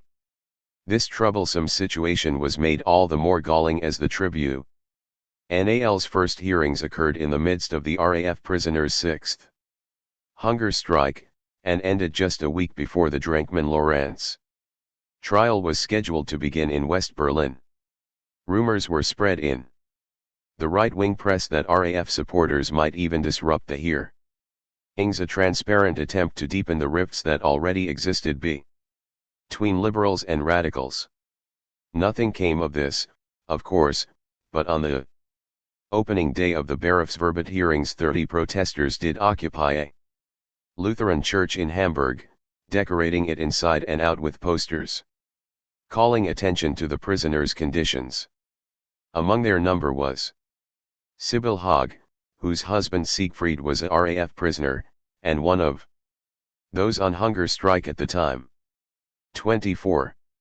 Such pressure, combined with criticism from sympathetic quarters, including the Kommunistisch Bund, was successful, and eventually led to a second set of hearings being held in January 1979, in which the tribunal refocused its attention on political censorship, prison conditions, and the power wielded by the Verfassungsschutz in the FRG. This second set of Russell Tribunal hearings provided a space where those sympathetic to the RAF could work more productively in tandem with civil libertarians and human rights activists who still disagreed with the guerrillas' politics, but nevertheless did not countenance the state's violence and repressive legislation. 25. Such cooperation with liberal human rights activists had always been an important part of supporting the prisoners, despite the inevitable frustrations and pitfalls involved. But the situation was made all the more difficult now that the prisoners' most trusted legal representatives, those best placed to navigate such waters, were themselves in prison, or facing charges, as a result of the crackdown. Klaus Croissant had been extradited from France on November 17, 1977, and was serving a 30-month prison sentence for supporting a terrorist organization. Armin Nuerla and Arndt Müller were similarly incarcerated as they awaited trial, accused of smuggling weapons into the Stammheim prisoners, an accusation based solely on the testimony of Volker Spittel and Hans-Joachim Delvaux, who had been flipped by the police. For his part, Kurt Grenwold was facing charges that would result in his receiving a 2-year suspended sentence. Later in 1979, condemned for having facilitated communication between the prisoners via the info system between 1973 and 76. 26. Indeed, by the end of 77, these attacks had effectively put an end to the work of the IVK, the Prisoners Support Committee, founded in 1975 by lawyers from across Europe in the FRG. Nonetheless, by the time the Russell Tribunal finished its deliberations, it had condemned the FRG on all counts. So it was that much of the public attention paid to prison conditions was thanks to liberal watchdog organizations that certainly shared none of the RAF's politics, for even a narrow civil liberties perspective provided ample scope to identify illiberal excesses in the FRG's war against the guerrilla, especially in its dreaded high-security wings. Another example of this occurred in February 1979, as Amnesty International sent a memorandum on prison conditions of persons suspected or convicted of politically motivated crimes in the FRG to the Minister of Justice, Hans-Joachim Vogel. Here the International Human Rights Organization reiterated the findings of previous inquiries. Pathological disturbances representing a separation syndrome, were apparent in many cases of prisoners detained in solitary confinement and small group isolation. In some, intellectual and emotional disturbances and disturbances of the autonomic nerve a system were so pronounced as to be reminiscent of the effects produced by sensory deprivation in experiments. Amnesty International concluded further that these effects of isolation militate against reform and rehabilitation, contrary to AC. Sept international norms of imprisonment, and that ways must and can be found to accommodate security needs with humane treatment, avoiding the severe forms of isolation inherent in the prison conditions described in the memorandum. 27. Like the findings of the Russell Tribunal, such a declaration represented a potential step forward for the prisoners. Normally, a larger sympathetic base could have amplified these advances, but in the context of the day any political gain was largely muted. Thus, as Amnesty International noted, things remained grim for those behind bars and, for all their polite protests, the human rights community was unable to win anything but replies which, in AI's own estimation, failed to address the substance of their concerns. 28. In the final analysis, the prisoners were left to rely on one another and their own collective identity in the battle against isolation torture. On April 20, 1979, exactly 1 year after the preceding hunger strike had been called off, more than 70 prisoners took part in the RAF prisoners' 7th collective hunger strike, demanding an end to isolation and the release of Gunter Sonnenberg, who despite his near fatal injuries had been condemned to 2 life sentences in 1978. The anti-imperialist content of the strike was symbolized by the demand to be treated as prisoners of war under the Geneva Convention. This was meant to affirm the connection between armed struggle in the metropole and the anti-colonial revolutions in the Third World. The prisoners also demanded an inquiry into prison conditions to be carried out by an international body. While the Russell Tribunal and Amnesty International's declarations against prison conditions had been welcome, this was in fact a demand directed at the remnants of several previous initiatives with more clearly anti-imperialist politics. Not only the IVK, but also the International Investigatory Commission into the death of Ulrich Meinhof, the various committees against torture, and the FRG Relatives Committee. The networks of people who had been involved in these groups remained active, and were in fact consolidating their work in this period. In June, as the strike was in its 2nd month, they would officially come together as the Internationale Kommission zum Schutz der Gefangenen und gegen die Isolationsschaft, or International Commission for the Protection of Prisoners and Against Isolation Torture. On June 15, Amnesty International contacted the Baden-Württemberg and federal authorities about reports that the hunger strike had reached a critical stage for a number of prisoners.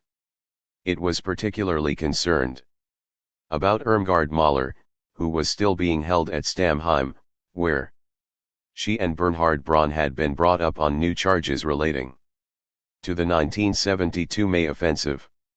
29. Without supporting the politics of the RAF, the International Human Rights Organization once again called upon the state to stop inflicting solitary confinement and small group isolation on the political prisoners.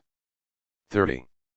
Actually, the Baden-Württemberg Ministry of Justice seemed to be escalating matters, for it was now reported that Mahler would not be force-fed until she fell into a coma. Supporters understood this to mean that the state was preparing for her to starve to death. In reaction to this, on June 20, women prisoners in West Berlin escalated to a thirst strike. The RAF's Monika Berberich, along with Angelika Gotter, Gabrielle Rolnick, and Gudrun Sturmer of the 2JM, called for Mahler to be immediately granted association, while also supporting all of the strike's other demands. As they explained in a statement released by 29 to quote, "Time is no inexhaustible resource, absolutely everything about and around this trial was illegal, although her wounds had not yet even properly healed. She was dragged to the court bunker in Stamheim with force. It was impossible for her to partake in the proceedings. Her complete records were at the federal office for months, since she was secluded from all political information, sick and needed all her strength to resist the daily terror in the prison of Stamheim. She could not prepare herself for trial. Tried on the basis of statements made by Gerhard Müller, who had broken from the RAF during the 1974 to 1975 hunger strike, she would receive a sentence of life plus 15 years. Committee solidarity with the political prisoners in Germany, 11. Rollnick's attorney Ulrich Bergmann, escalating to a third strike is the only option we have to resist this attempted murder. 31. All the pieces appeared to be falling into place for yet more tragedy. The prisoners were struggling to improve their conditions and to advance their politics, but not to create martyrs. With the deaths of one or more of their number seeming increasingly likely, the decision was made to call off the hunger strike on June 26. Unexpectedly, just before the prisoners recommenced eating, the guerrilla chose to enter the mix. Guerrilla woes. Following the release of Book, Hoffmann, Moncourt, and Wagner in Yugoslavia, the RAF had regrouped in South Yemen, where those who had remained at large were asked why there had been no actions carried out to free prisoners. It is said to have been a time of heavy discussions and some soul-searching, as more than one guerrilla came in for criticism. It was in February 1979 that several combatants returned to Europe. In March, a bank in Darmstadt was relieved of an estimated 49,000 DM when a customer intervened and grabbed one of the robbers. Another guerrilla shot him in the leg. The next month in Nuremberg the haul was much larger, 211,000 DM 32. The war chest was being replenished. But at the same time, the state continued its pursuit. On May 4, 2 weeks into the prisoners' 7th hunger strike, Elizabeth von Dyck was identified approaching a safe house in Nuremberg.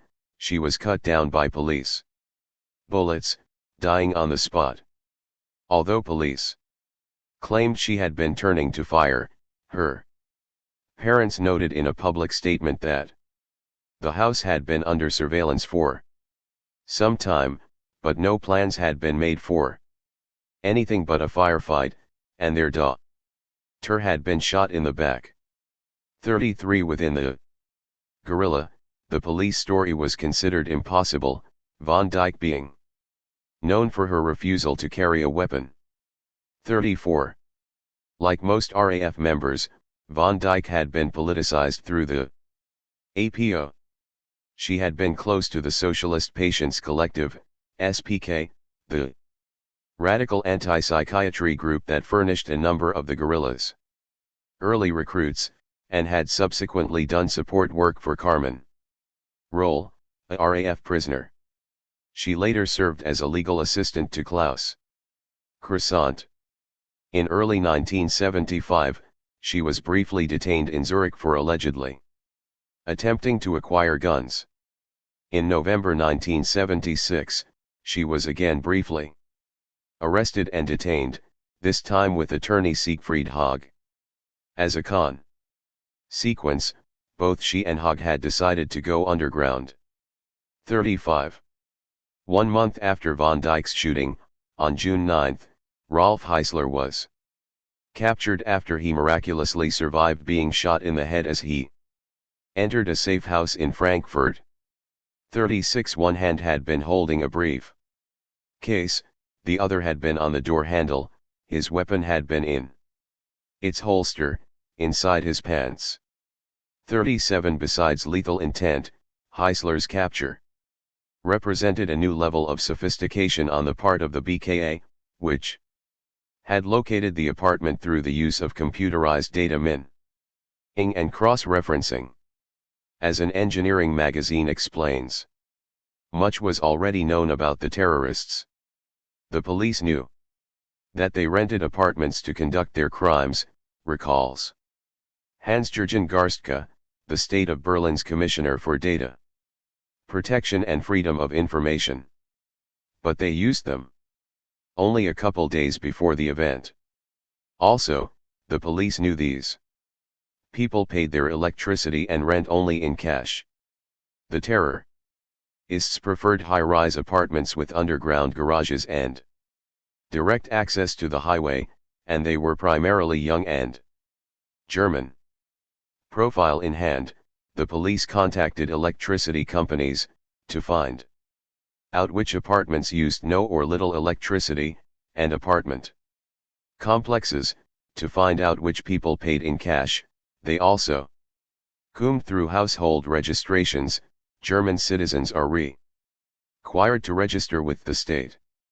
The results were all merged, and in the end, they found one flat which fit absolutely. This profile, Garstka says. Police put the apartment under surveillance and soon nabbed RAF member Rolf Heisler. 38. Heisler spent a few weeks in the hospital, where he was told how unfortunate it was that he had survived. He was then placed in complete isolation, often going days without hearing a single word spoken. Due to his injuries, he lost most of his sight in one eye. 39. The murder of Von Dyck and attempted murder of Heisler took two more fighters off the street, but it was not enough to scud the guerrillas' plans. On Monday, June 25, 1979, one day before the prisoners called off their Hun-GER strike, the RAF carried out its first attack since 1977. On that morning, in Belgium, the Andreas Bader Commando attempted to assassinate General Alexander Haig, former White House Chief of Staff under Presidents Richard Nixon and Gerald Ford. Haig had served as Supreme Allied Commander, head of NATO and U.S. forces in Europe since 1974. The RAF attack took place only a few days before he was scheduled to step down. The Andreas Bader Commando buried a load of plastic explosives by the road that Haig normally took to work. As his car passed by, the charge was manually detonated. However, something had gone awry. For the general sped off, and it was soon apparent that he had escaped uninjured.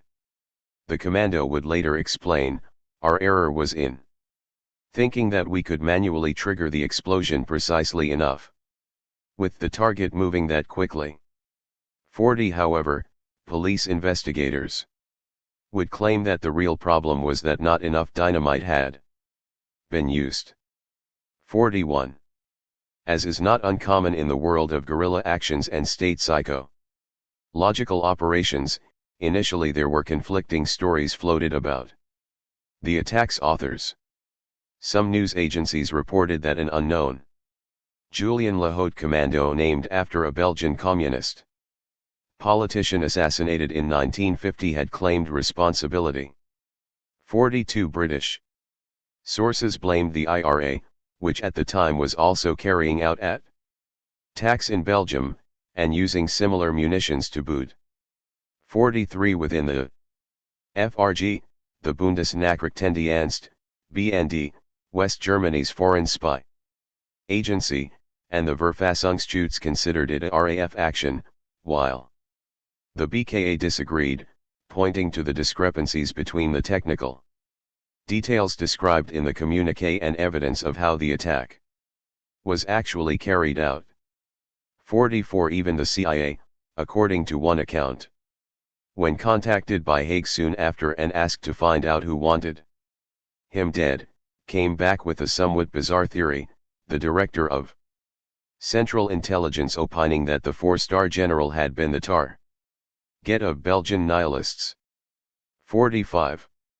Soon enough, however, it became clear that this was indeed the first RAF attack since 77. Even more noteworthy and perhaps contributing to the initial uncertainty about its authors was the fact that this action was not aimed at securing freedom for the prisoners, but rather sought to deliver a blow against NATO. Haig was not responsible for the prisoners' conditions, but was being targeted for his position in imperialism's war machine. The attack came in the midst of a hunger strike where prisoners' lives were at stake, several having escalated to refusing liquids, and yet the RAF's communiqué did not once mention their comrades behind bars or their conditions. This was a first. In retrospect, ideological factors can be discerned in this change of tack, especially in the exhortation to build the anti-imperialist front in the metropole. But the significance of this would only become clear in the years to come. For the time being, it was enough that the RAF was back. Just carrying out an attack after 77 was a major achievement, even though in military terms it was a failure, with Haig escaping unscathed. However, this failure would soon be compounded a setback in Switzerland. After the Hague action, the RAF was broke. The money from Darmstadt and Nuremberg had been used up renting safe houses in Brussels and Paris, as well as on food, clothing, and travel. It was decided to acquire more funds in Switzerland, with the hope that police would be caught unawares, as the RAF had never been active there in the past. At first, there were some discussions about kidnapping a Swiss businessman. However, the group still did not have the capacity for such an operation. 46. Instead, the decision was made to hit a bank. The RAF had been robbing banks since its earliest days, initially alongside the 2JM, but thereafter on its own. This was considered a relatively low-risk way of acquiring necessary funds, as Monica Berberic later explained. It was not about redistributing wealth, it was about getting money, and we weren't going to mug grannies in the streets. 47. Or as the RAF had put it to supporters in its 1972 document, serve the people. For revolutionary organizations, it mainly represents the solution to their financial problems. It makes logical sense, because there is no other solution to the financial problem. It makes political sense, because it is an expropriation action. It makes tactical sense, because it is a proletarian action. It makes strategic sense, because it finances the guerrilla. 48. This was made all the more palatable by the fact that no civilian had ever been killed in an expropriation by the West German guerrilla. The 2JM had decided early on that they would try to scare bank employees into cooperating, and would potentially be open to roughing up the bank managers, but that they would not shoot people for money. On one occasion they even called off a robbery when they saw a pregnant woman enter the premises, as they feared their smoke grenade might damage her unborn child. 49. In fact, in 9 years of struggle, the only person to have ever been killed during a guerrilla expropriation was police officer Herbert Schoner, who was shot dead after stumbling upon the RAF robbing a bank in Kaiserslautern in 1971. 50. This long run of good luck came to an end on November 19, 1979. On that day, 4 guerrillas robbed the Swiss People's Bank in Zurich. After stuffing 548,000 Swiss francs, roughly $237,000, into shopping bags, they walked out into the crowded street, hopped on bicycles, and sped off to the nearby central train station. Right away, there was an unexpected complication, as a bank employee decided to play hero. Flagging down a car, he explained the situation and convinced the driver to take off in pursuit, apparently intending to snatch the money back. Somewhat comically, they were almost upon the guerrillas, when a traffic light turned red and the car's driver screeched to a halt. He needed to be cajoled to roll slowly through the intersection, and insisted on leaning on the horn all the while. A guerrilla heard the noise, and at that point realized someone was following. He turned around and shot at the car, not hitting anyone, but shattering the windshield, and thus putting an end to the pursuit. 51. The guerrillas reached their destination, but things continued to go wrong when they were spotted by a cop. The result being that a firefight broke out in the train station's underground Shopville Mall, during which a bullet ricocheted and struck a bystander in the neck. Edith Kletzandler, described in all accounts as a housewife, would die almost instantly. 2 policemen were also wounded, and a second woman was shot as 3 guerrillas forced her out of her car, which they promptly used to make their getaway. 52. Rolf Clemens Wagner was the only RAF member to be captured. He was found sitting on a bench not far from the mall where Kletzandler lay dying. He offered no further resistance, and besides his weapon, police found he was carrying most of the money from the robbery. 53. He stood trial in Switzerland, charged with murder, 5 counts of attempted murder, bank robbery, and 1 count of threatening someone's life. In September 1980 he was found guilty of attempted murder and robbery. 54. He was then extradited to the FRG in 1982, where he stood accused of involvement in Schleier's killing. The Shopville shootout was more than just a snafu. For the first time, a civilian had been killed during an expropriation, and this can only have exacerbated the thoughts that some were already entertaining, that perhaps the armed path had played itself out. 55. It all marked an inauspicious end to the decade.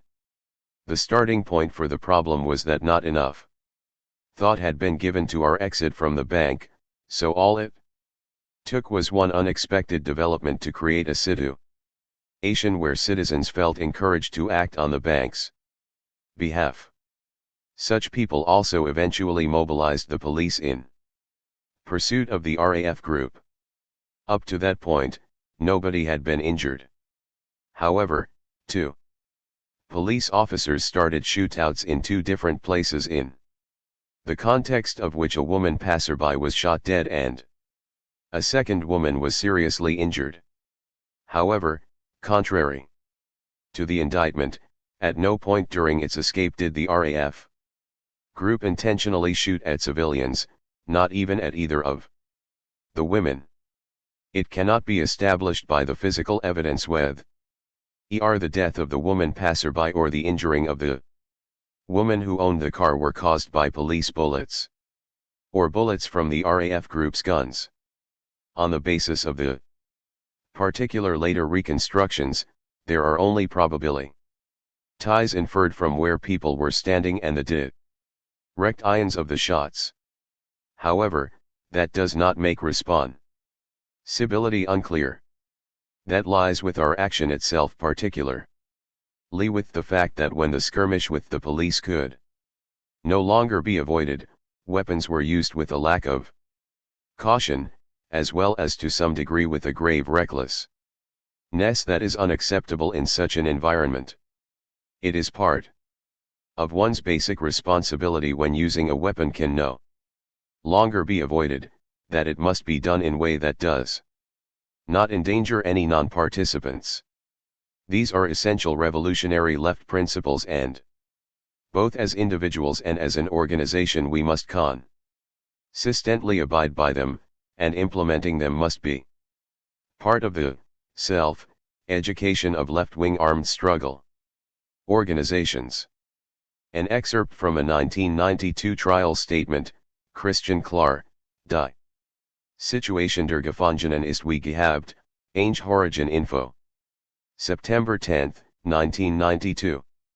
This document has been translated in its entirety and is available online at http://www.germangorilla.com/red-army- faction/documents/92-09 Today, we began a hunger strike. Following the execution of Andreas, Gudrun, Jan, and Ingrid Fall.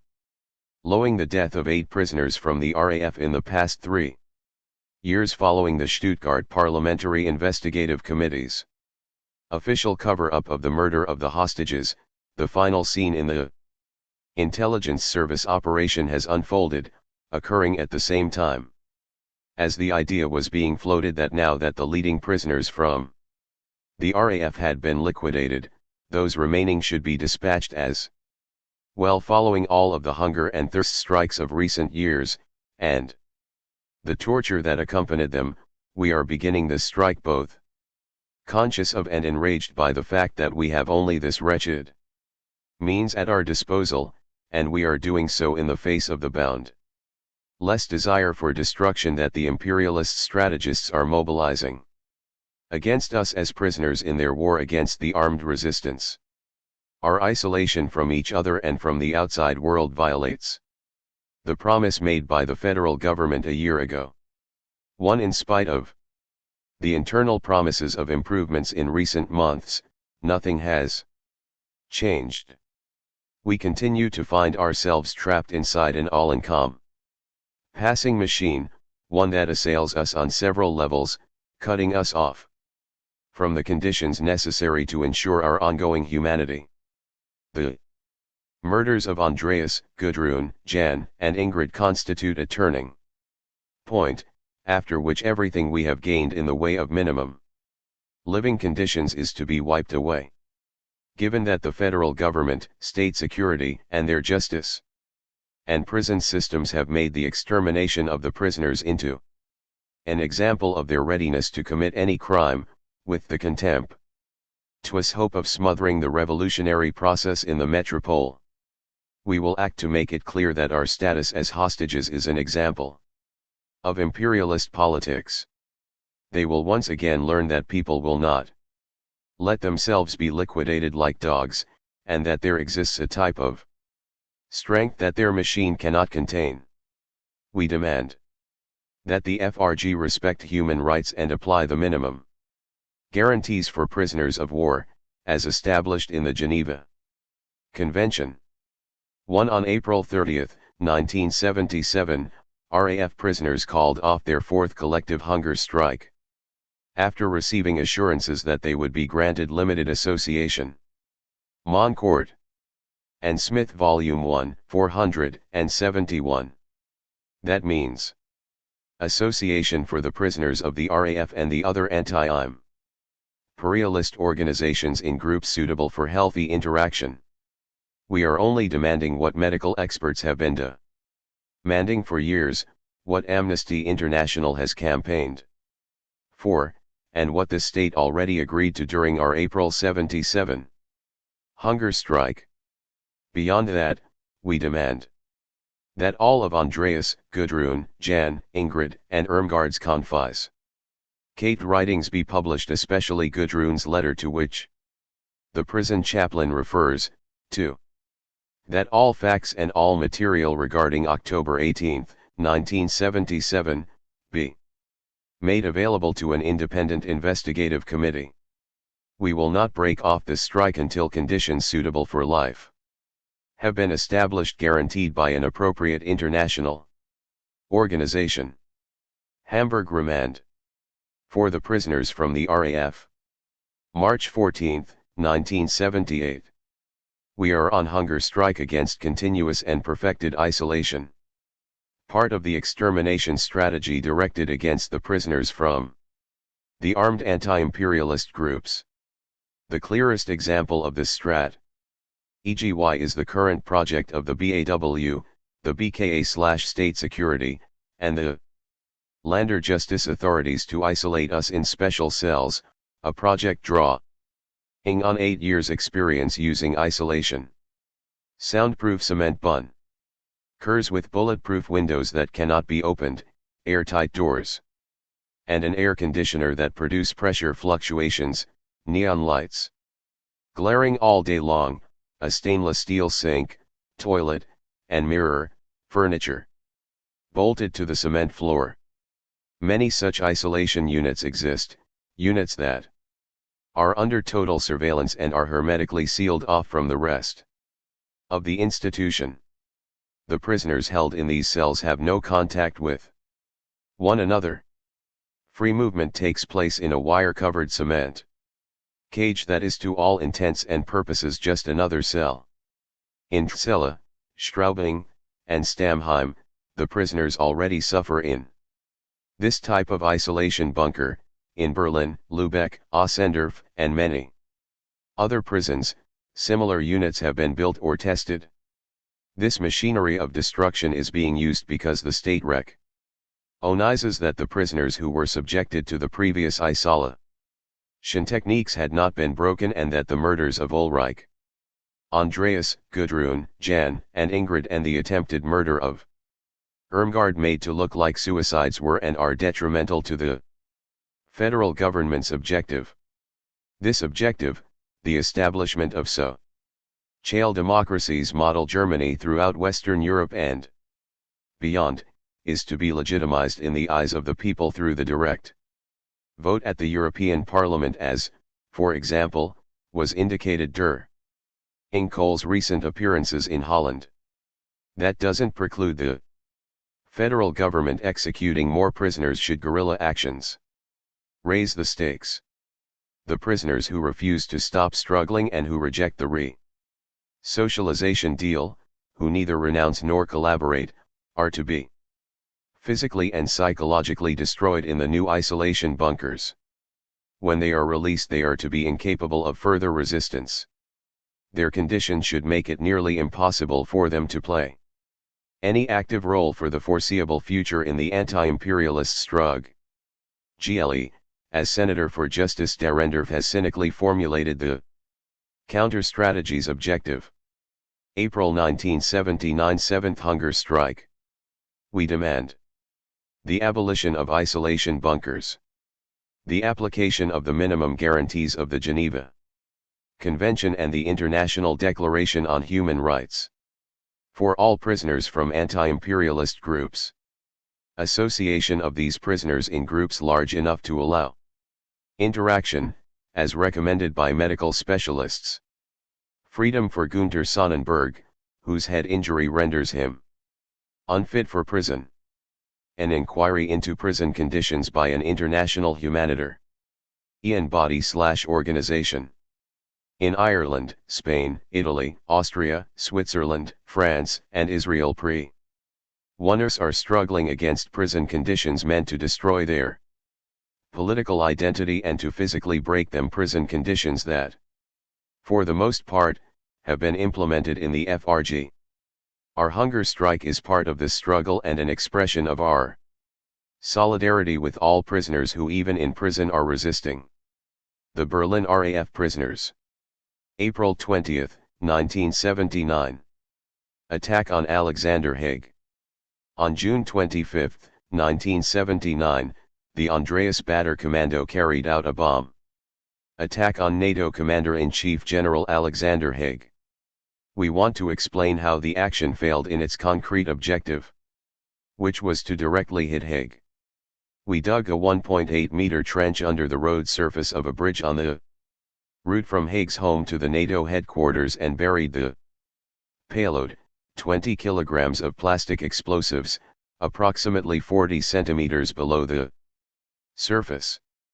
The fuse was a 200-meter electrical cable, to be triggered at the moment when the front door of Haig's Mercedes was directly above the payload. We had determined that his car traveled 2 meters per tenth of a second.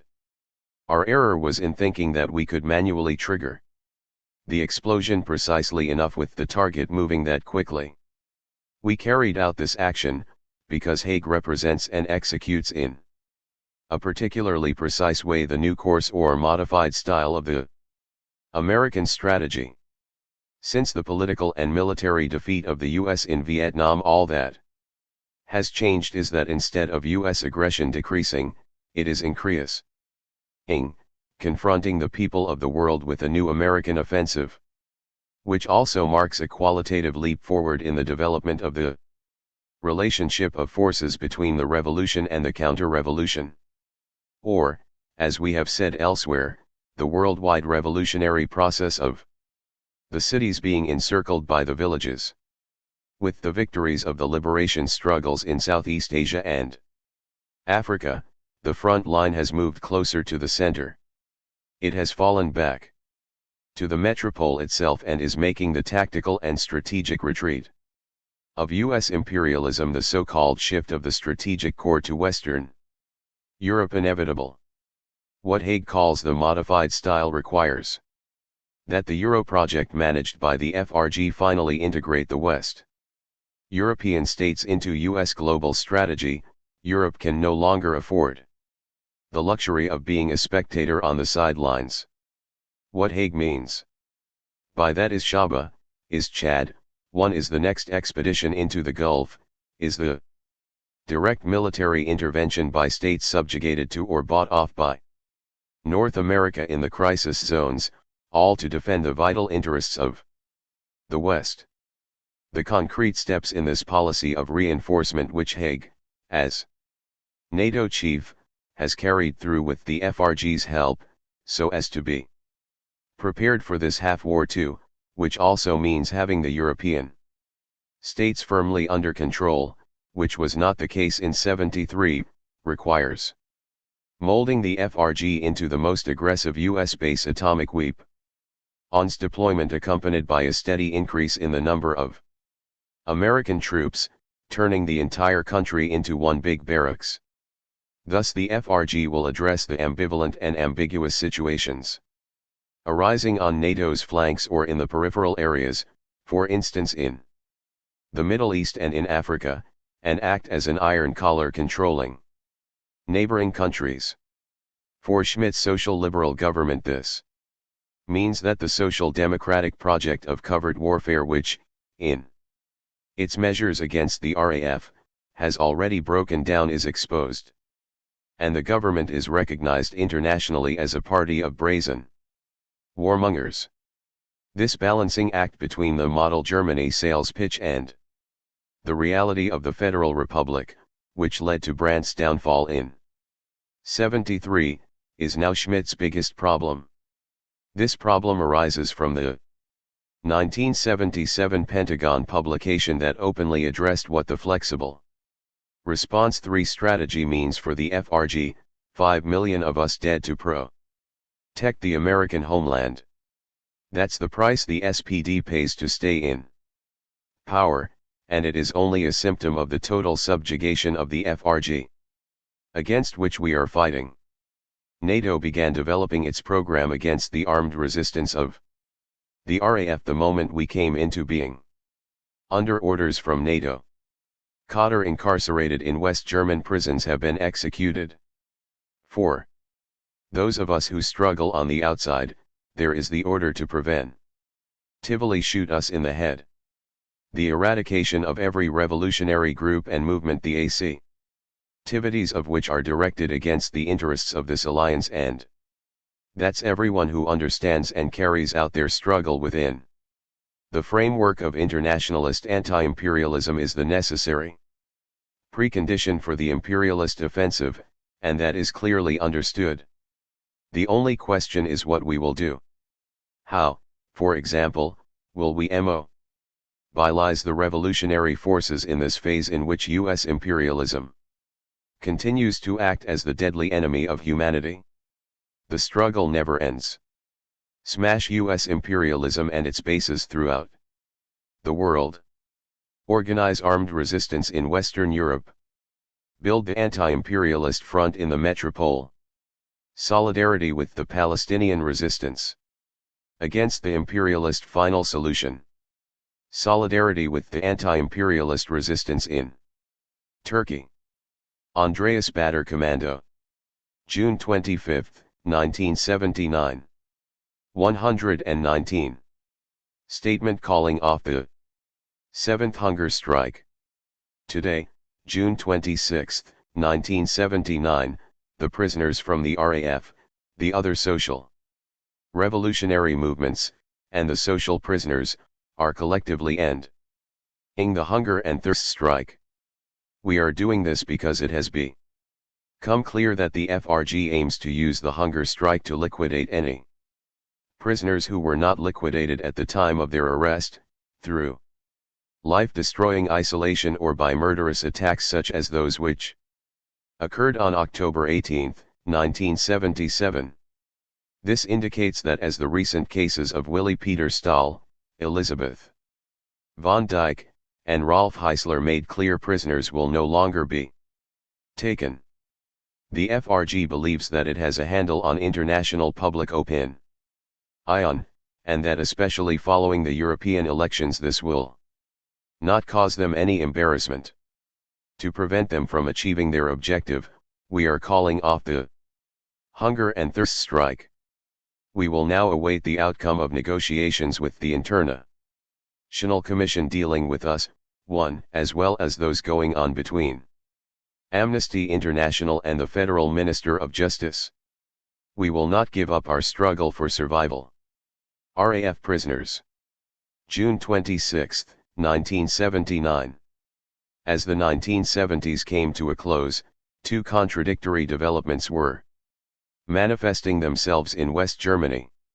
On the one hand, Helmut Schmidt and his technocratic model Germany had been buoyed by the guerrillas' repeated defeats. On the other, a new radical youth movement was emerging out of various struggles, most notably the direct action wing of the anti-nuclear movement. Politics and history consist of wheels within wheels, and so neither of these developments occurred in a vacuum.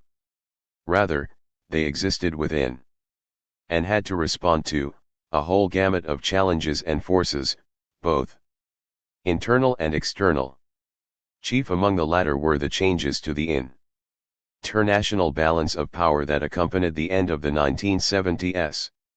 What the Andreas Bader Commando had referred to hopefully as the development of the relationship of forces between the revolution and the counter-revolution, the worldwide revolutionary process of the cities being encircled by the villages.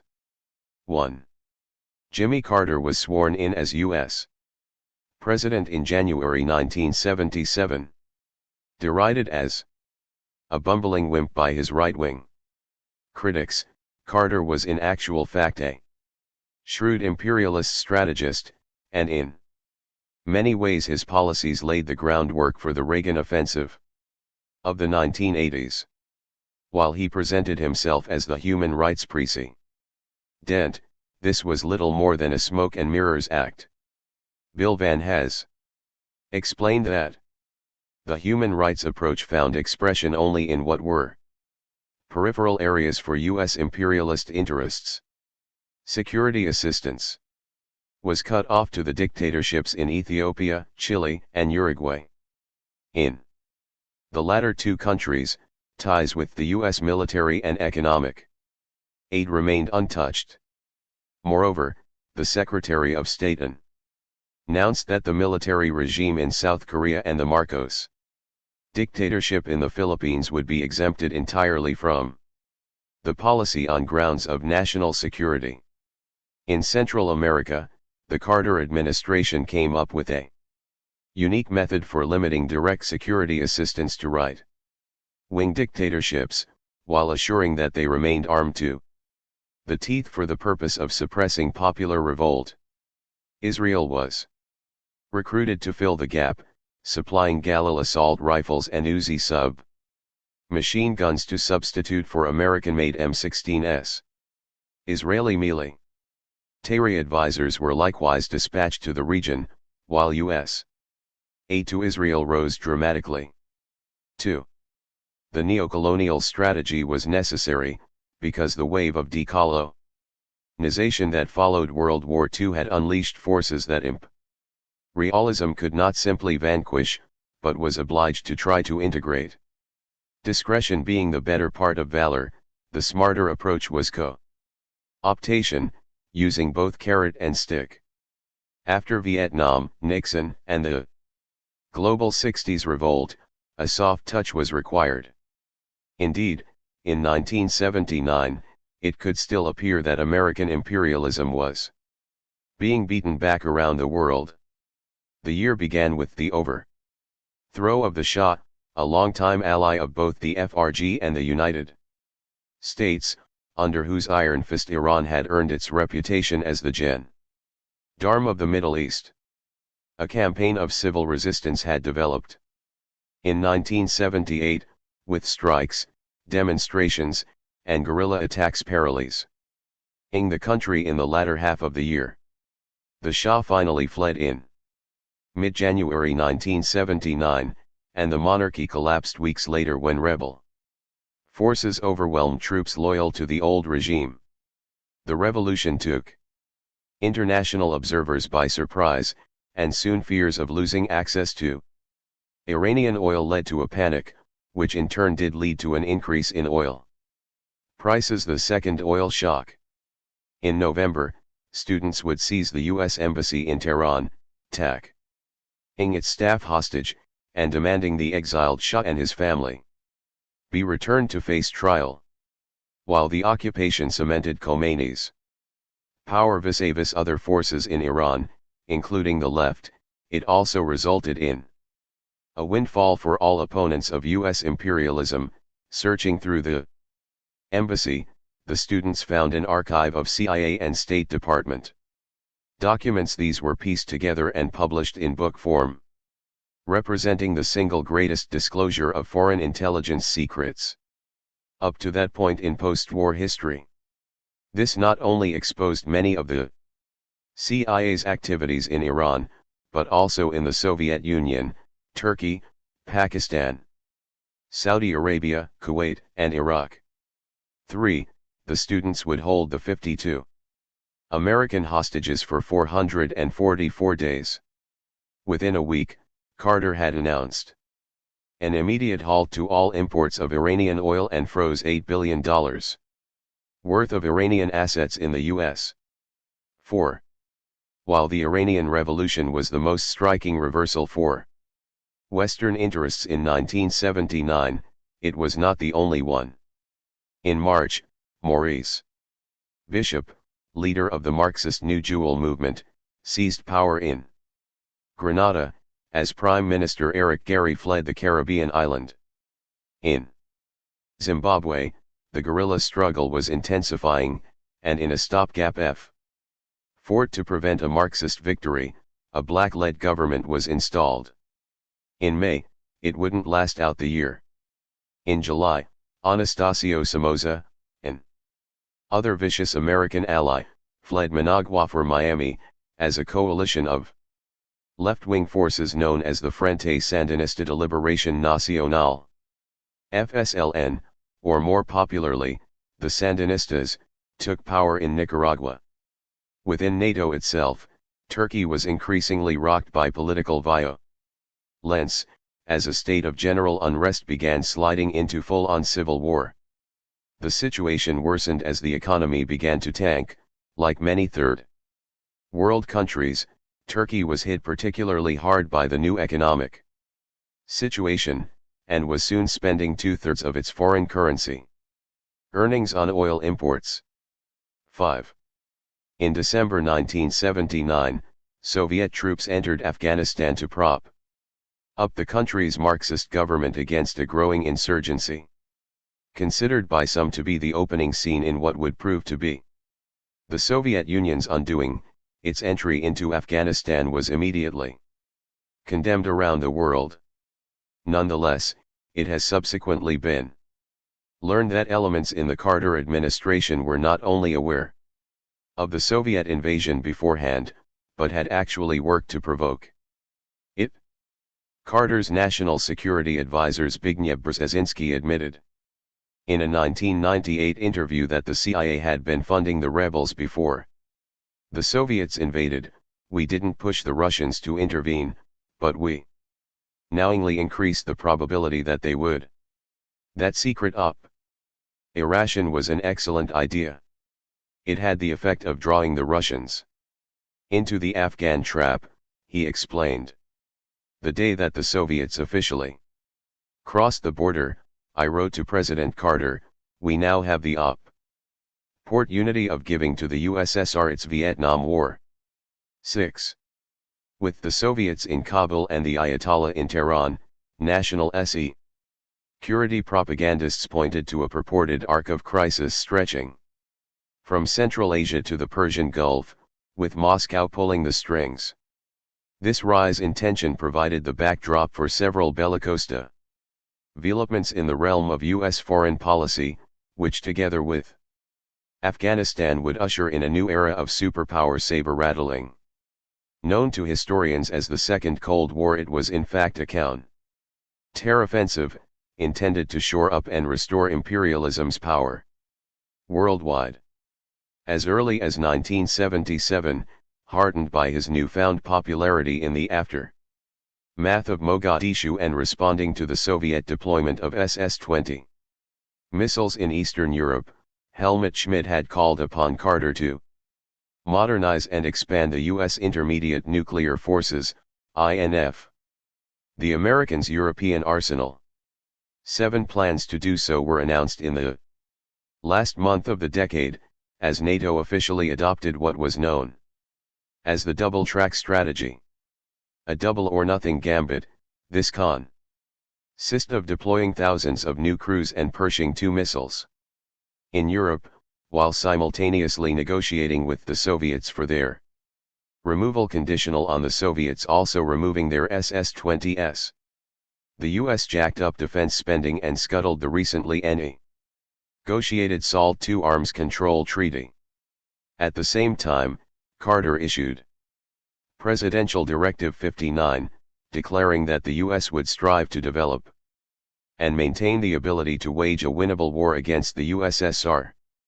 An outgrowth of the already existing flexible response strategy, intended to allow for a limited nuclear war, Presidential Directive 59 involved a typically Carteresque humanitarian shift. Missiles would no longer be aimed at Soviet cities, but at Soviet military installations.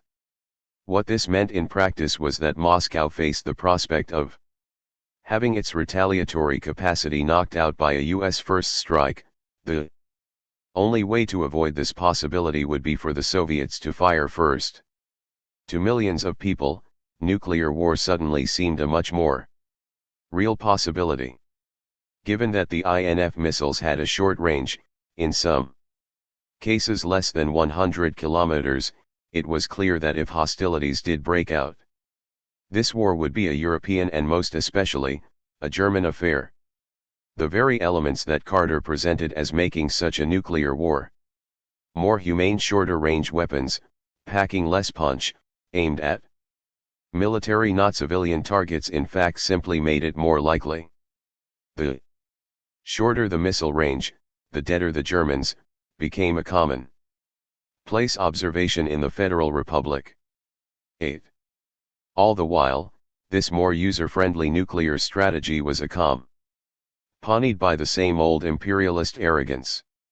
In his 1980 State of the Union address, the U.S. President expounded what would become known as the Carter Doctrine, a Middle East corollary to the already infamous Monroe Doctrine. As Carter put it, any attempt by an outside force to gain control of the Persian Gulf region will be regarded as an assault on the vital interests of the United States of America, and such an assault will be repelled by any means necessary, including military force. 9. Détente was over, and the stage was set for a new round of imperial brinksmanship, the consequences of which we are still living with today.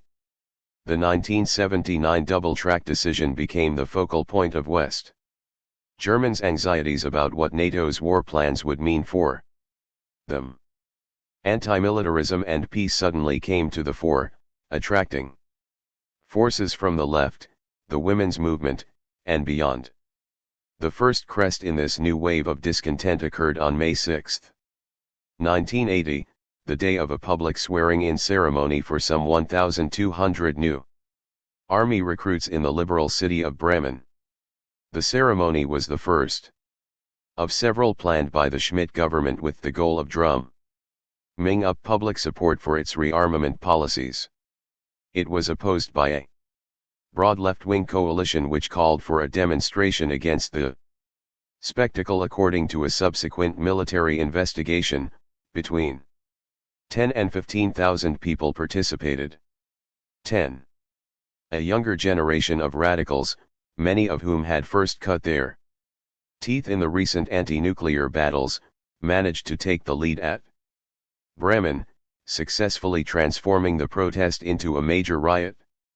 11. As one participant would later explain, the explicit goal was to prevent the ceremony. Cars were burned because they were the cars people used to get to the ceremony. The large demonstrations, like Brockdorf, were always dealt with militarily. We decided we would not be stopped militarily again. 12 hours of fighting left roughly 350 police officers injured, 5 requiring hospitalization. Cars were set alight and 8 army vehicles were destroyed, as was military equipment left vulnerable.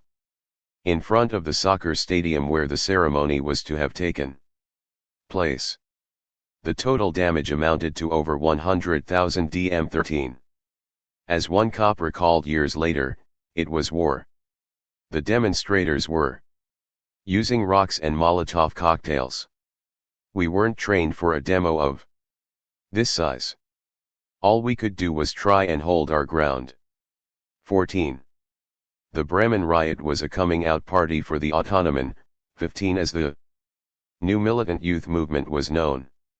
While one can trace their lineage back to the Spontus, the alternative movement, the women's movement, and Italy's autonomous Marxists, 16. The Autonomans' most important lessons had been learned in the militant wing of the anti-nuclear movement. 17. Reflecting both continuity and a rupture with the politics of the APO generation, the Autonomen represented a breakthrough for radical politics in the FRG, one born of model Germany's contradictions and given initial form by all the myriad experiences, both positive and negative, of the previous 10 years. At Bremen, the Autonomen established the important part they would play in the anti-militarist resistance, making it clear that if opposition to war were to become an important focus of activism in the years to come, it would no longer be the exclusive purview of the church and pacifist-dominated peace movement. The young Autonomen had clearly overcome the fear of violence that had followed the German autumn. Spurred on by their example, there would be further disruptions at swearing-in ceremonies elsewhere, as the methods and ideas of this new youth movement became the default pole of attraction for a fresh wave of rebels. 18. It was a significant turning point, and was recognized as such at the time. The guerrilla in Paris, putting doubts to rest. Between 1977 and 1981, 7 RAF members who had been arrested on February 4, 1974, dubbed the 2.4 group by police, completed their sentences and were released from prison. 19. While most of these never returned to the underground, there were some for whom the RAF continued to represent the best course of resistance to the system that had tried and failed to break them in its isolation wings. As we have seen, Wolfgang Beer had been released in 1978, and had subsequently participated in the DPA occupation. Upon completing his one-year sentence for this, he returned to the RAF. Another of those arrested in 1974, Helmut Pohl, completed his sentence in September 1979. While often treated as a marginal figure in the RAF's history, Pol was in fact one of the earliest guerrillas, and was also one of the most steadfast. It is no surprise that upon his release, he lost little time in joining up once again with his comrades in the underground. 20. As Pol would later recall, the RAF he found in 1979 was paralyzed by doubt to such an extent that people who wanted to join were being told it would be better if they devoted their energies to local, above ground activism. The priority within the group was to work on its internal dynamics and political orientation. 21. Indeed, for 2 years, the RAF had been stymied as to how, or even whether, to continue. Although the Hague attack represented a step out of this morass, it had failed, and the subsequent Swiss tragedy had revived these questions. What was the point of integrating new members when so much remained uncertain? This was compounded by the killings of von Dyck and Stahl, and the near-fatal shooting of Heisler, all of which served as a reminder of how dangerous the guerrilla struggle could be, and seemed to indicate that West German police had adopted an unofficial policy of taking no prisoners. This was the context, after Hague, in which the RAF regrouped in Paris, a location that offered one important advantage, namely its proximity to the FRG. Yet before good use could be made of this, the group's internal problems finally had to be addressed. In the time around the 77 offensive, several members of the anti-imperialist left had joined the guerrilla under intense, and less than ideal, circumstances. Susanne Albrecht, Sigrid Sternebeck, and Silke Meyerwood had all been close friends, moving together from the Hamburg squats to the prisoner support scene. Albrecht was recruited in order to help in the ill-fated attempted kidnapping of her sister's godfather, Jürgen Ponto. Given that it seemed increasingly likely above-ground supporters might be rounded up at any time, Sternebeck and Meyerwood had followed her underground soon after. Ralph Friedrich, who had worked in Klaus Croissant's law office, joined the RAF in November 1977 out of fear that he would soon be targeted by the same kind of repression as the lawyers he would later insist that he spent his entire time under ground in France. 22. Monica Helbing had also joined in 77 as a result of a police raid following the Buebach assassination, 23, and was followed in 1978 by her partner Ekkehard von Seckendorff-Gudent. 24. Werner Lotze and Christine Dumlein had joined in the summer of 1978. 25. It does not appear that von Seckendorff-Gudent or Dumlein ever participated in any RAF actions. 26. These were people who had been faced with difficult choices. Like everyone else, the defeats of 77 weighed heavily on them, as did the continued setbacks of 1978 and 79.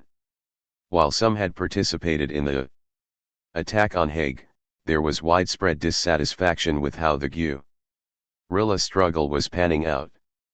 Some of these individuals had decided they wanted to leave the RAF. In other cases, the rest of the guerrilla decided they were not suited to the group, and they were told they would have to go.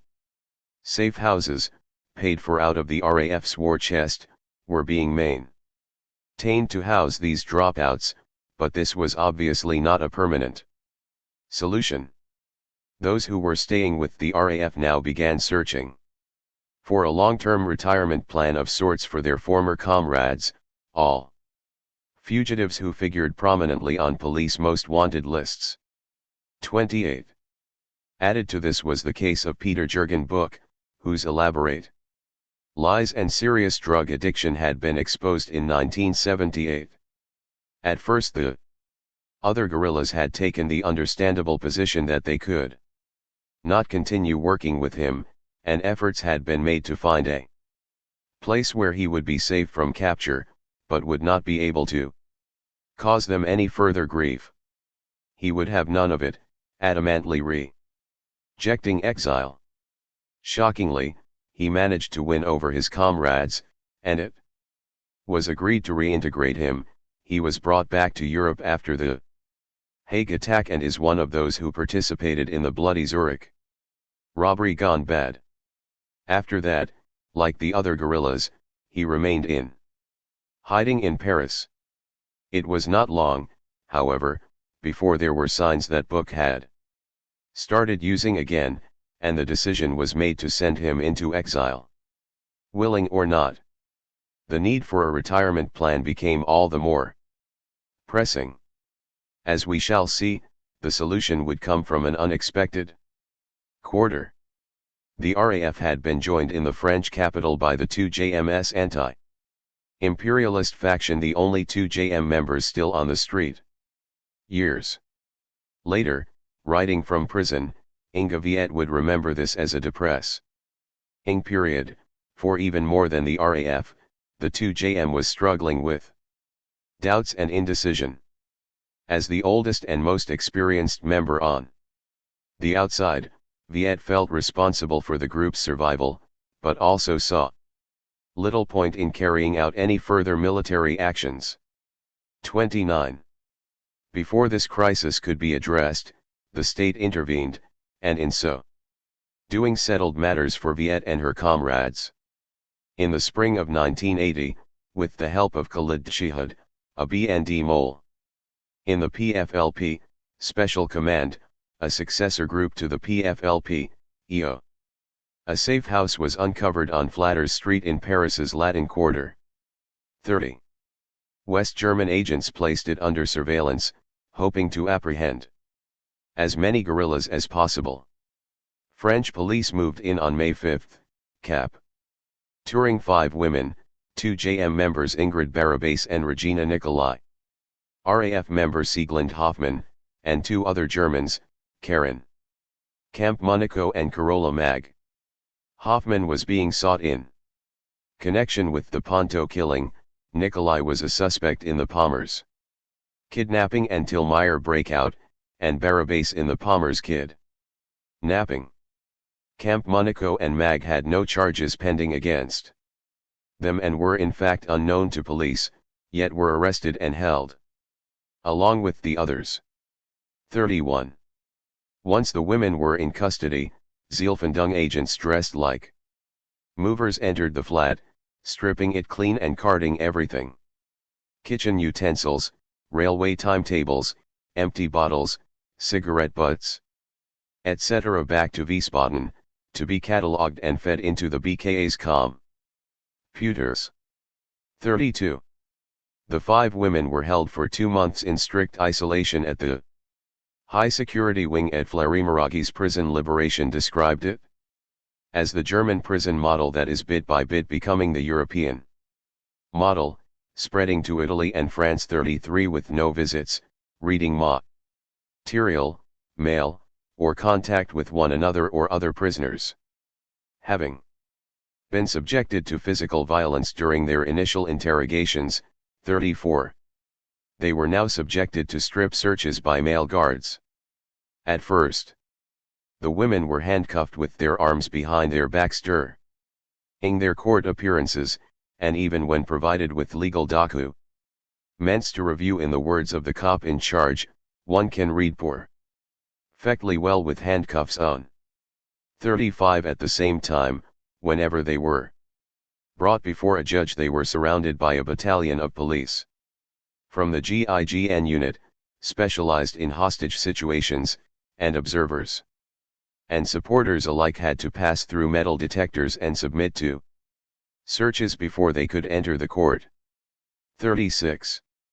The women's lawyers concentrated their efforts on challenging these conditions, as well as trying to ascertain who exactly had ordered them, as the French Attorney General denied having made any such request. 37. To little avail, although they did manage to have the women's handcuffs removed in the courtroom. 38. As for the prison administration, its response was laconic: "We don't see why they protest their conditions so much, it's not like they're going to be here for very long." 39.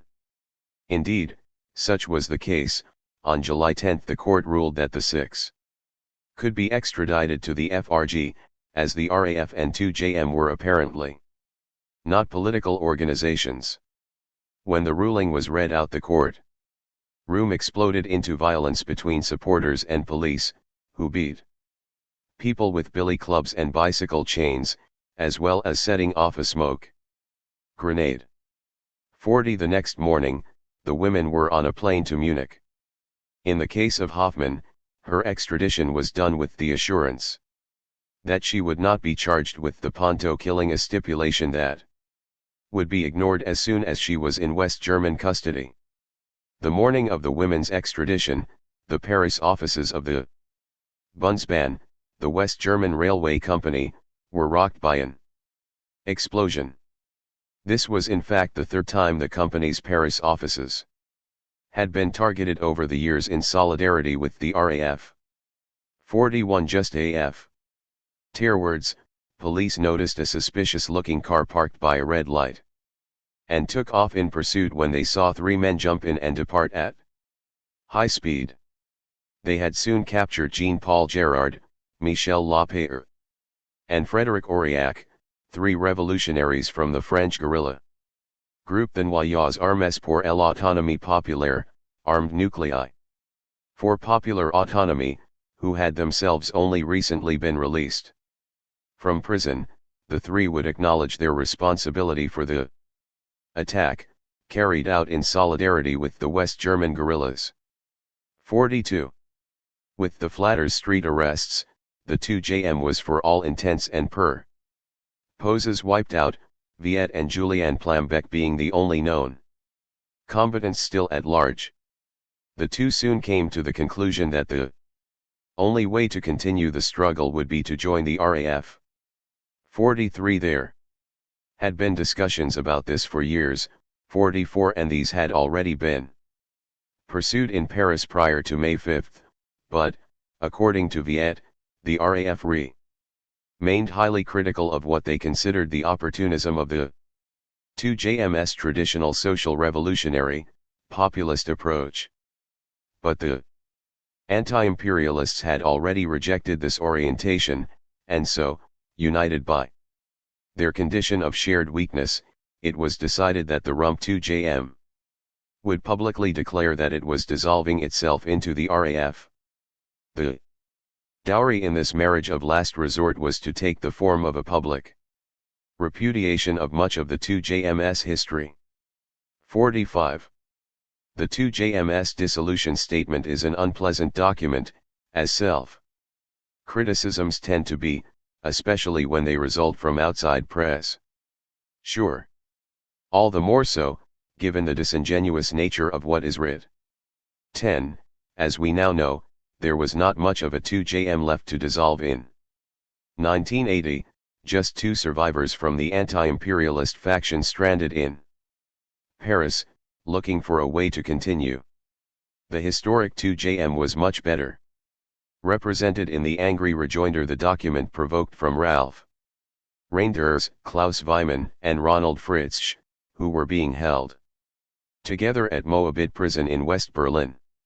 During a trial statement delivered on June 10, Gabrielle Rolnick, who had herself been sympathetic to the anti-imperialists, went straight to the point: the 2nd of June movement cannot be dissolved by someone reading a leaflet.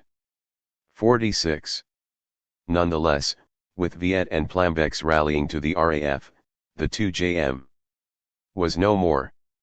Although there were some isolated low-level actions by a Friends of the 2nd of June movement, including the bombing of the Berlin-Kreuzberg municipal offices. 47. These soon petered out, while important elements of the politics it represented did persist, resonating in the actions of the revolutionary cells and even the Autonomen. These lacked the proletarian and class-oriented perspective the early 2JM had. tried so hard to embody. It was, in that sense, a tradition that had failed to find fertile ground in the new model Germany. There is a sad postscript to this unpleasant document. Life underground implies constant illegality, as one's fugitive status makes legal means of acquiring certain things more risky than simple theft. Automobiles in particular were required by the guerrilla, and new ones were always being sought in order to keep one step ahead of the authorities. In the village of Flaine, in Baden-Württemberg, on July 25, 1980, Heidi Schultz, Julianne Plambeck, and the two Beer brothers had just stolen a BMW. Schultz and Henning Beer took off in the stolen car while Plambeck and Wolfgang Beer followed in another vehicle.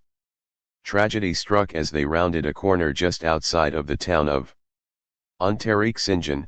Plambeck lost control of her car, crossing over the median into oncoming traffic and colliding head-on with a dump truck. The two guerrillas were dead before police arrived on the scene. 48. Julianne Plambeck had been active in the Munich Red Aid, a pre-Wunner support group, 49 before joining the 2JM. She was arrested in 1975 and charged in connection with the Lorenz kidnapping.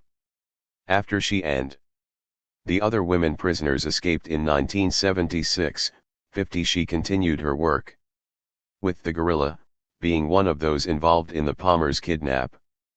Ping in 1977. She had turned 28 less than 2 weeks before her death. Wolfgang Beer had only recently been released from prison following the stint that had resulted from the DPA occupation.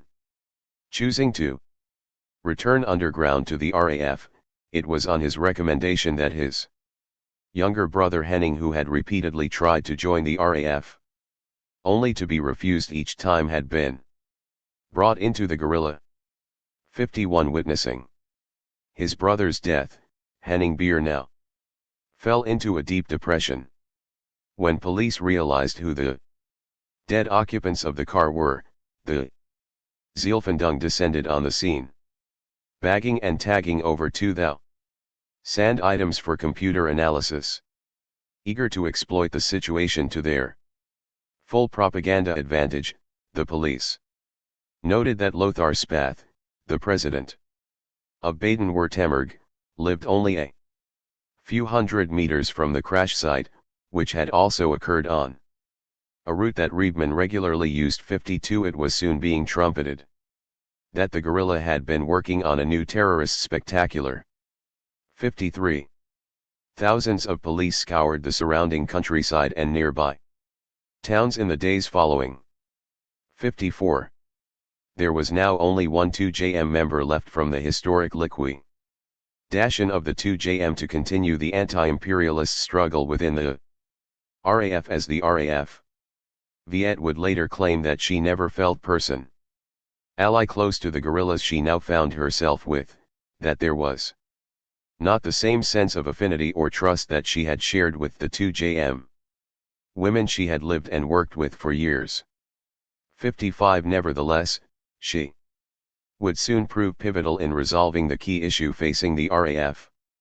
Namely, what to do with those members who either wanted out or whom the core group no longer felt they could work with.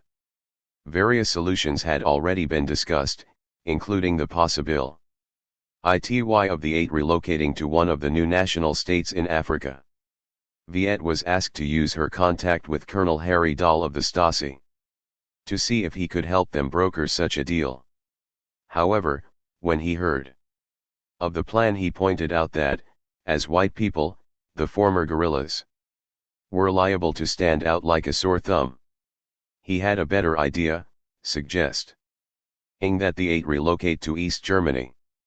The RAF had never considered that, but when Viet presented them with the offer, it seemed to solve all their problems.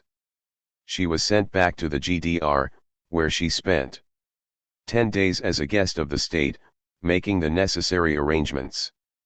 56.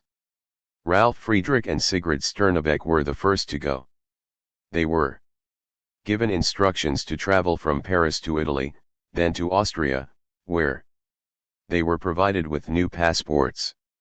From there they flew out to Czechoslovakia, and then to East Berlin. At Schenefeld Airport, they were picked up and driven to Pankow, where they were interviewed about their personal histories. 57. Everything having proceeded smoothly, these first two were followed by Suzanne Albrecht, Silke Meyerwitt, Werner Lotze, Christine Dummlein, Monika Helbing, and Ekkehard von Seckendorf-Gudent. They became citizens of the German Democratic Republic at a champagne dinner in the town of Briesen in September 1980. They were provided with false identities, and once they had mastered their cover stories, they were dispersed across the country. 58. As Helmut Pohl would recall, years later, people wanted to leave, but to where? Through contacts to the GDR it was possible to provide them with good conditions otherwise they would have ended up in prison. Given the existing reality, the comrades in the GDR really did offer them the best possible conditions. The defectors weren't sent off to some SE clubbed area. They received professional training and were able to study. The GDR really went all out. 59.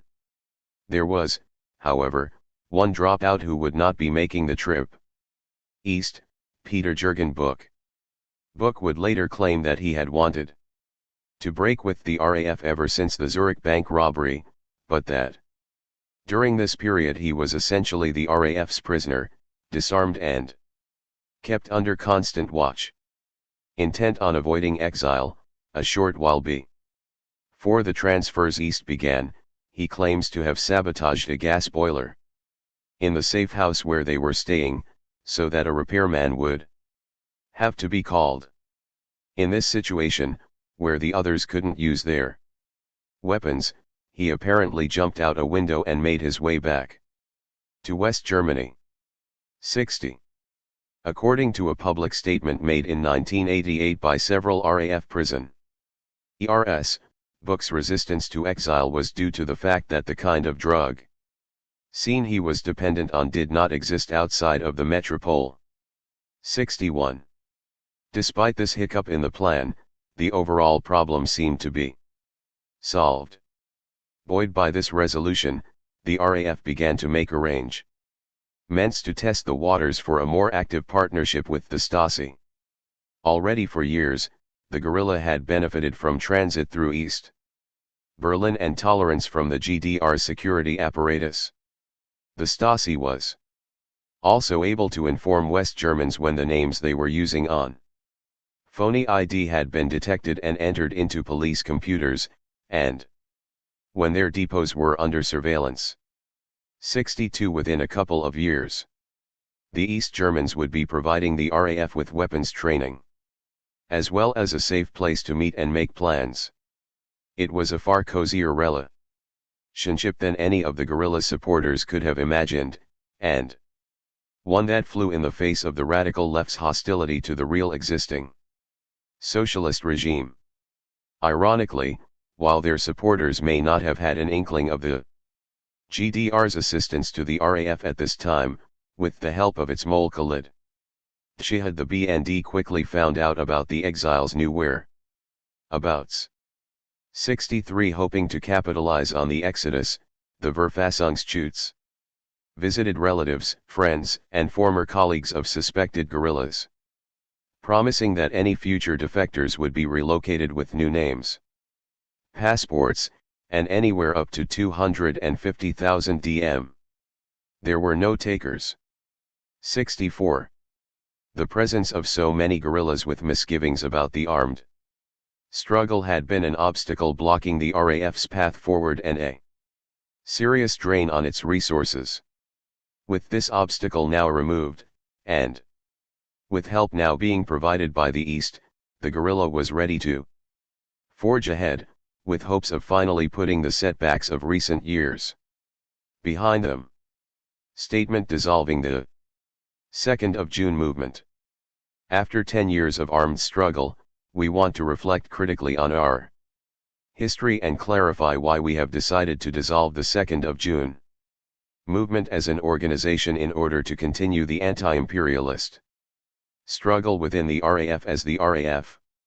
The 2nd of June movement was founded in contradiction to the RAF, with the vague purpose of carrying out spontaneous proletarian politics.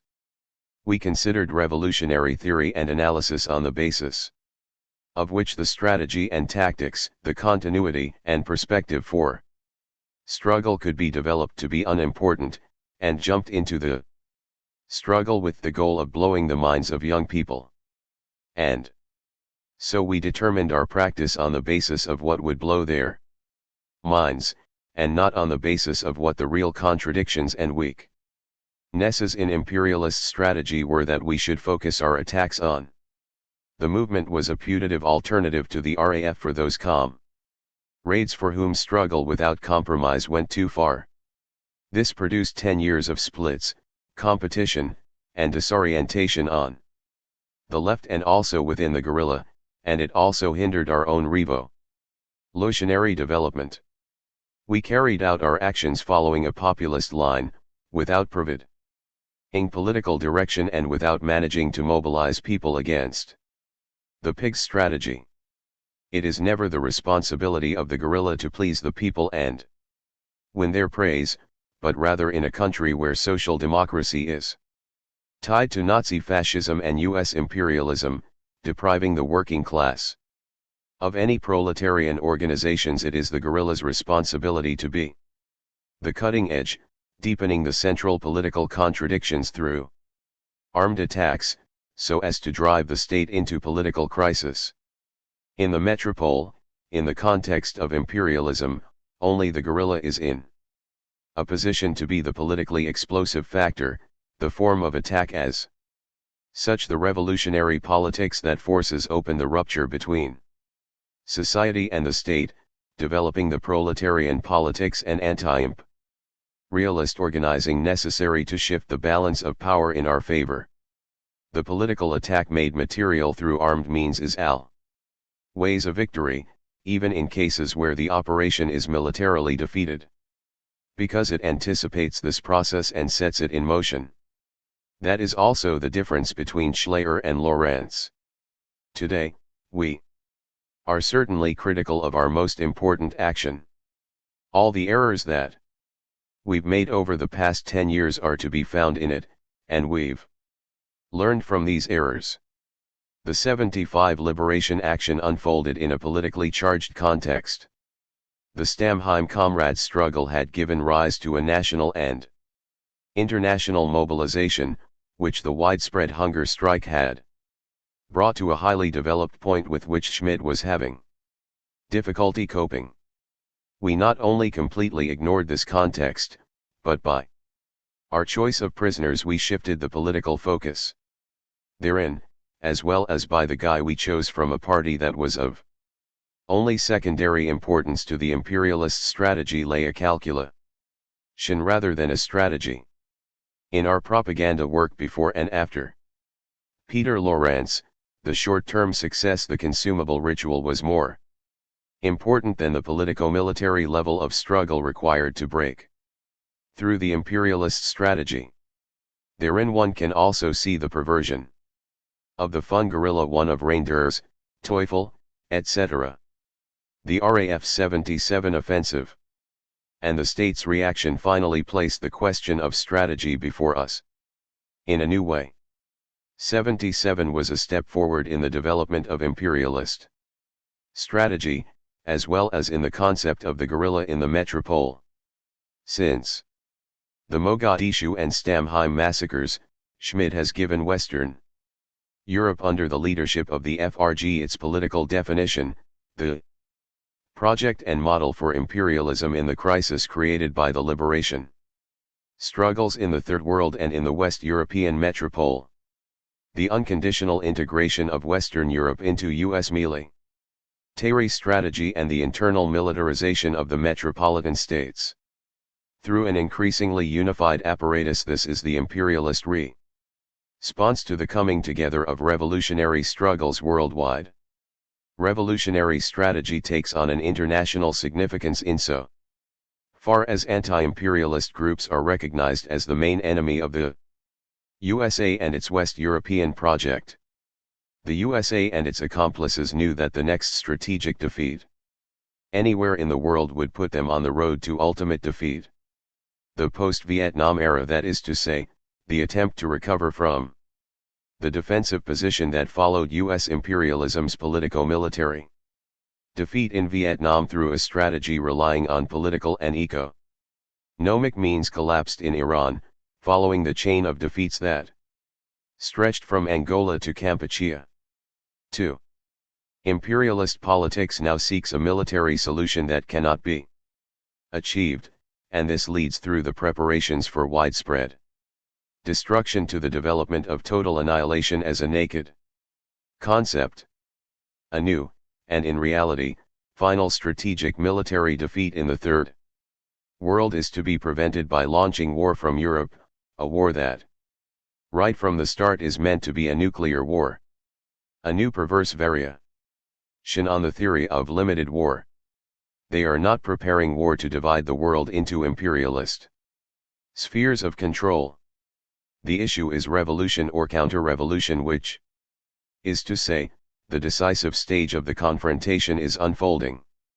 This decisive stage of the confrontation will, in the final analysis, occur in the metropole, because it is obvious that the victorious Third World liberation movements that have achieved state power can be blackmailed as long as they have to function within the East-West contradiction, and as long as the imperialist centers can apply pressure militarily and through the world market.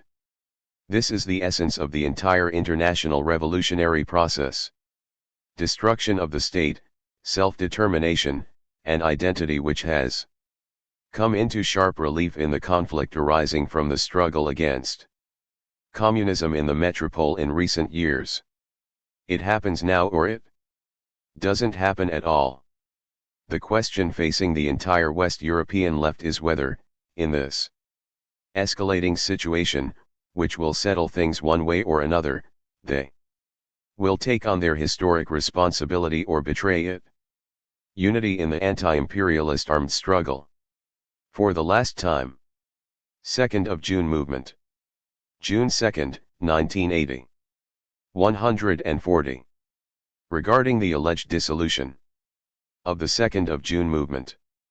That's right, the faction that has been trying for 3 years to shift the 2nd of June movement to the RAF line has now joined the RAF. In the heat of the moment, these comrades have also dissolved the entire 2nd of June movement in an ocean of words. To the comrades who have spoken with us and asked who wrote this politically empty nonsense, we have to say that that is not entirely correct. If it were only nonsense, we wouldn't have to worry about this nonsense expressing itself through idiotic actions, such as airline hijackings, etc. In this instance, we are taking the advice of Comrade Mao Zedong seriously. One cannot leave unaddressed the subjective bullshit that some comrades present as an appraisal of the political situation. There are always inexperienced comrades who follow such theories and hurt not only themselves, but also the rest of us, the entire left movement. This dissolution paper contains no material analysis, only a series of sentences following one after the other. An initial comment regarding the claim that now the roots of the perversion of the fun guerrilla of reindeers, Teufel, etc. have finally been exposed. To this we say, following a critique from steadfast combatants, the fun guerrilla as a source of leadership and strategy is at long last disbanded by the dissolution. Reindeers, Teufel, etc. have confirmed it by affixing their thumbprints. The fun guerrilla is dissolved. That's it. For years we've made our own perversion a mainstay of the resistance. Down with it. Fun is perverse. And fun during the Struggle is perverse fun. For weeks now we've been in a state of elated self-flagellation. Smack, ah, smack, ah. However, not everything in this dissolution paper is so funny. For instance, the assertion that the 2nd of June movement was founded in contradiction to the RAF. The 2nd of June movement resulted from the fusion of 3 West Berlin groups that wanted to develop and organize the armed struggle. The largest group was the Tupamaros West Berlin, which since 1968 had been carrying out various actions in Berlin. Imperialist and Zionist facilities and symbols were attacked. Factories where workers were being laid off were attacked. And, above all, in the context of the Oppo's 1969 justice campaign, courthouses, judges, and state prosecutors were attacked. The 2nd of June movement was able to learn from this practice. The broad range of targets and forms of struggle came out of the experiences of the youth revolt at the time. The 2nd of June movement was certainly correct to not develop an urban guerrilla concept theory like the RAF. That was completely unrealistic. This was a country where after 12 years of Nazi terror and a 20-year anti-communist campaign, a youth movement was just beginning to consider socialist ideas, a country where after a few years of grappling with the fact that they had no unbroken tradition to fall back on, a mass of proletarian youth began to tentatively and self-consciously take up the struggle against antisocial policies and oppress Zion, against apathy in the face of genocide and imperialism, against the absurd capitalist machinery of consumption, which hideously deforms human needs into alien sources of profit. Their resistance developed out of their own distress, and they drew their strategic and tactical understanding from the experiences. This led to an ever-deepening analysis of the overall social situation. This dialectical development, based on theory and practice, is the process that Marx recognized as the precondition for revolutionary politics to succeed. At the time, there was no satisfactory practical experience from which to develop such a definitive concept. The fact that at the time, the RAF couldn't put their urban guerrilla concept into practice proves this. The contradiction between the RAF and the 2nd of June at that time was the result of the different ways the groups had evolved, the 2nd of June movement out of their members' social scene and the RAF on the basis of their theoretical revolutionary model. And, equally, as a result of the RAF's centralized organizational model on the one hand, and our autonomous, decentralized structures on the other. Another point of conflict was to be found in the question of Cotter going underground, which the RAF insisted on as a point of principle. As such, the immediate forerunners to the 2nd of June movement were always open to a practical proletarian alternative, an alternative that had nothing to do with competition, but more with different visions of the revolutionary struggle. There was strong mutual support and joint actions in the early riot of both groups, for example the expropriation actions at the 3 West Berlin bank branches in September 1970. At the time, both groups proceeded with the idea that the future would determine which political vision would prove effective in the long run. In this obscure dissolution paper, Lorenz's capture by the 2nd of June movement and the freeing of a number of prisoners is heavily attacked. It is argued that all the errors that we've made over the past 10 years are to be found in it. Obviously, in the years leading up to 1975, and even in the Lorenz accusation, mistakes were made. The setback of September 1975 too proves that all too clearly. But what is passed off here as self-criticism reveals a hilarious ignorance that would be hard to beat. Apparently, the Stammheim comrades' struggle had given rise to a national and international mobilization, which the widespread hunger strike had brought to a highly developed point with which Schmidt was having difficulty coping. And because of this he was on the point of collapse. And this was barely 4 weeks after they broke off the Hun-GER strike, because the demand for association in Stammheim could not be achieved at that time. What highly developed point could this be referring to? Perhaps the hunger strike? Or maybe the Berlin election campaign? Or is the struggle in WYHL part of the political situation? Mass unemployment? Inflation? And Schmidt? Now he has a little more to deal with, a shame. So, this dissolution paper reads as if the hunger strike nearly led to the downfall of the Western zones, which, however, didn't happen because the 2nd of June those bastards of historic proportions through the choice of prisoners, politically shifted the almost hopeless situation that Schmidt faced in his favor. The 2nd of June, saviors of the nation and Schmidt's aides. Helmet. Where are our federal crosses of merit? And all of that just before the RAF was going to tip the balance of power in their favor. That simply can't be true. To be blunt, whoever today looks at the Lawrence action, the single big just victory in 12 years of armed struggle, and spreads this sort of shit, is in fact truly brainless, absolutely and totally. How can these comrades arrive at such ivory tower appraisals? The answer can be found in the paper itself. In this way, revolutionary politics are sold to us as the attack that pushes the rupture between society and the state to the breaking point. Yeah, whatever. Apparently, we should help to widen the rupture between capitalist society and the form in which it is expressed, the bourgeois state. Sounds like, free the leaders from their roots and then we'll have free leaders. At least you can't go downhill from there. This paper is an example of bloated prose, flippancy, hubris, arrogance, contempt for the masses, and resignation.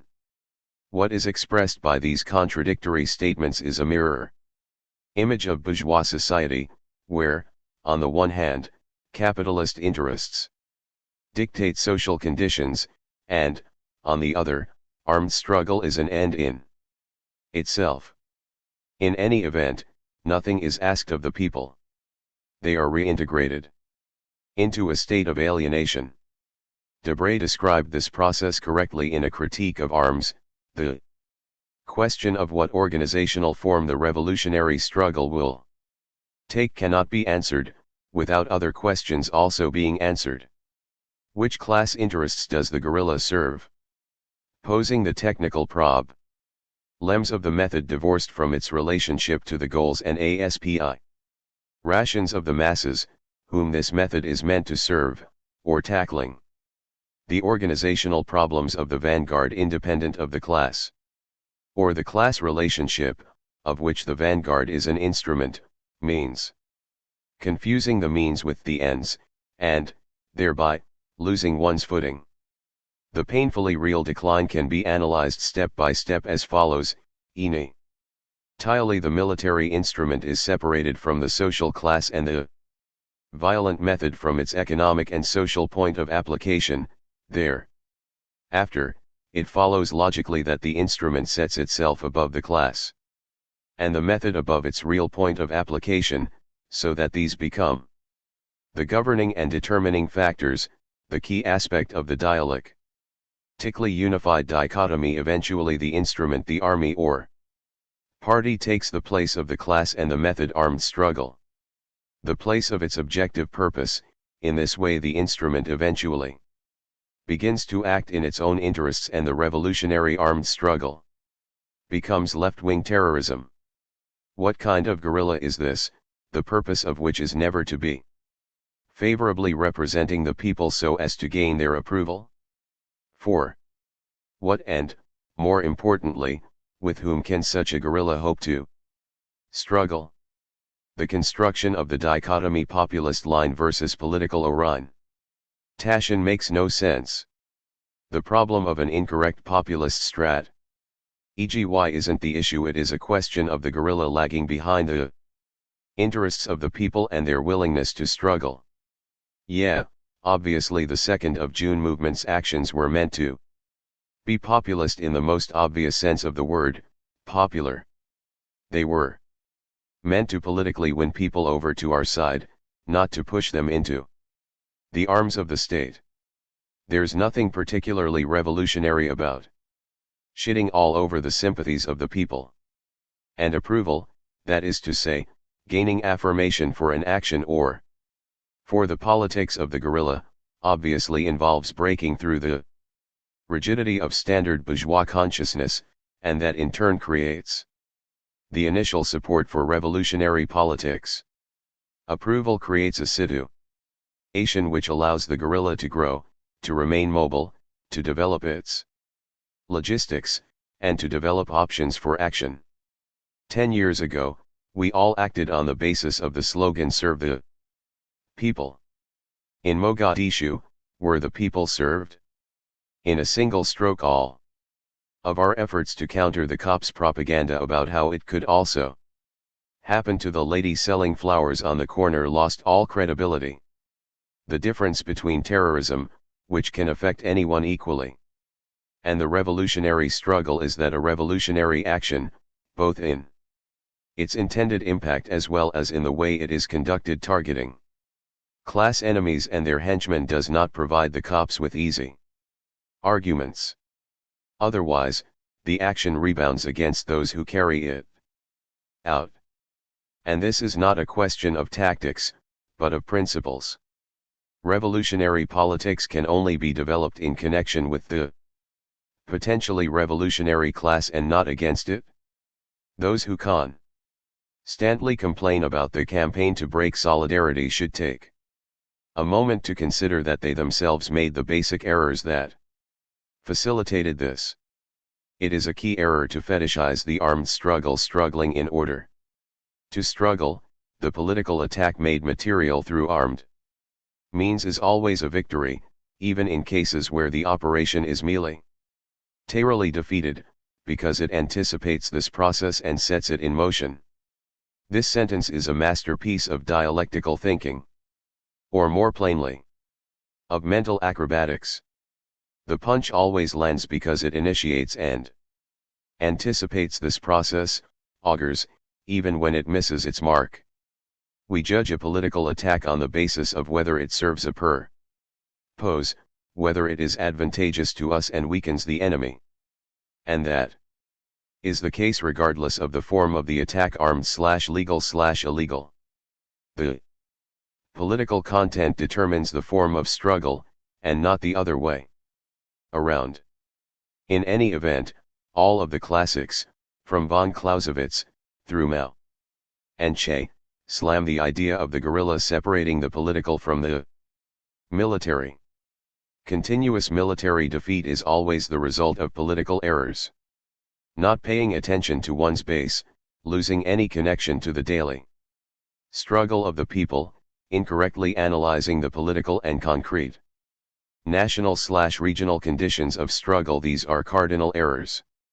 Any sober appraisal also shows that this has nothing to do with the much touted continuity of the guerrilla strategy. The consistent use of the same strategy over a 10-year period while ignoring ongoing developments and changes has not produced a particularly glorious chapter of political activity. Debating the overall position presented in this dissolution paper is almost impossible.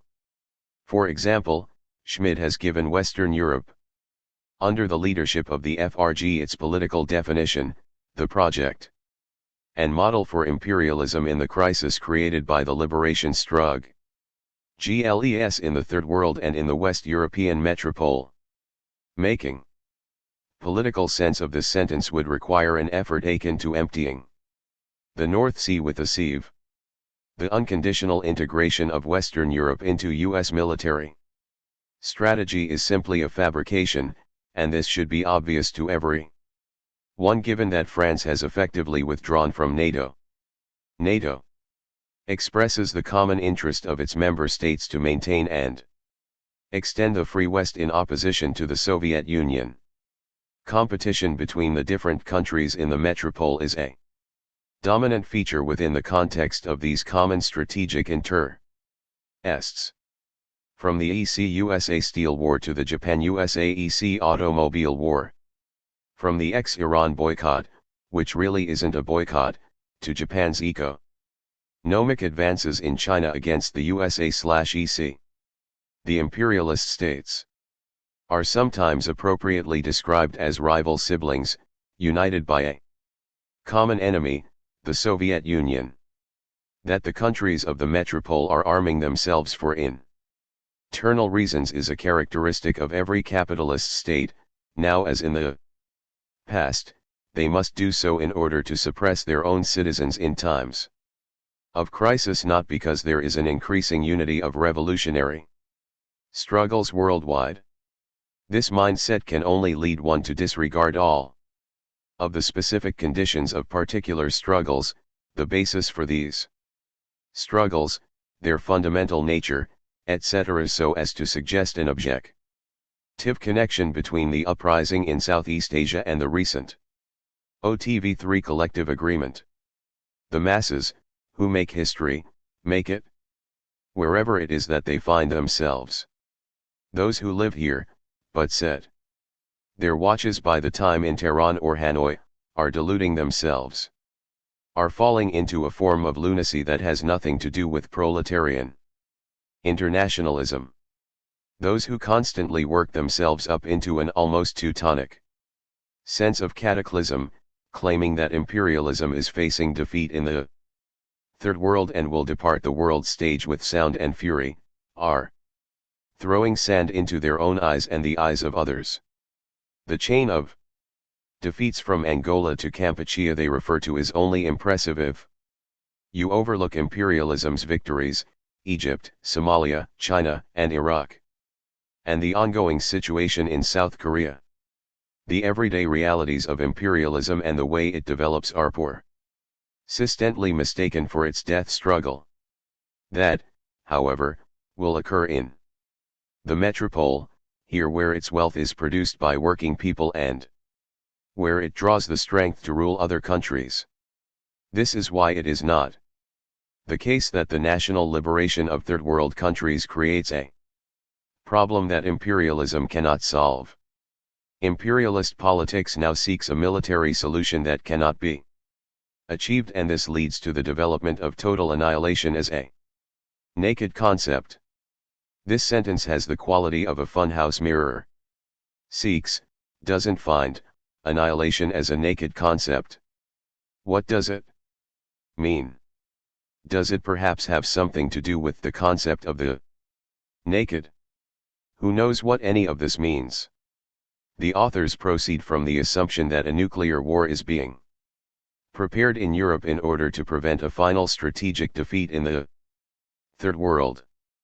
The imperialists would be out of their fucking minds if they attempted to secure their assets in the Third World by destroying Europe, where they have so much more invested.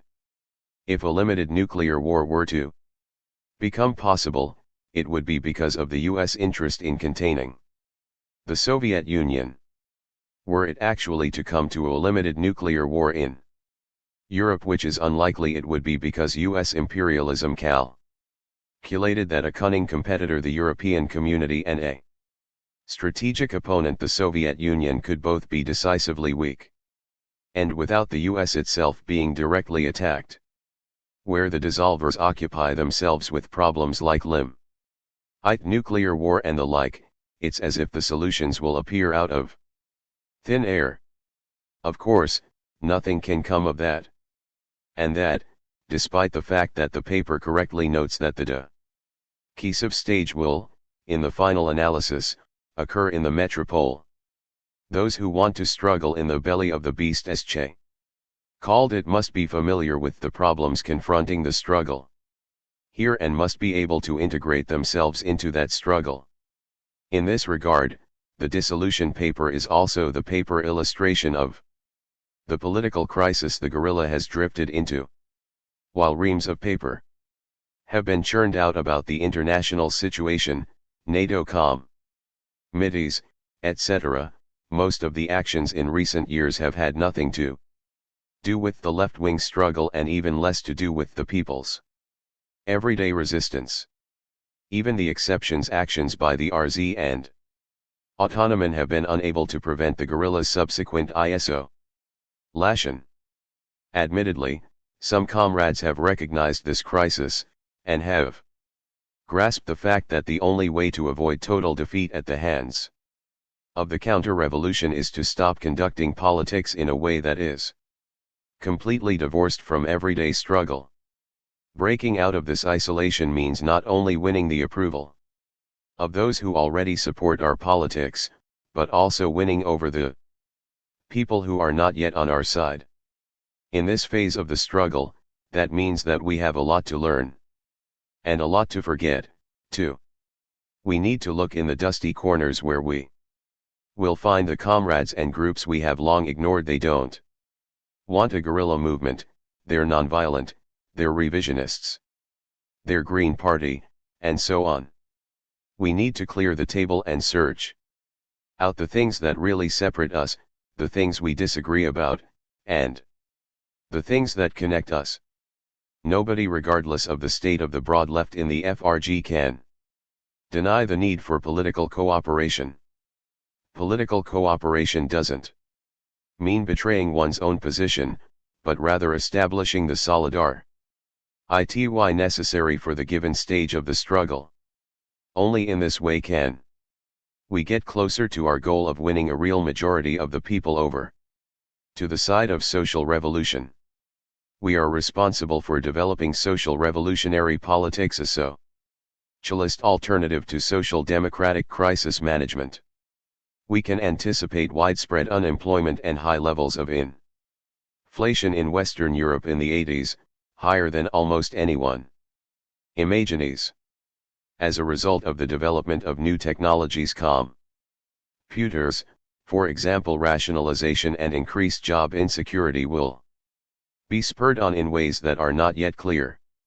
The intense competition in a relatively crowded world market will expedite currency devaluation in the imperialist states and lead to a decline in real wages. Because, in pursuing capitalist interests, the state must use more and more social wealth for subsidies and arms expenditures, the social safety net, which, in any event, is paid for out of the pockets of all those who might require it, will become ever more threadbare. Broad layers of the population will be déclassed/proletarianized and will find themselves slipping below the poverty line. The ruling class is preparing for the coming conflict. It knows full well that all of this will deepen the contradictions between itself and the people. They are once again refining and upgrading their repressive apparatus, in the time-honored tradition. The Social Democrats and the technocrats also hope to confuse the people with their reformist slogans and dialogue. This is the way they've used bomb. For they want to prevent the discontented, the aggrieved, and the oppressed from acting in unity with the left opposition in a way that would be mutually radicalizing. They want to neutralize and buy off the left, so as to head off any movement that might question the legitimacy of this state. In the final analysis, how successful they will be depends on whether we succeed in intervening in the already developing conflict on the issues which the state cannot resolve or defuse with reforms, forcing them to make direct use of their violent potential. And this is true in regard to every single issue struggle, be it the anti-nuclear movement, the housing struggle, the women's movement, anti-militarism, the struggle against unemployment, or the struggle in the factories. In the final analysis, the fundamental problems that lie behind the facade of the social state can only be resolved with violence. For example, a capitalist factory will always remain a source of exploitation and inhumane working conditions. Co-management, collective agreements, and factory councils notwithstanding. In this state, profit is still, after all, the point of the exercise. To this end and for this very reason a few thousand cops will be deployed. Just as Gorleben 5 was violently cleared because it was standing in the way of the entire atomic energy program, which the monopolies in the FRG could not allow, because they intend to use their know-how to remain competitive on the world market. Wherever the economic or political interests of the ruling class have been met with massive opposition, the state has responded with violence from Gronda to Brockdorf, from West End to Driesemeck, 6 from the swearing-in ceremony in Bremen to the occupation of America House in West Berlin, 7 from the legal rubber stamping of the lockouts to the clubbing of striking printers. In all these struggles the state is attempting to protect its monopoly of violence, a precondition for the smooth functioning of exploitation and capitalist production. As a result, they are attempting to eliminate any doubts about the legitimacy of this monopoly of violence. If we want to break through this monopoly of violence both practically as well as in the popular consciousness, we must intervene in the people's struggles with militant actions. We must carry out exemplary actions that can be understood and imitated by many people, and which will also make it clear that illegal actions are necessary. An atomic power plant that couldn't be prevented despite construction site occupations and demonstrations can still be neutralized if the power pylons are knocked over. A crane is only a useful tool for a real estate speculator until it is torched. A slumlord that lets a living space be destroyed gets a sense of what it's like when his own digs are renovated. A municipal planning and building control office encounters certain difficulties with further deforestation if its offices burn down. A prison warden learns less about daily life in prison from petitions and protest letters than from a couple of bullets in the leg. All the small and large enemies of the people can no longer bask in their glory if they are made to fear being held accountable for their scummy behavior. No aspect of everyday struggle can be overlooked when pursuing the long-term goal of uniting all of the resistance groups. Only in this way can a broad, militant, revolutionary movement develop, and through a protracted process of disruption of all of the ruling structures economic, political, and military carry through the social revolution in the metropole. We can never lose sight of this goal, the social revolution, which today seems so utopian, otherwise we will lose ourselves in sex, transcendental theories, and political irrelevance. Now a final comment regarding the dissolution paper. Social revolutionary politics which are represented by the 2nd of June movement, among others, cannot be dissolved like some petty bourgeois gardening group. Reinders, Weimann, Fritsch. Berlin Moabit. June 1980. The deaths of Wolfgang Beer and Julian Plambeck. Wolfgang and Julian, their deaths are hard for us, especially in such an absurd accident. They had prepared for a different death, not this brutal, daily metropolitan waste. The bullshit the press is cranking out is really too much. Anyone who ever had anything to do with Wolfgang knows who he was. For him, the most important thing was to learn through and from the attack, living underground, above ground, or in prison. It was something he also taught others. His clarity about the hows and whys of his undertakings, his militancy, and his political thinking were important to us, the RAF, for 8 years. Julian wanted the guerrilla in the FRG unified, and that's how we came to be with her. She was someone who, through her openness and political radicalism, could clear the bullshit out of the way. The decisive Ness and the enthusiasm with which she embraced this new chapter had a strong effect on us all. Regarding the filthy way the BAW and the BKA are making use of their deaths, we can only say that Riebman doesn't concern us right now. He already brags enough about attacks against him and NEI. There does Spath. One, nor do we intend to blow Schmidt up. Naturally. We're still here, which they know better than they let on in their propaganda. Proving our capacity to act, and desperate actions aren't ally our thing. The 77 offensive opened up possibilities for a new step. Concretely, it is necessary for us to restructure for the next step in the development of our strategy to create politico-military unity between the armed underground and the legal structures in the anti-imperialist movement. Then we'll decide upon our course of action. Red Army Faction. July 26, 1980. The Autonoman had burst onto the scene and the RAF had regained its sense of purpose, but not much had changed in the FRG's tombs, the 1978 and 79 hunger strikes notwithstanding. Yet again, it would be the prisoners' struggle that would push developments forward, and win a hearing for anti-imperialist politics among the new generation of radical youth.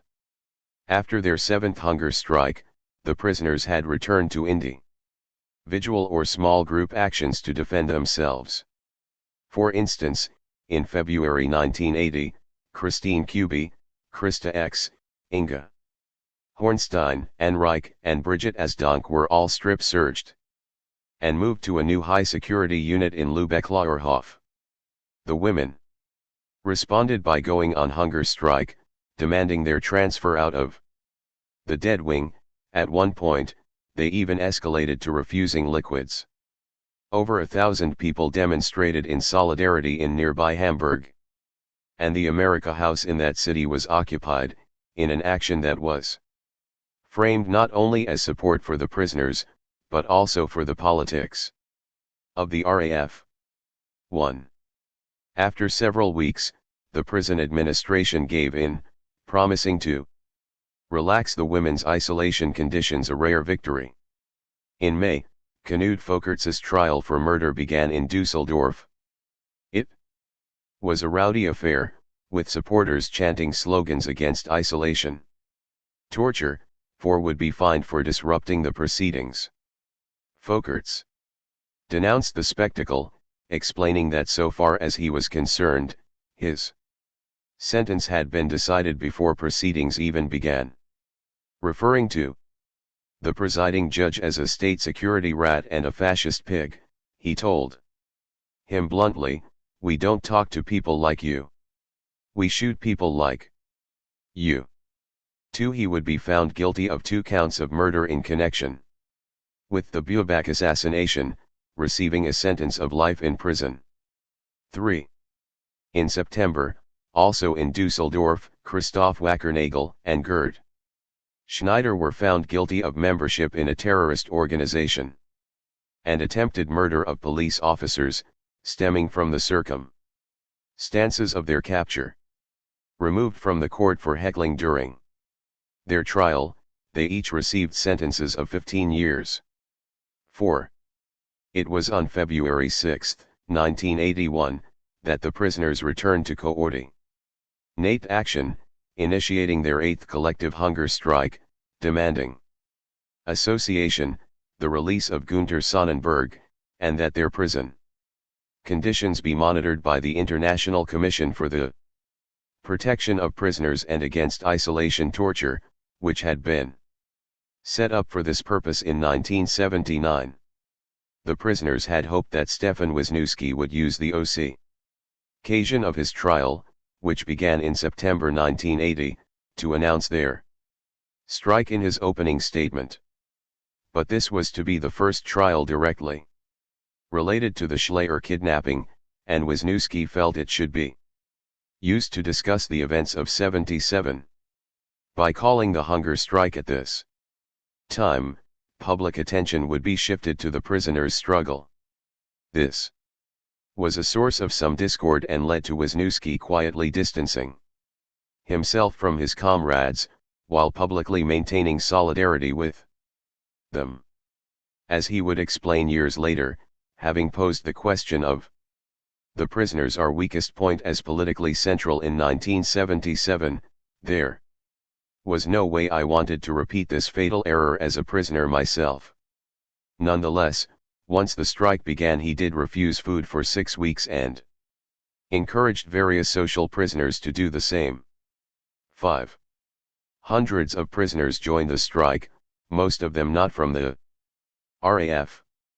As militants in one city explained, only with the hunger strike of about 300 political prisoners a connection among us in Hamburg was established again that made it possible for the different groups to enter into a political discussion.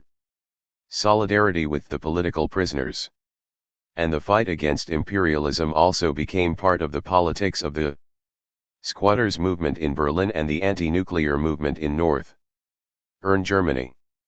6. In West Berlin, thousands of people marched in support of the prisoners, the largest demonstration of its kind in years. 7. On March 4, members of the FRG Relatives Committee, including the mothers of Rolnick, Sturmer, and Wagner, as well as Becker's sister, occupied the offices of Spiegel magazine, in an attempt to force the media to begin reporting on the strike. 8. On March 8, International Women's Day, a relatively new group called Women Against Imperialist War marched on Lübeck prison in an attempt to bridge the gap that had always separated the women's movement from the RAF. 9. There was an important victory on March 11, when Gabriele Crocher, Tiedemann, Christian Mahler, and Rolf Clemens Wagner, who were all being held in Switzerland, announced that their demands had been partially met. They had been promised that their conditions would be relaxed immediately, and that they would be integrated into the general population in the near future. 10. The three resumed eating, issuing a statement in which they explained that, "We view these developments as further proof that it would also be possible for the authorities in the FRG to take concrete steps to address the demands put forward by the comrades from the guerrilla, thereby allowing them to call off their hunger strike." 11. Sympathy for the prisoners was not confined to partisans of armed struggle. Once again, sections of the liberal intelligentsia were successfully mobilized, with some progressive doctors and clergy taking a public stand. 12. 2 days after the victory in Switzerland, Amnesty International weighed in, urging the West German authorities to abolish solitary confinement and small group isolation as regular forms of imprisonment. 13. When a female justice official showed up to speak at a women's conference in Hamburg, she was ejected, denounced by WAIW as being one of the authorities we wanted to attack but not talk to. 14. This same conference passed a resolution supporting the prisoners' demands and requesting that the International Federation of Women and the World Council for Peace do the same. Also in Hamburg, a demonstration of 300 women marched on the offices of the NDR public broadcaster to break through the news blackout surrounding the strike. 15. Even minor, nonviolent actions could have serious consequences. 4. Instance, Sibyl Haag and several other supporters would spend weeks in jail for hanging a banner from an overpass on the Autobahn between Stuttgart and Heilbronn. 16. In another case, a young woman spent 6 weeks in remand for helping to organize a demonstration in support of the prisoners. 10 people caught spray painting slogans on highway signs similarly spent 6 weeks in remand, while one graffiti artist who had been apprehended writing "War to the Palaces" on a fence received a 1-year prison sentence. In all of these cases, the relatively minor offenses relating to vandalism were supplemented by prosecution for support supporting a terrorist organization under 129A, and those thus charged, found themselves subject to the same treatment as captured combat ants, lawyers' visits through glass partitions, censored mail, restricted visitors, exclusion from group activities, solitary yard time, etc. 17. Such cases were not rare, nor was the state's reaction considered out of the ordinary. The RAF would later note that 50 people had been charged under 129A during the strike, 18, but this was just the tip of the iceberg. The Attorney General had launched 133 preliminary investigations for promoting a terrorist organization, and in the first half of the year, there were 263 proceedings against 600 people, all for nonviolent support activities, leaflets, posters, slogans, and banners during the hunger strike. 19. Once again, Amnesty International was successfully lobbied to protest this repression. As the International Human Rights Organization would explain in its annual report, in Amnesty International's opinion, the arguments in indictments and judicial decisions against supporters of the hunger strike constitute a threat to the nonviolent exercise of the freedom of expression. Judge Kuhn, 20, a judge at the Bundesgerichtshof Federal Court, who is responsible for the pre-trial proceedings in virtually all these cases, has argued in many cases that the ultimate aim of the hunger strike was the continued existence of the Red Army fraction. Supporters of the hunger strike who he felt knew and wanted this ultimate aim therefore supported the terrorist organization, even though the opinions they expressed related only to the direct demands of the hunger strikers. Many supporters of the hunger strike were consequently held in investigative detention charged with making propaganda for a terrorist association, Article 129 of the Criminal Code, because of ultimate aims which Judge Kuhn held to be apparent from, for example, the use of a red five-pointed star. 21. While nonviolent protesters were facing such repression, there were also other forms of support that could be termed more active behavior. The SPD land office in West Berlin was firebombed, as was the American International School in Dusseldorf-Lühausen. A bomb went off outside a U.S. intelligence building in Gießen, doing 200,000 DM in damages. And in Frankfurt 9 U.S. military police vehicles were torched at the Gibbs Barracks, and a U.S. Army employment office was firebombed. 22. In that same city, in what might have been an homage of sorts, 2 department stores were set alight. 23. And on April 10, attempts were made to torch 2 more military installations. Then on April 12, a Bremen to Hanover military transport train was derailed using steel cables, causing approximately 200,000 DM in damages. 24. While these attacks were welcomed, the RAF prisoners were not happy with every action supposedly carried out on their behalf. In Cologne, a bomb was set off in the subway, injuring 1 transit worker and 6 cops, and a train was derailed by metal chains laid across the tracks. The prisoners condemned these attacks, insisting that they must have been the work of state agents attempting to discredit the hunger strike. 25. As in previous strikes, participants faced the ordeal of force-feeding and increased brutality from their jailers. For instance, Angelika Spittel, who had suffered from depression since her 1978 arrest, and had attempted suicide in 1980, was repeatedly taken to the hole, stripped naked by male guards, put in chains, and denied water. All throughout, she remained under constant observation. 26. In Cella's high-security wing, Karl-Heinz Delwo and Resistance Pre.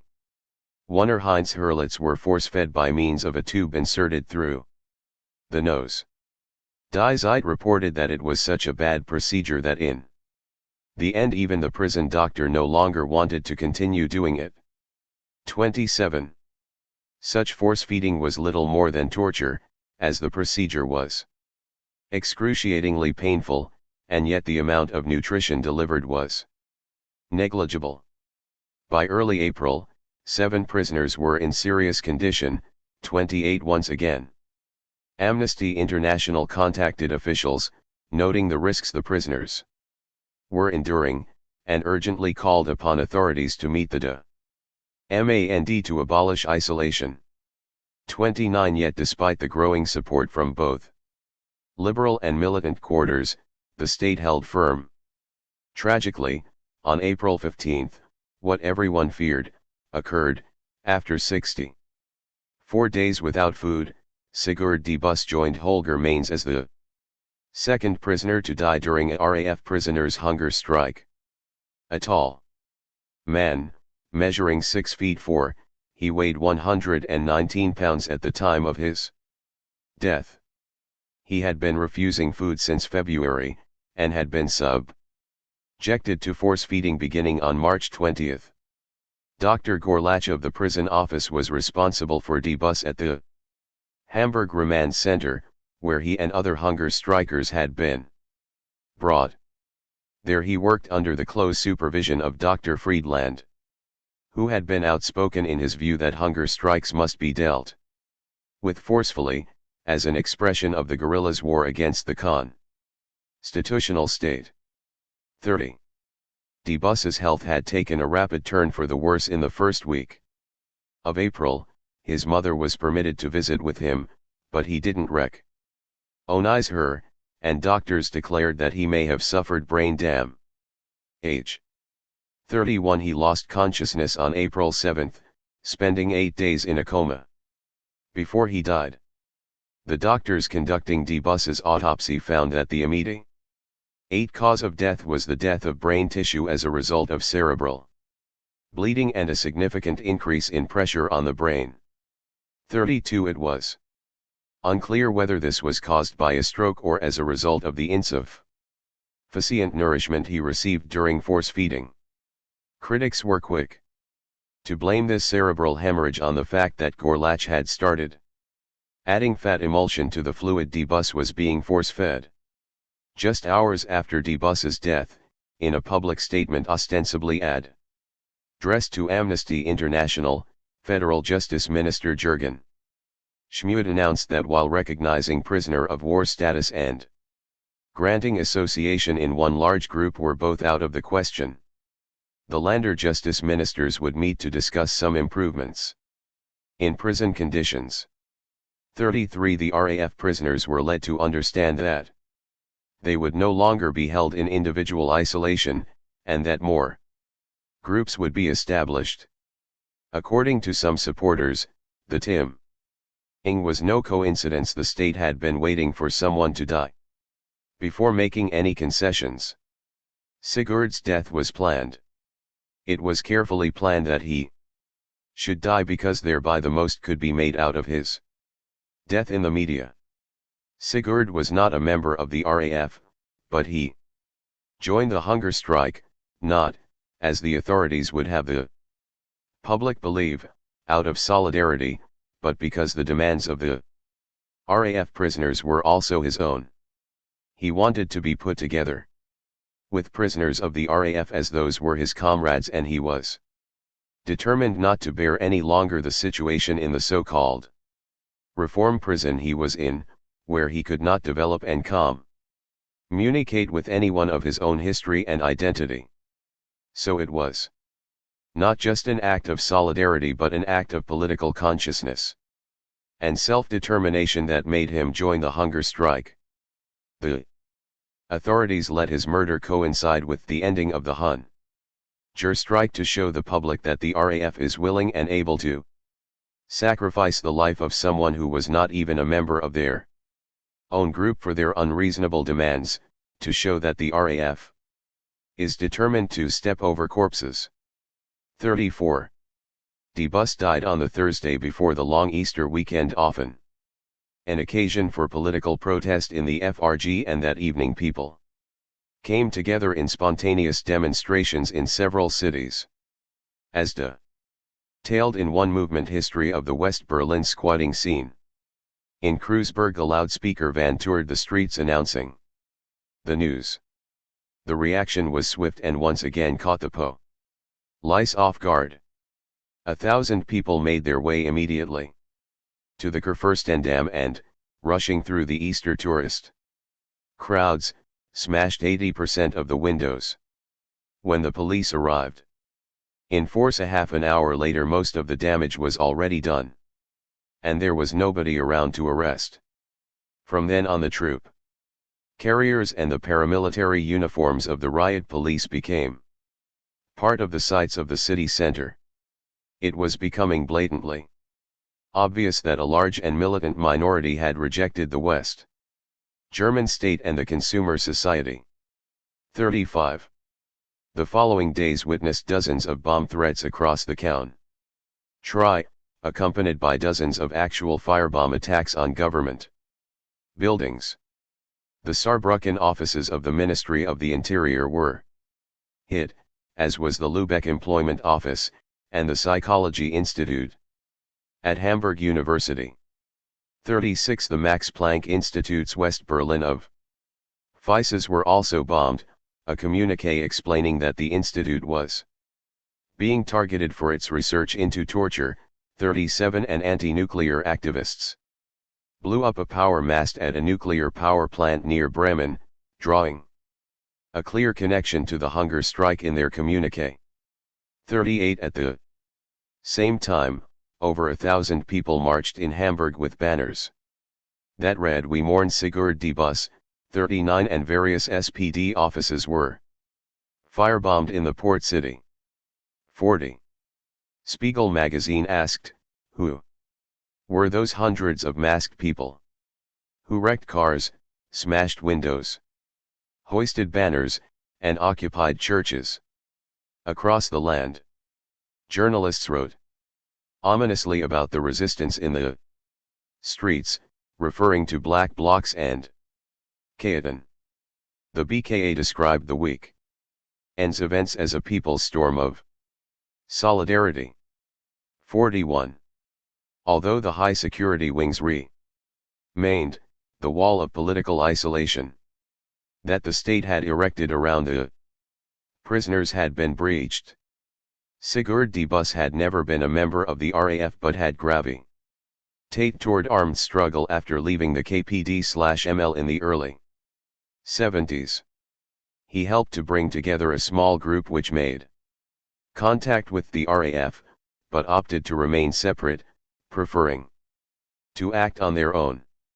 In 1973 they bombed the Cologne Federal Association of German Industrialists building and planted a bomb, which failed to detonate, at a Hamburg municipal government office. Then on February 28, 1974, die Bus was captured in Hamburg, along with Karl-Heinz Ludwig and Wolfgang Stahl when a bystander blocked their escape following a bank robbery. A fourth comrade, Gerd Wieland, was arrested soon after. Die Bus conducted a political trial, praising the recent Lorenz kidnapping, and when the RAF's Holger Mainz Commando seized the West German embassy in Stockholm on April 24, 1975. He and Stahl were among those whose freedom was being demanded. The Stockholm action failed, and his trial statements were deemed to constitute aggravating circumstances. 1 month later die Bus received a 12-year sentence for the 2 bombings and 3 counts of robbery. He spent the next 3 years in strict isolation, subject to daily cell and strip search. Before and after his solitary yard time. 1. When die Bus was finally transferred out of isolation, it was as part of an ambitious police bid to infiltrate the RAF. At the Prompting of the secret Police, the Zelle prison warden, had him transferred next to two social prisoners, Klaus Dieter Laudel and Manfred Berger, who had been secretly recruited by the Verfassungsschutz. Pretending to befriend Die Bus, Laudel and Berger began discussing the possibility of escape, and also helped smuggle messages and a radio in for him. In September 1977, Berger was released, and then in May 1978 Laudel pretended to escape from a work furlough. In actual fact, he had been secretly pardoned by Holger Borner, the Hessian president. 2. On July 25, 1978, with the help of the GSG-9, the Verfassungsschutz detonated a bomb outside Zelle, hoping to breach the pre-on wall. The idea was that Die Bus would escape and meet up with Laudel and Berger, leading them into the underground, and hopefully to the RAF. Comrades in Amsterdam had already been approached by undercover Dutch agents, and asked if they would be able to provide Die Bus with shelter, as an escape plan was in the works. 3. A multinational penetration of the underground was what was intended. The plan failed due to a technical error. The Verfassungsschutz agent's bomb was too weak to break through the prison wall, and Die Bus never escaped. Instead, this attempted breakout was used as justification to send him back to isolation, and for the Hanover Police Authority to float the story that the RAF's Holger Mainz Commando had attempted the breakout. 4. That all bears of the actual Holger Mainz Commando had been killed or captured in 1975 seemed not to bother anyone. The entire plot was only exposed years later, in 1986, as part of a parliamentary inquiry into the activities of secret agent Werner Moss. Over the next years, Die Bus's conditions would be slowly relaxed, and in February 1980 he was transferred into general population at Fuhlsbüttel. According to Concrete magazine, Die Bus joined the 81 hunger strike because he felt that with the liberal Gerhard Baum as Minister of the Interior, there was a chance to improve prison conditions for everybody, and because he personally hoped to win association with other political prisoners. The 81 offensive. Anti-imps, autonomen, militant women. From the squats to the anti-NATO movement. Change has never come from the elderly. It's a question of mobility and power, because no stiffness, impairment, or fatigue has begun to set in yet. When you're younger, you have a lot more energy. One just has to accept that. But you cannot expect them to continue all the same things or to be just like you. Irmgard Mahler 42. Throughout the FRG, the prisoners emerged as an important, but complicated, reference point for the new generation of rebels. As we have seen, the autonomen had developed out of the anti-nuclear struggles of the previous decade, establishing their wider perspective in the anti-military resistance in Bremen in May 1980. Since then, material conditions, exacerbated as youth unemployment hit a post-war high, had provided a promising new theater of struggle, the squatters' movement.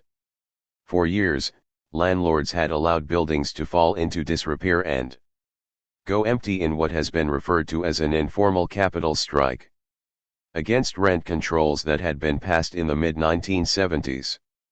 Once these properties became run down, their owners became eligible for low-interest city loans to build condominiums for the upwardly mobile. The result was tens of thousands of people without affordable housing, while thousands of houses and apartments, oftentimes entire city blocks, stood empty.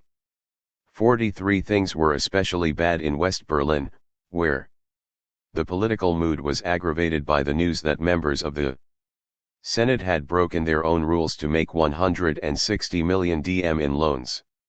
To Dietrich Garsky, a well-connected architect, who had invested the money in bankrupt housing projects abroad.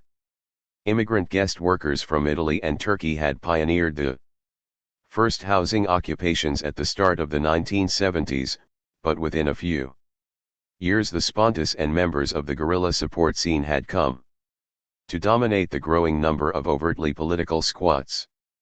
44 This provided a history that the autonomen could identify with, and they soon renewed a tradition that combined practical concerns with a vision of a better society to come.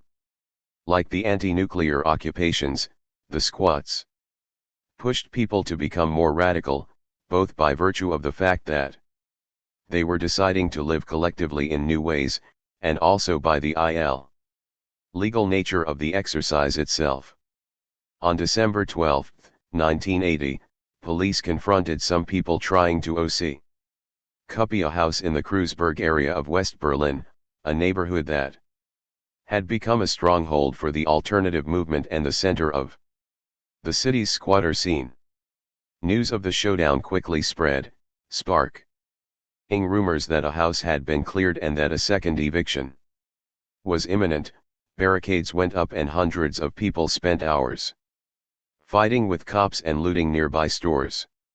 Over 100 were arrested, and over twice that many injured, in what became known as the 12-12 riot.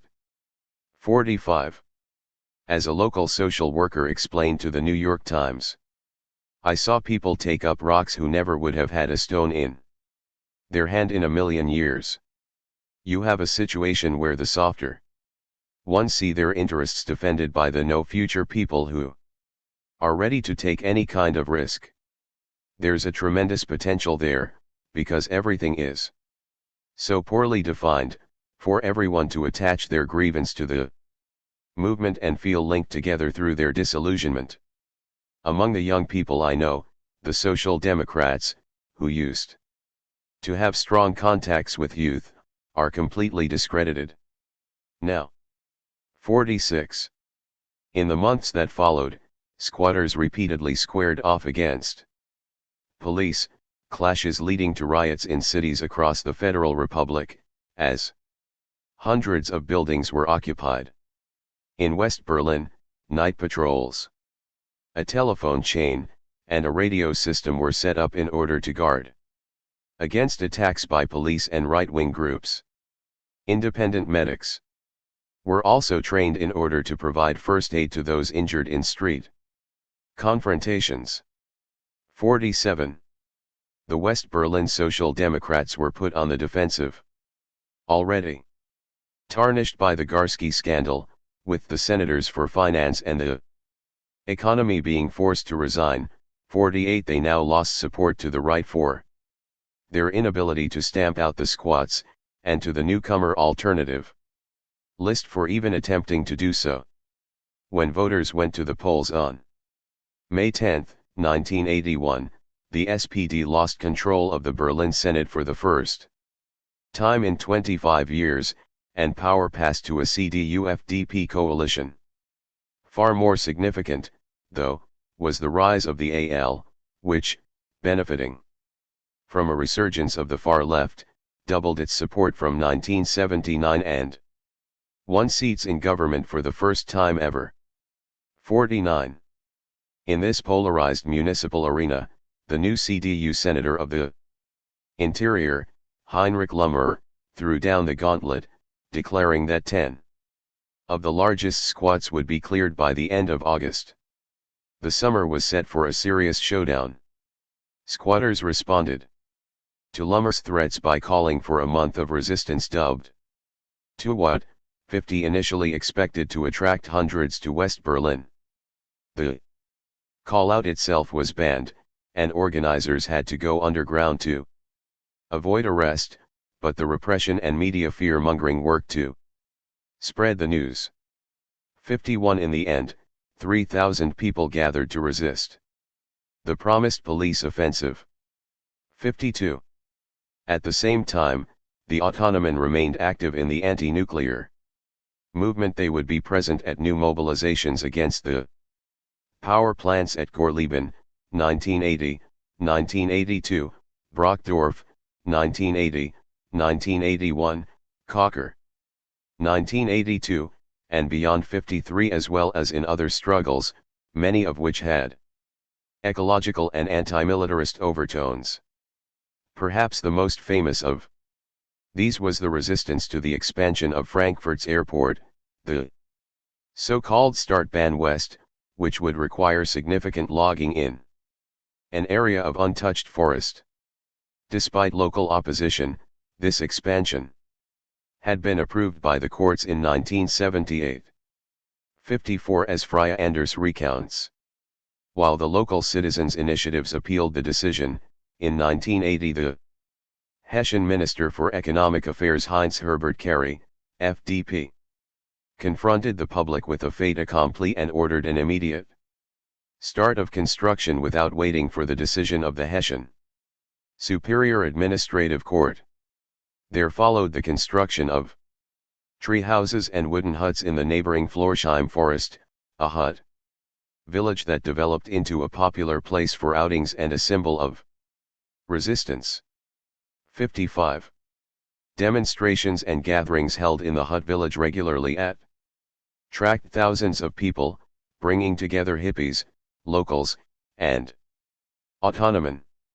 It lasted for over a year, until police carried out a violent early morning raid on November 2, 1981.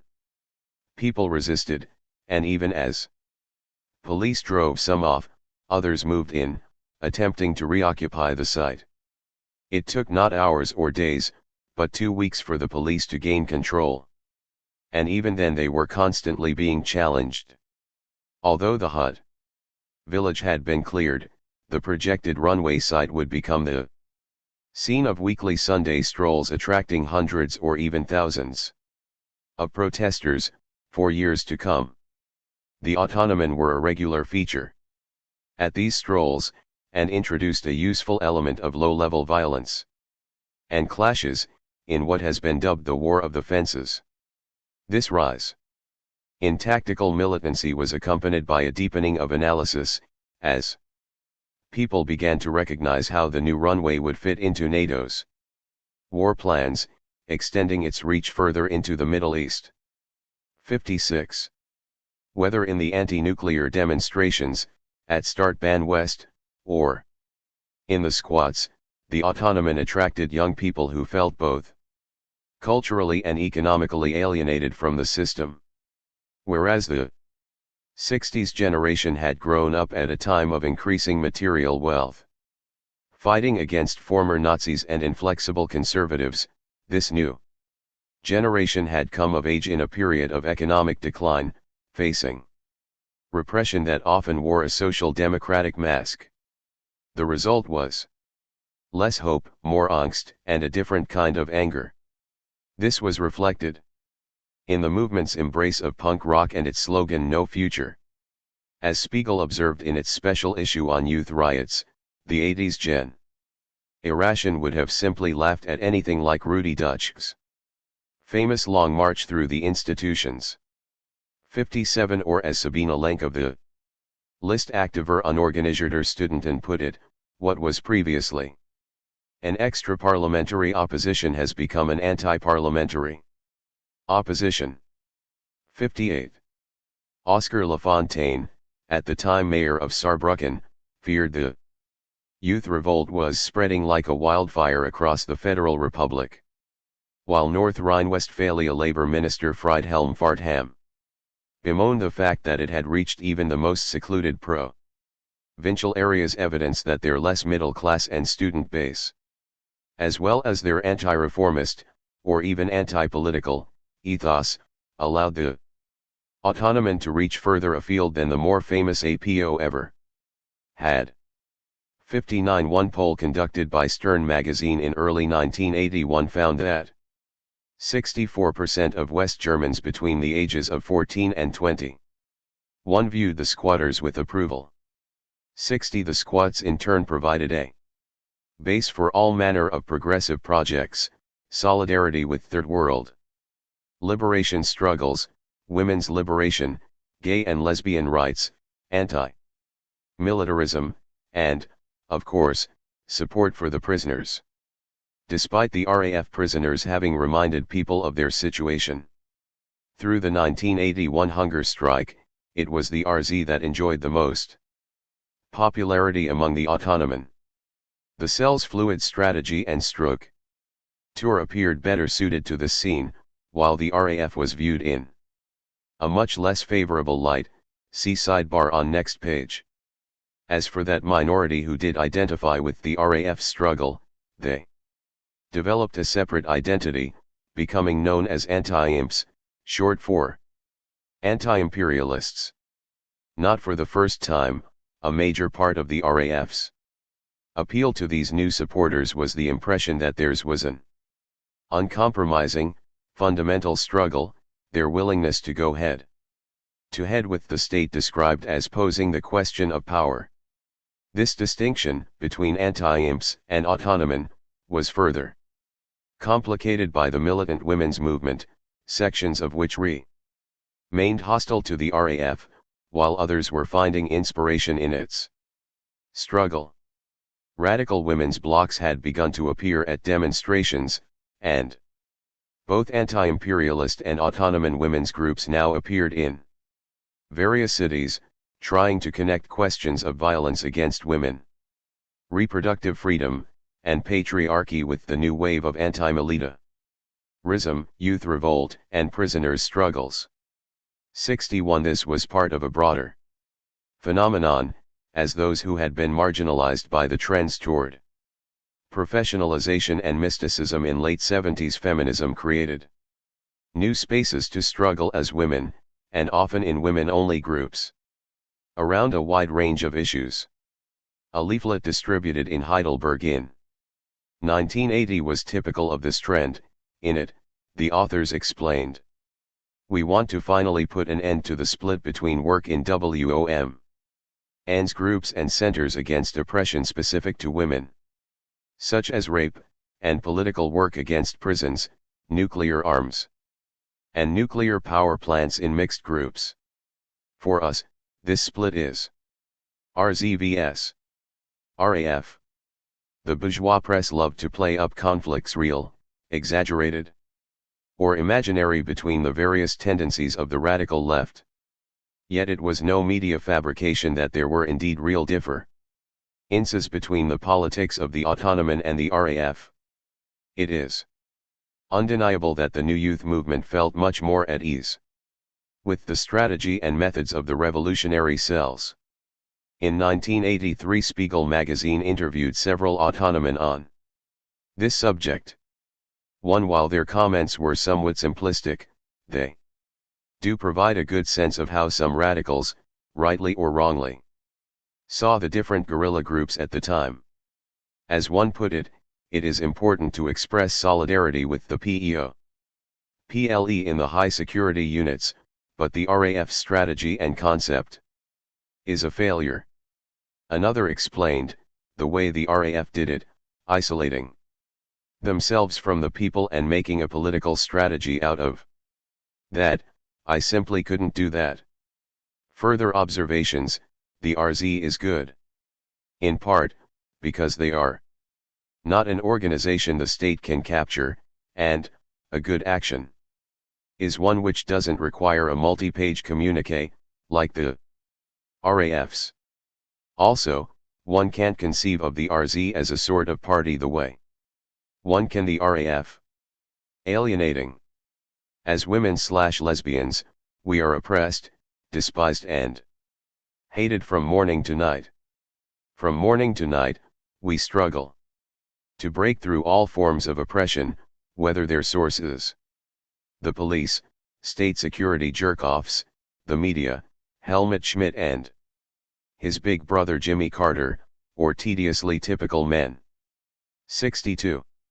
For many radical women, opposition to state violence in the form of nuclear missiles and isolation prison cells and even support for the Guerrilla was already a logical extension to resisting everyday male violence. As a flyer released after the German autumn had declared, Stockholm, Drenkman, Viobak, Ponto were an unbroken chain of screams. Screams of women.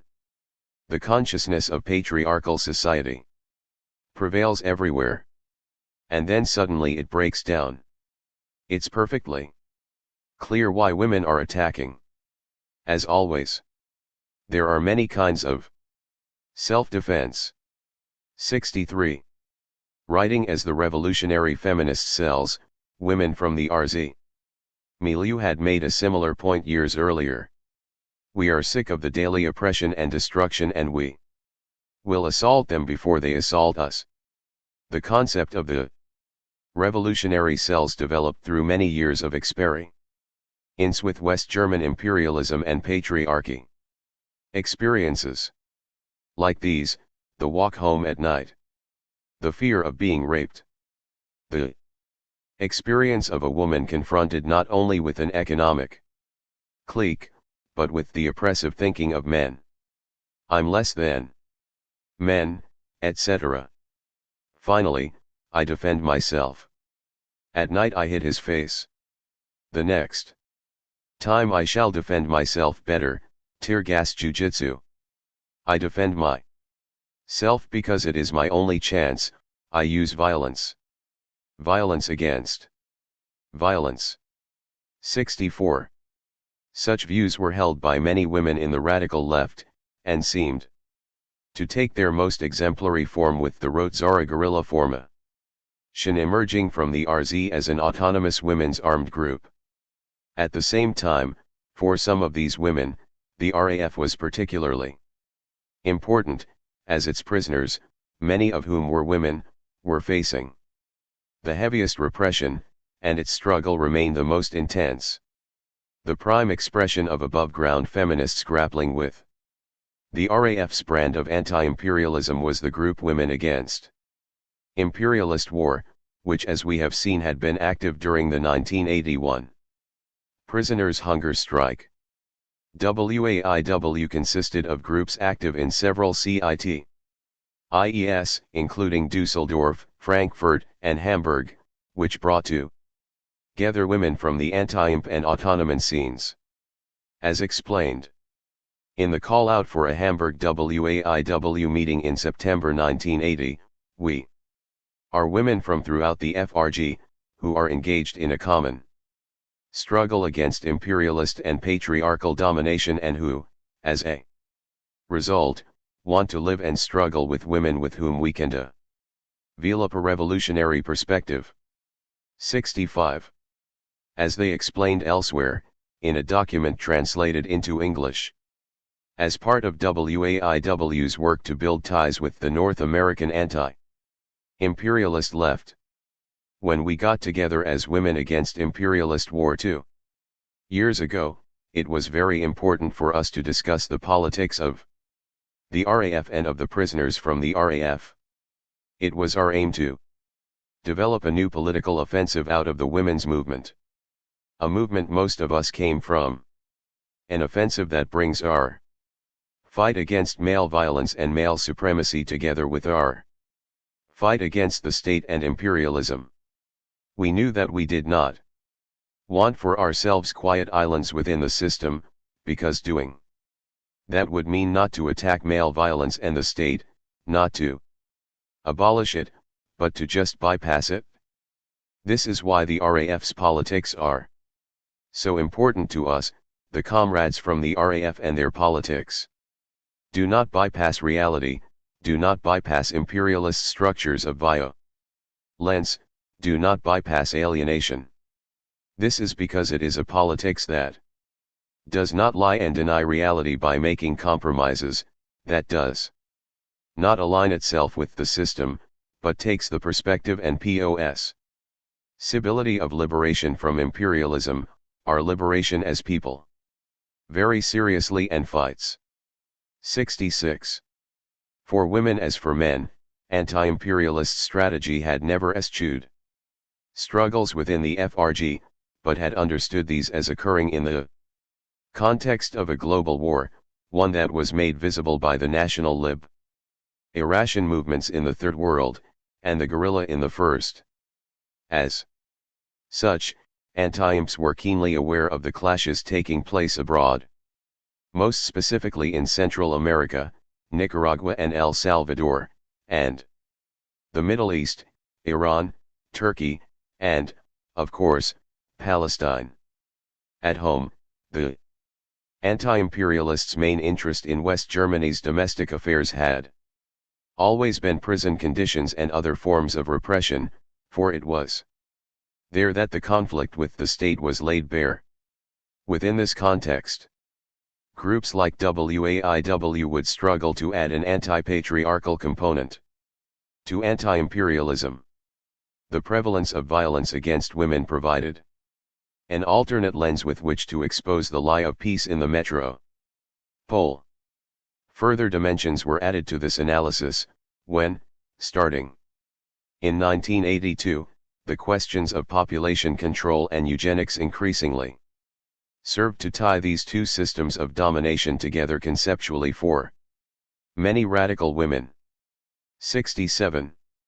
The explicitly gendered concerns of WAIW were a significant departure from the RAF's traditional analysis and provided a breath of fresh air and space for women who had been active in the feminist move, meant to find common ground with the guerrilla.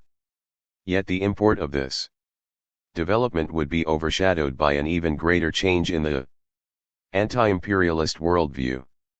Since Bremen, many anti-imps had begun showing interest in the opposition to the deployment of short and medium-range missiles. NATO's double-track strategy of anti-Soviet brinksmanship. Strictly speaking, this campaign would not have fit into the RAF's traditional analysis, which considered the conflict between imperialism and the Third World to be paramount.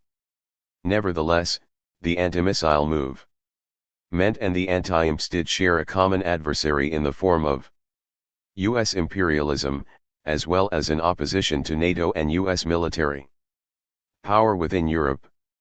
In this way, the anti-missile movement was able to complement an orientation built around solidarity with the national liberation movements.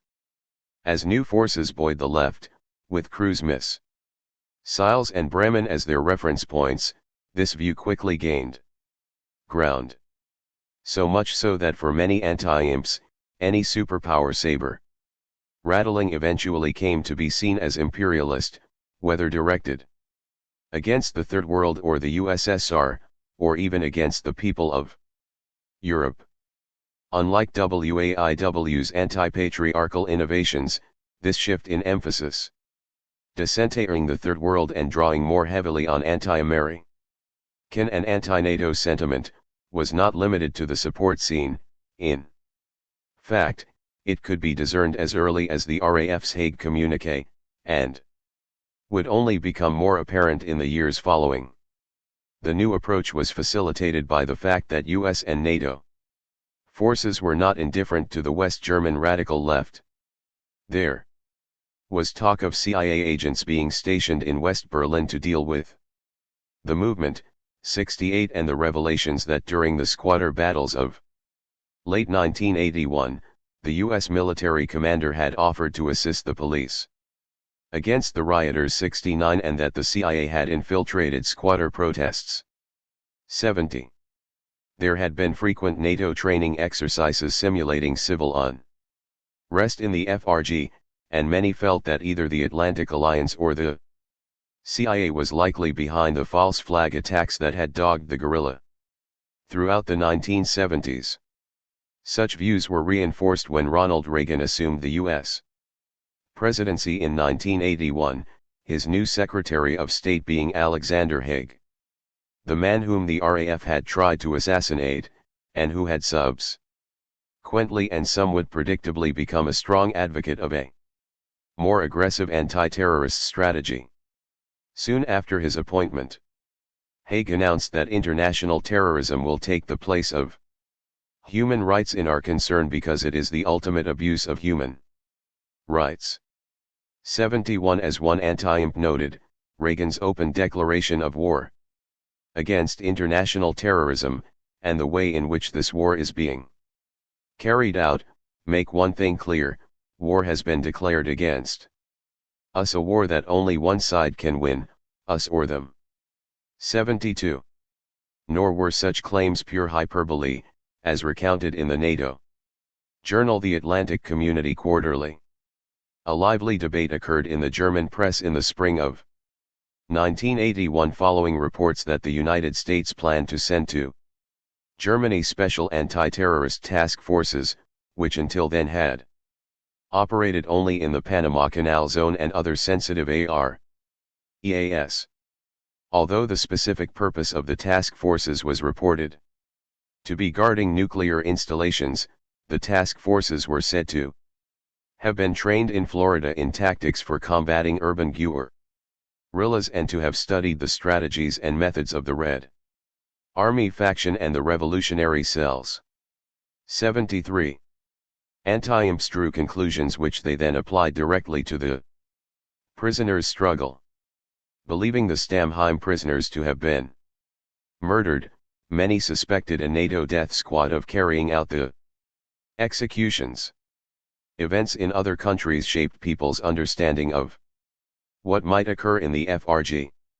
While it took place thousands of miles away, the 1980 military coup in Turkey, see sidebar, was a particularly poignant example for German radicals. Not only because it corroborated claims that NATO would prefer a military dictatorship in any of its member states rather than risk revolution, 74, but also because Turkey was the birthplace of many of the FRG's guest workers, and the Federal Republic soon emerged as one of the junta's most vocal and enthusiastic supporters. Closer to home, Northern Ireland provided another example. There, prisoners from the Irish Republican Army and the Socialist Irish National Liberation Army had been struggling for years to regain official recognition as POWs. After this status had been withdrawn by the UK's Labour government in 1976. In 1980, faced with the NATO coup in Turkey, for West German anti-imperialists, a particularly horrific example of what the Atlantic Alliance was prepared to sanction came on September 12, 1980, as NATO generals carried out a coup d'état in Turkey. The NATO coup was supported by the neo-fascist Grey Wolves, paramilitaries who were already responsible for hundreds of political murders throughout the 1970s, during which time they had been supported by and integrated into NATO's counterinsurgency plans for the region. Immediately following the coup, wages and salaries were frozen, despite an inflation rate of 130%. In the years to come, state-owned industries and services would be privatized, the currency devalued, and state expenditures for welfare, health, and education drastically reduced. Workers lost the right to strike and bargain collectively for years to come. Meanwhile, the Grey Wolves were used to launch a genocidal war against the Kurdish minority, which left tens of thousands dead and countless others raped and tortured. The NATO coup was followed by over 600,000 arrests, political incarceration being a major element of the new government's crackdown against the left. Most of those arrested were tortured, and over 500 were sentenced to death. 2. In the FRG, the expulsion of Turkish and Kurdish communists back to Turkey underscored the RAF's position that the Atlantic Alliance had become the headquarters for world reaction. Hardline Tory government, 7 prisoners had participated in a first hunger strike, which ended after 53 days with no concessions being made. Less than 3 months later, on March 1, 1981, they embarked upon a second hunger strike. By the time it was called off, On October 3, 1981, 10 of their number would be dead. With both British and West German governments facing simultaneous hunger strikes demanding a special status and association for political prisoners, it was only natural for RAF and Republican prisoners to view each other as comrades engaged on the same side in a greater conflict, ultimately against the same foes. INLA prisoner Patsy O'Hara, one of those who would die during the 1981 hunger strike, had sent a solidarity message to the striking RAF prisoners saying just this: to achieve our aim, our hope for socialism, we cannot, I believe, limit ourselves to national boundaries. Our perspective is internationalist. That is the nature of socialism. Together with the other INLA IRSP prisoners on the blanket, I send you the warmest greetings, and I hope that your struggle will succeed without loss of life. 75. In a telegram to the FRG Relatives Committee, the Irish Republican Socialist Party had no trouble drawing the connection between how the Irish and West German prisoners were being treated. The Irish Republican Socialist Party completely opposes the German government, which hopes to break the will of your political prisoners. We completely support your prisoners' demands and the purpose of your campaign. While recognizing that your struggle differs from ours, we support your right to better prison conditions. We condemn the brutal torture experienced by the prisoners during the hunger strike, particularly the barbaric force feeding, which was responsible for the death of the Irishman Michael Gohan, who hunger-struck in an English prison. For an end to repression. Victory to the women and men on Hun. GER strike. Vence Ramos. 76. The declarations of solidarity went both ways, WAIW and other groups routinely expressing support for the Irish hunger strikers. 77. Just as the prisoners in these different contexts viewed one another as comrades, each government would encourage the other to maintain its hard line against their demands, and NATO was indeed one structure which tried to elaborate a multinational strategy against attempts to have the Geneva Convention and other international legal agreements applied to captured revolutionaries. For the RAF prisoners and their supporters, there even seemed to be a smoking gun, as an article in the October 1980 NATO review warned against recognizing prisoners' political status, specifically lamenting governments conceding to terrorist convicts the privileged status of political prisoners, and yielding to demands for official inquiries or international investigations into alleged ill treatment of terrorist suspects or convicts. As the article's author, Paul Johnson, argued, the terrorists succeed when they provoke oppression, but they triumph when they are met with appeasement. 78. While articles in the NATO review are not policy documents, and the comments on political status were part of a long laundry list of advice from Johnson, the piece did reflect a definite consensus that had taken shape throughout Western Europe and North America.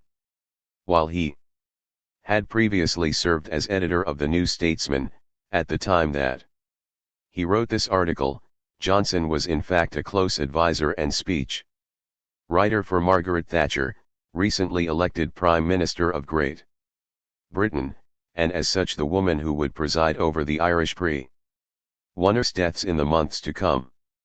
RAF supporters would often refer to this passage as a NATO directive against the prisoners, an exaggeration, perhaps, but one that nonetheless matched the overall reality of the situation. 79. This understanding of NATO's role as a key instrument of imperialism was shared by revolutionaries throughout Europe, for instance. Following the May 1980 busts in Paris, supporters had written into Liberation outlining the way in which this Europe of cops is not just the dream come true of heralds. Gang, it is one part of the military and political project of the USA, the NATOization of all of Europe, meaning as a bloc. Totally integrated within the U.S.A.'s war strategy, obviously direct against the people of the Third World, but also against those here who refuse to submit. Putting into place sophisticated and large-scale means to oppose the armed movements, especially the RAF, is a manifestation of this struggle. This is particularly the case so far as the RAF is concerned, as it has been struggling precisely and directly against this Europe under Germano-American hegemony, and concretely so in '79 against the instigator of this plan, General Haig, at the time the head of NATO, who they attempted to assassinate with the Andreas Bader Commando. 80. One result of this perspective was that the struggle for the prisoners could be framed as one part of the struggle against NATO and struggling against NATO as a means to support the prisoners. Indeed, NATO was beginning to appear as the very embodiment of imperialism in Western Europe, in a way that built upon and highlighted the alliance's very real involvement in counterinsurgency operations around the world. As RAF prisoners held in Stamheim would explain in a 1984 statement, the revolutionary struggle in Western Europe faces a unified SYS-TEM centralized by NATO. The revolution in Portugal is threat. And with NATO intervention, Spain has been integrated into the EC and NATO against the wishes of the population, institution. Alizing the fascist generals. The NATO putsch in Turkey, Ireland, and Italy experience NATO counterinsurgency. The formation of this unstable unified system makes destroying NATO the orientation for the revolutionary strategy in Western Europe. 81. At the same time, choosing to focus on NATO only made good tactical sense. Birgit Högfeldt, an anti-imp who would later join the RAF, was quoted in Spiegel explaining how the RAF's ideas suited the mood that was sweeping the country. 82. The question of new missiles being stationed in the FRG was provoking widespread opposition, and antipathy toward NATO was combining with a latent anti-Americanism and concerns about Ronald Reagan, who was beating the war drum from the other side of the Atlantic. This all seemed to offer a chance for the anti-imps to reach out to the radical left, just as some on the radical left saw it as an opportunity to reach out to ordinary Germans. Finally, attacking NATO, and elevating the East-West conflict to the same level as that between North and South, was in step with an ideological turn taking place throughout the West German left. The GDR and the other real existing socialist states suddenly appeared in a more sympathetic light. As Helmut Pohl has explained, political conditions were intense, with the stationing of missiles and the Reagan policies. You saw the relationship to the socialist states differently if you were afraid that a war was coming. For example, we know that radical left groups in the movement that existed at that time went to the FDJ 83 summer gatherings. Autonomen, as well as women's groups and professional associations. This was not a RAF thing, but rather it must be seen as an expression of the overall situation. 84. Indeed, the RAF was not the only armed group to adopt an anti-NATO focus. The revolutionary cells had been bombing U.S. military bases for years, and in 1981 they attacked their first targets related to the Startbahn West. Attacks against the military-industrial complex would soon be a priority for the RZ as well. The guerrilla was taking its lead from the streets, where the Autonomen were joined by unprecedented numbers in opposing the brinksmanship of the Reagan administration and its European allies. For the RZ to embark on this trajectory was only natural, given its movementist Annotation. For the RAF, though, this represented a gamble, for there was the real risk that its politics might be obscured without any consequent gain. Entering the fray. If the Autonomen had captured the anti-militarist initiative with the Bremen riots, they remained just one part of a broader peace move, meant which was rooted in the citizens' initiatives, and attracted people of all political persuasions from across the FRG. This new movement's largest protests up to this point were planned for September 13, 1981, the day that Alexander Haig, Reagan's new Secretary of State, was scheduled to visit West Berlin. It was clear to everyone that this had the potential to be the opening chapter in a major wave of anti-American and anti-military activity. Just a few months after the prisoners' hunger strike, and in the mid-DLE of the Tuwut gathering, the RAF went into action, carrying out 2 attacks in rapid succession, each of which targeted the U.S. forces stationed in the FRG. On August 31, the Sigurd D. Bus Commando detonated a car bomb at Ramstein-Userer, a U.S. military airbase and the headquarters for NATO air forces in Central Europe. The explosion took place at 7 a.m., just outside the Air Force headquarters building, 85 shattering windows up to 100 meters away and setting cars aflame across the park. In lot. 20 people were injured, 18 Americans, including a general, and 2 Germans, and damage to surrounding homes and automobiles was estimated at 7.2 million. DM86 police would eventually find that the engine of the RAF's vehicle had been blown so high it had landed on the roof of a nearby 5-story building. 87. The bomb went off just before most people at the base arrived for work. As one witness noted, "It's a miracle that no one was killed." A half-hour later, and there would have been a massacre. 88. In no time at all, military police in full battle dress and brandishing M16 rifles ringed the parking lot, as roadblocks went up in the surrounding area. A clear case of closing the stable doors after the horse had bolted, for the guerrillas were long gone. The BKA had known that Ramstein was a possible RAF target, as plans for the base had been found in a safe house the year before. 89. Nevertheless, it came as a shock while 1981 had been marked by numerous actions and protests against the American military presence. This was a potentially deadly attack, the likes of which had not been seen since the 1972 May offensive. Furthermore, this was the first RAF attack inside the FRG since the German autumn. People took notice. The Ramstein bombing set off a familiar dynamic.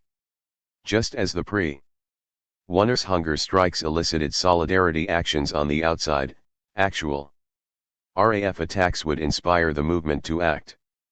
The way this normally played out was that high-level guerrilla actions would be followed by anti-imps carrying out less spectacular low and medium-level attacks, often against similar targets. For instance, 2 days after the bombing, persons unknown set fire to the SPD's Frankfurt offices, leaving behind graffiti referring to Ramstein and calling for death to U.S. imperialism. 90. This was followed by the torching of several cars belonging to U.S. troops in Wiesbaden.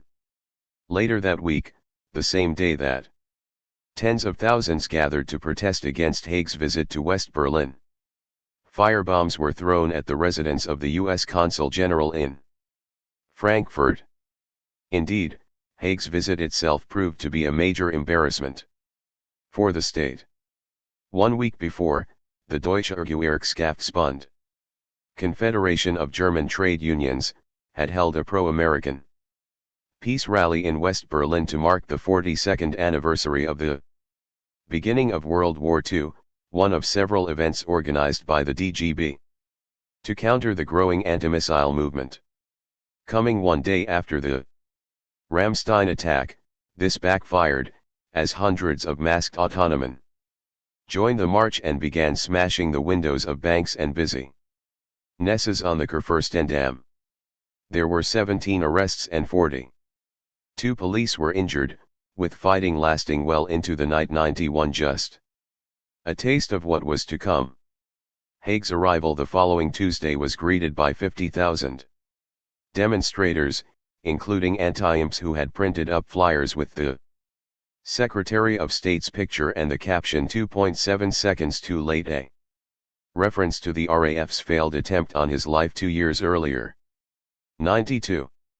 7,000 police were deployed, undaunted, as the demo was drawing to a close. Some 3,000 militants broke off and headed toward the Berlin-Schöneberg City Hall. 93 initially taken by surprise. The police rallied and then attacked with water cannons, tear gas, and baton charges. People built makeshift barricades by setting cars and dumpsters alight, but eventually the streets were cleared, in part by police driving through the crowds at high speed. 94 There were 105 arrests, and 151 police were injured. 95. The Hague demonstration was another political victory for the autonomen, with the next day's headlines reading Hague in Berlin. Flames, blood, and looting. Of course, the vast majority of protest ERS did not engage in and likely disapproved of the violence, but the conservative wing of the peace movement had yet to figure out how to deal with the more radical street scene. The RAF launched its next attack just 2 days later, on September 15, attempting to assassinate General Frederick Croezen, Supreme Commander of the U.S. Army and of NATO's Central Europe section. The guerrillas had camped out overnight on a wooded slope near a bridge crossing the Neckar River, a route the general regularly took from his suburban home to the U.S. Army headquarters in Heidelberg. On the morning in question, he was traveling with his wife in his Ford car, followed by a military police escort. The guerrillas took aim with an RPG-7 grenade launcher and fired. One grenade blew up the car's trunk, while another exploded on its fender, as the vehicle was strafed with bullets. Such an attack would normally have been deadly, in an ordinary car. The gas tank should have caught fire and exploded. However, one of the general's bodyguards had apparently noticed they were being tailed by individuals on a motorcycle earlier that year, and upon running its plates had connected it to the anti-imp scene. 96 Heightened security measures had been taken, and a new car with armor plating ordered.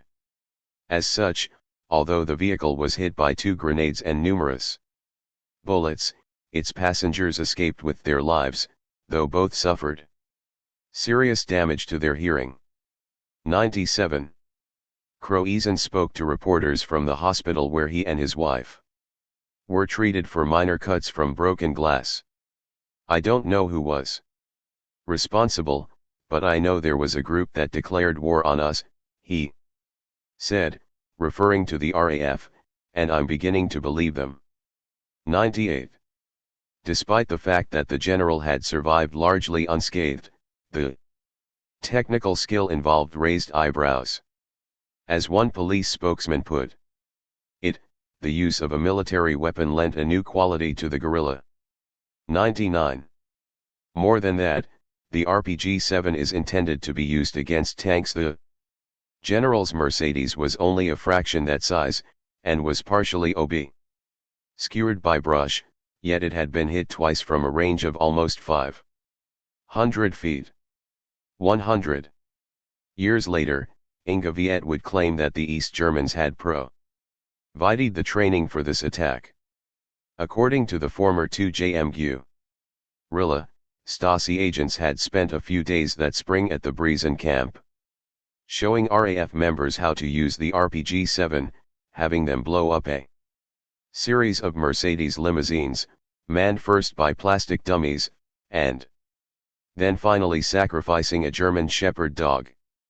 This apparently led to A heated argument, as the guerrillas saw no point in killing a defenseless animal, but the Stasi insisted, wanting to show what effect the explosion would have on a backseat passenger. 101. It must be noted that Viet's account has been contradicted by other former RAF members, including Helmut Pohl, who stated in a 1991 interview with the Frankfurter Rundschau that the training lesson she refers to occurred after, not before, the Croatian attack, the purpose being to ascertain what the guerrillas had done wrong. 102. Furthermore, Pohl specified that the training in question had been supplied by the National People's Army, not the Stasi. In 2011, Christian Klar, who had been released in 2008, accused Viet of having lied about the date, in order to lay the basis for prosecuting Stasi agents on grounds of supporting a terrorist organization 30 years after the fact, as the former GDR had by that point been annexed by the FRG. According to Klar, this was part of a deal Viet made in exchange for a reduced sentence. 103. It is true that the day after Viet made this assertion, charges were laid against a Stasi officer in this regard. However, they were subsequently dropped, and while Viet has issued a public apology for her statements, she has also vehemently denied that they were part of any kind of deal. 104. At the time, of course, such stories were both unknown and unimagined. For the anti-imps, the attack on Croatian, like the Ramstein bombing before it, had been a political success, an example of the guerrillas' relevance to the above ground left. Many people now realize that the targets attacked have great importance for the U.S. war strategy. In May 1981, for example, the women's peace groups organized a huge demonstration to the headquarters in Ramstein. The attacks of the RAF have been discussed within the various peace groups and, unlike 1977, there have been few denunciations. 105. Momentum continued to build. At the very moment that Croatian was giving his second press conference about the attack, police identified and defused 2 bombs that had been placed on the railway tracks used to carry supplies in and out of the Rhine-Main Air Base in Frankfurt. 106. That same week, persons unknown planted a bomb in the offices of Dow Chemical in Dusseldorf, though it too was disarmed before it could go off. 107. Heavier attacks lent their weight to what would otherwise have passed as relatively innocuous harassment, as when on one evening the tires of cars belonging to American GIs in Frankfurt were slashed. Vandalism that made the international newswires, as the vehicles were also daubed with the injunction to stop the NATO runway, a refer ins to start ban west, and the words Croatian and Ramstein. 108. Of course, as we have seen, the flip side to this was that even something as harmless as spray painting graffiti could be interpreted as support for a terrorist organization under 129A. 109. Meanwhile, this rise in resistance was opposed not only by the state, but also by the liberal section of the peace movement. Since the decline of the movement against the Vietnam War in the early 1970s, peace activism had become the purview of citizens' initiatives and church groups, often overlapping with the pacifist wing of the anti-nuclear movement, sometimes even having ties to the SPD. This hegemony had been cracked in Bremen in 1980, but the radicals were still fighting an uphill battle. As one writer has put it, it was an awkward situation, as there was a booming peace movement on the one hand, and a weak anti-war movement on the other. 110. A look at the October 1981 Peace Congress held in West Berlin. provides a snapshot of the different coexisting forces. The Congress had been called to establish a central coordinating committee for the entire movement, a process that included the marginalization of the autonomen as part of its agenda. Worlds collided as Karsten Voigt and former Justice Minister Hans-Joachim Vogel, both of the SPD, took the podium. Anti-imps stormed in, screaming and whistling and smashing the light fixtures.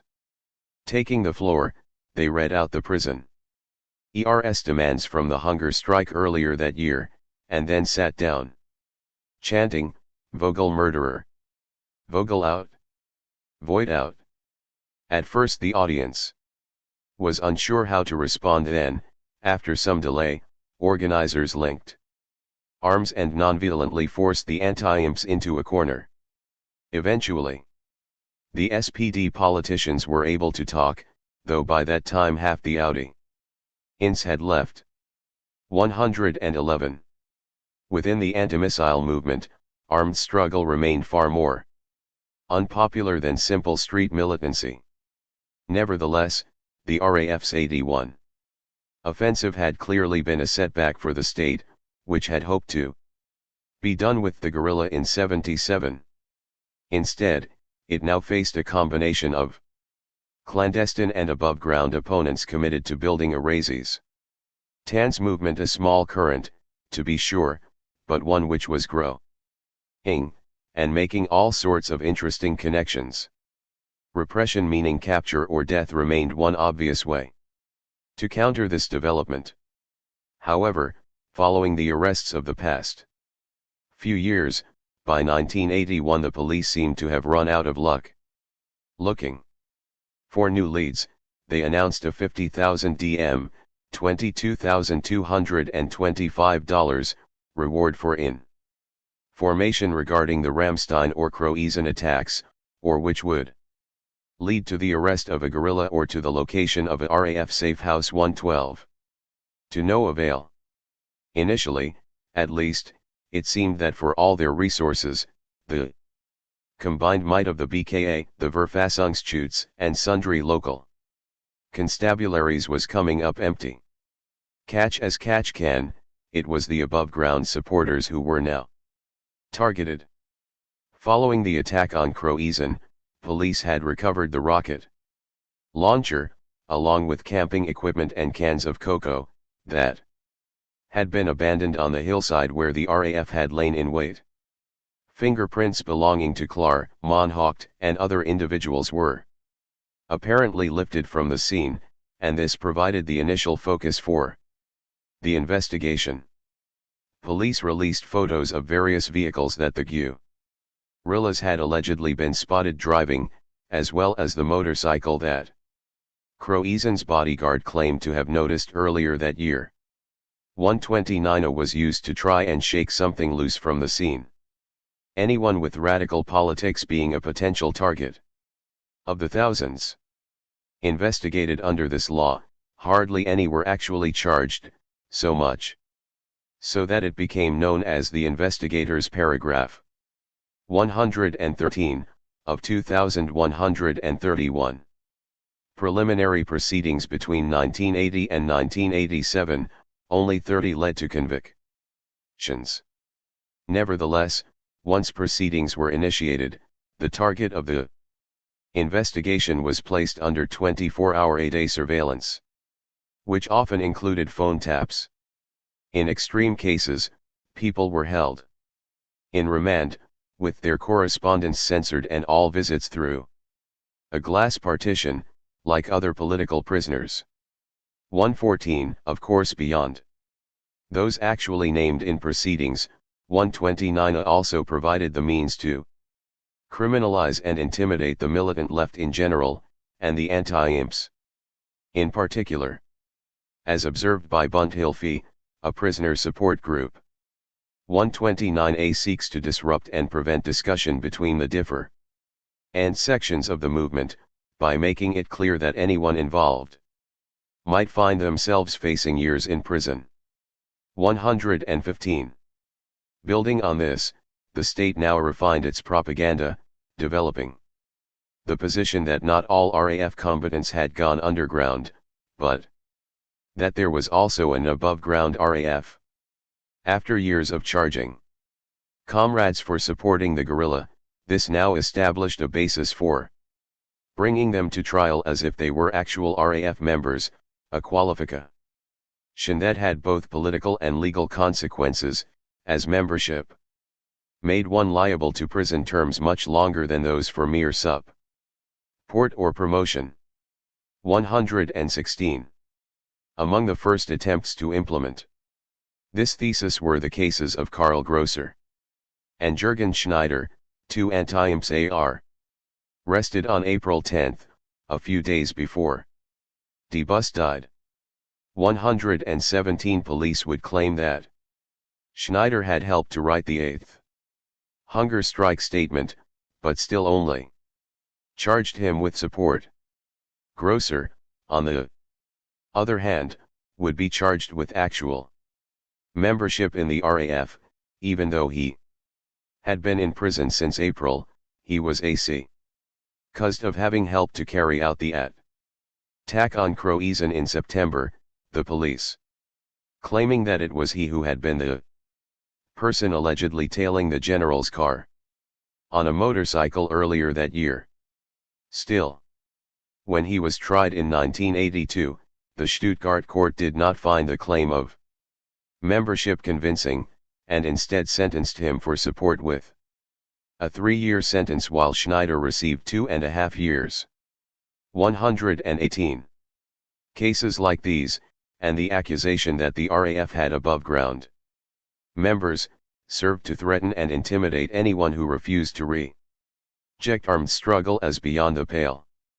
As one movement flyer put it, faced with our new one strength, which began with the militant 1980 demo in Bremen and the common struggle with the hunger striking prisoners, and included the anti-Hague demonstration and the struggle against NATO's Start Ban West, the state has reacted with the police fabrication of an above-ground RAF, with the goal of destroying this movement with intimidation, criminalization, and imprisonment. 119. 1 month after the RAF's summer offensive, the above-ground RAF story was trotted out again. On October 16, Helga Roos was arrested in Frankfurt, the police claiming that she had purchased the tent used by the Gudrun Insland Commando the night before the Croezen attack, and that her fingerprints had been found on a can of cocoa at their campsite.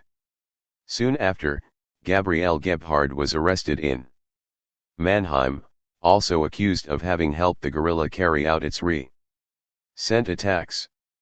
Then in December, several anti-imps were picked up in a series of raids in Heidelberg. This was either a fishing trip or straight-up harassment.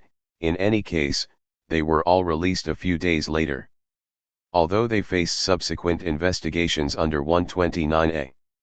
The substance of their anti-imperialist activity consisted of supporting the pre-Wanners hunger strike, demonstrating against U.S. foreign policy, and attending public meetings against Start Ban West and in support of the resistance in El Salvador and Palestine. 120. As for Gebhard, police claimed she had lived with Gisela Dutzy, an anti-imp who had gone underground in March and was believed to have joined the RAF. She was also accused of having rented a safe house in Heidelberg used by the RAF in 1980.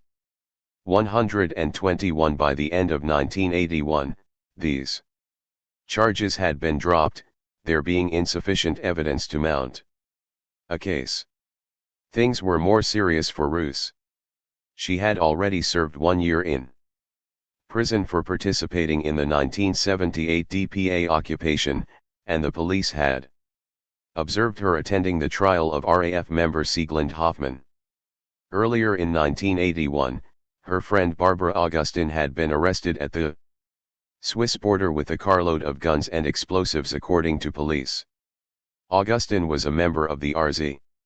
122. Roos was charged with MEM Verschip under 129A and was held in strict isolation in Stamheim, Buhl, and Zweibrücken prisons. In July 1982, while still awaiting trial, she hunger and thirst struck for a week. This was both in solidarity with Sieglinde Hoffmann and Ingrid Barabas, who were hunger striking for association, 123, and also for her own sake, as she herself demanded. Unsafe waters. Besides appealing to the public in its hunt for the guerrilla, the Verfassungsschutz continued to infiltrate the movement. In 1981, the RAF identified 2 likely agents in the Hamburg scene and arranged for a letter to be circulated outlining their concerns. Egon and Paula Giordano were significantly older than most other activists, and Paula would in fact claim to have been active in the anti-Nazi resistance decades before. She was a regular at meetings of Women Against Imperialist War. For his part, Egon had worked with anti-NATO groups and for a movement newspaper, and both were involved in the Hamburg Friedenskoordination, which coordinated radical anti-military actions. 1. Women Against Imperialist War echoed the RAF's accusations and uncovered evidence that Egon had in fact been expelled from the KPD in the 1950s because he had been informing on people to the Verfassungsschutz, all of which would be confirmed 1 year later, when Hamburg Verfassungsschutz chief Christian Locht admitted to Spiegel that he had planted the 2 former KPD MEM bears in Hamburg. 2. Association with other prisoners from the resistance. 124 eerily echoing the treatment Ulrich Meinhof had been subjected to, the BAW even went so far as to attempt, unsuccessfully, to have her declared insane and committed to a mental institution without trial. 125, 250 women went to Stamheim to support Rus, as they noted in their call-out, "The attack on one of us is meant to destroy our hope for change where we're carrying out resistance against NATO and in our daily lives." 126. The state's strategy of criminalizing activists as members of the above-ground RAF would pay handsome dividends. In the years to come, many were those who would spend time in prison as a result of such charges. This not only lent 129 its bite, it also isolated the militant left, as many people feared what might happen if they worked on the wrong political issue. These above-ground RAF arrests prompted the real RAF to issue a public statement, refuting the state's allegations. The RAF accused police of planting Rus's fingerprints, and denied that any of the individuals arrested had had any involvement in the summer's attacks. It was pointed out that there was a new resistance taking shape, and that this was the state's real target by acting as if anti-imps were in fact above-ground RAF members. The state was laying the groundwork to clamp down on the entire radical left. This was an important observation, shared by many, and in harmony with the RAF's line that guerrillas must go underground, that any above-ground organization would simply amount to setting people up for arrest, as they had argued in Serve the People in 1972. We do not believe that the guerrilla can be formed as the illegal wing of a legal organization. Such an illegal wing would lead to the illegalization of the organization, i.e., its liquidation, and nothing else. 127. The arrests of above-ground supporters and the criminalization of other wise legal activities by 129 bore out the truth of this early observation. However, the RAF could only be renewed by support from the radical left.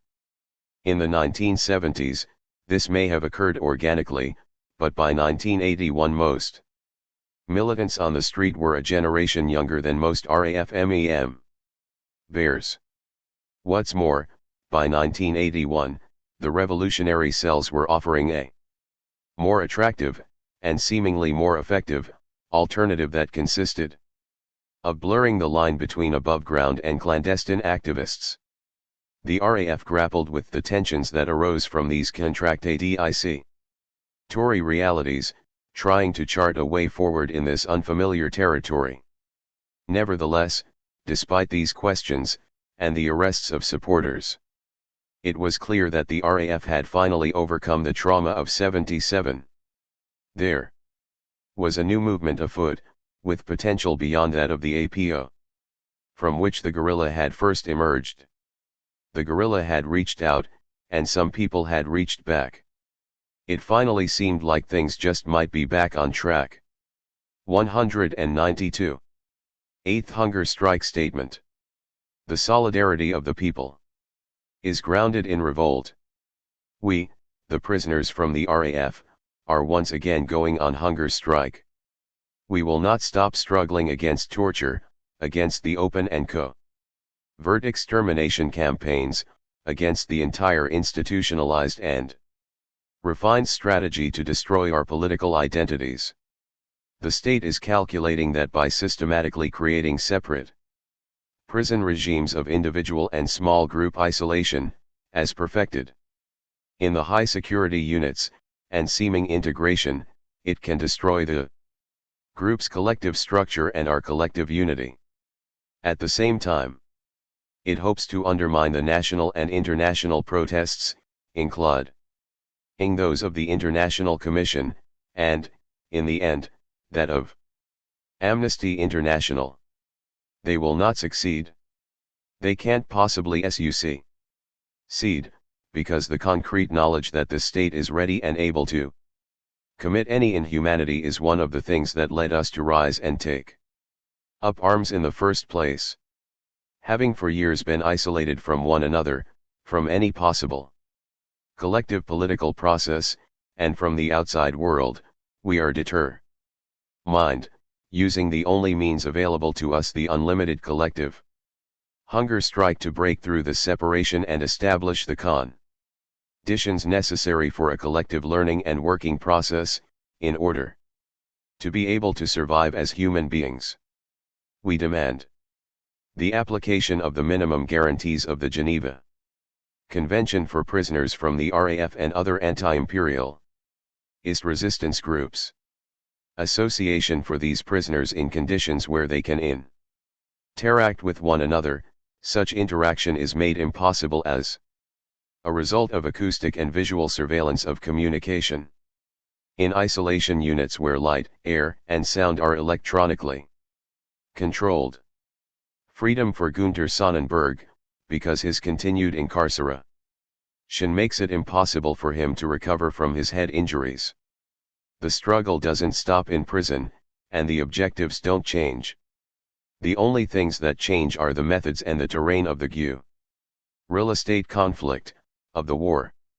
So the state reacts to the situation, in which we are imprisoned and unarmed and engaged in a collective hunger strike, as if it were under armed attack. 193 February 1981 8th Hunger Strike Statement. The overall measures used against us leave no room for doubt. We are prisoners of war with the status of hostages. Every time the confrontation has escalated, an imprisoned RAF cadre has been executed. Holger, Siegfried, Ulrich.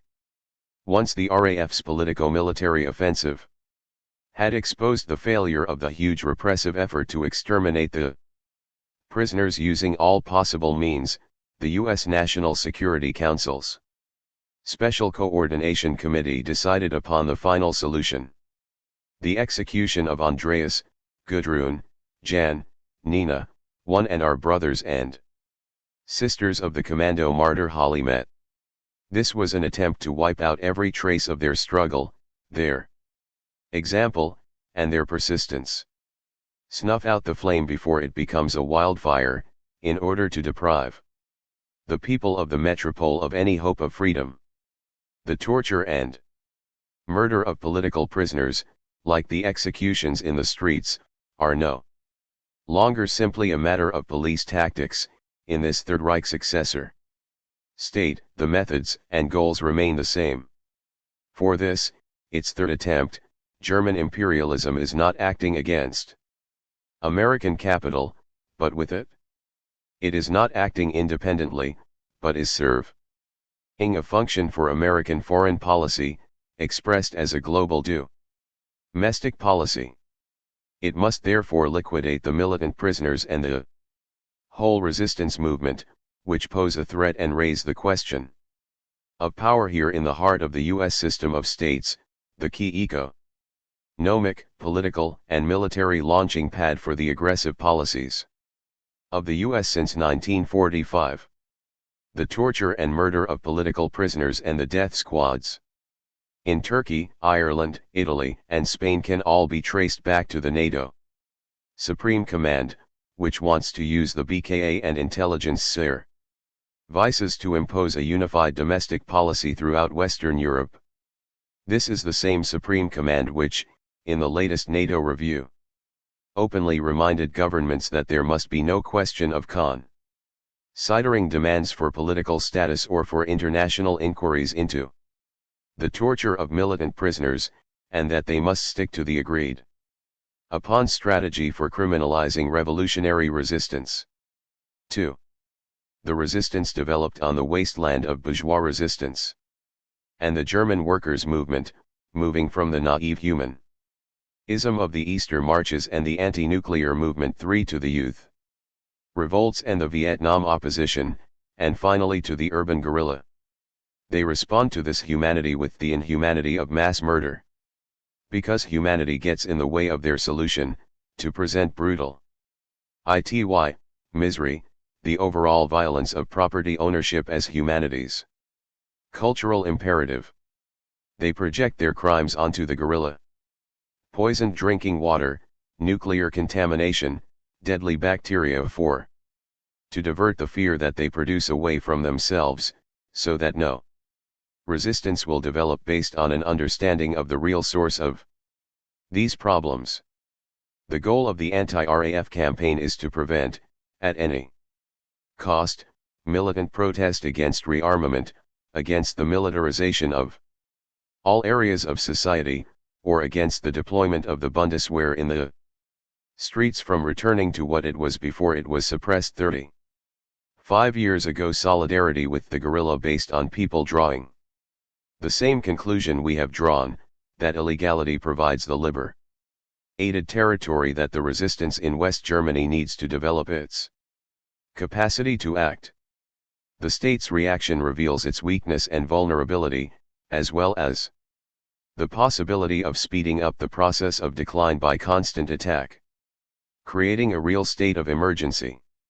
Nothing we can do will prevent the state's transition to fascism, through which the state of emergency will be legally sanctioned, because it is inevitable. Since capital is now creating the conditions for its own aggressive reconstruction on a world scale, we must, all of us who want freedom, accountability, and a humane way of life, prepare to prevent this project in the countries from which this onslaught is to be launched.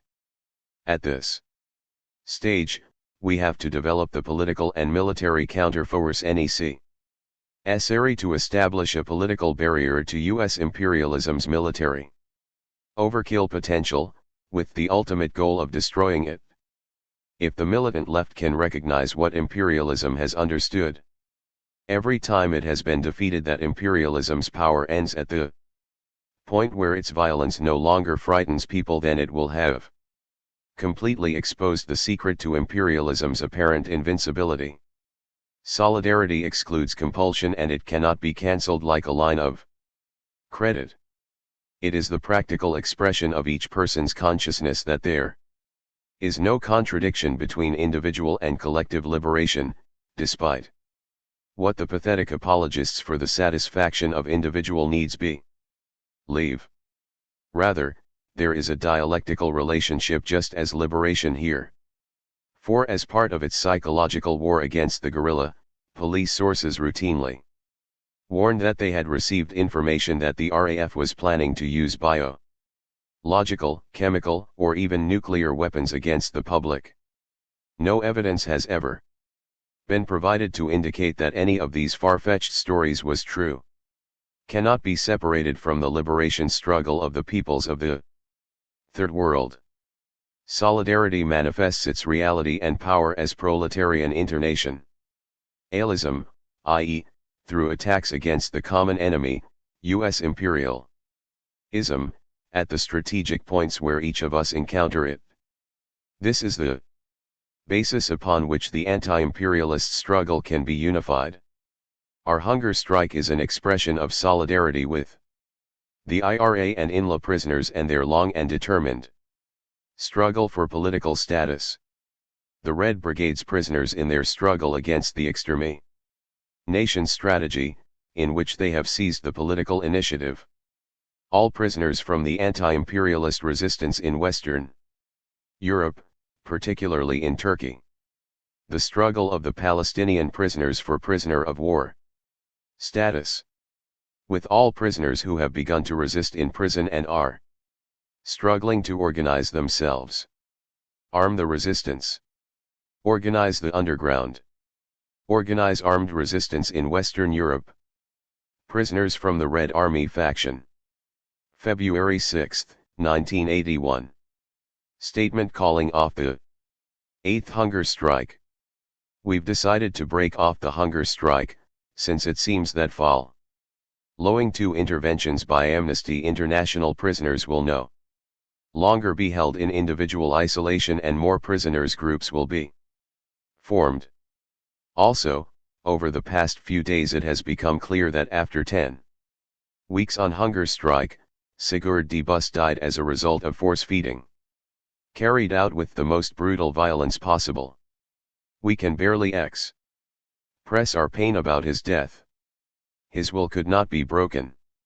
Intelligence counteractions such as the bombing of the Cologne subway, and other obscure targets, like laying tree trunks across train tracks, are meant to legitimize his death and the deaths of other prisoners should they occur.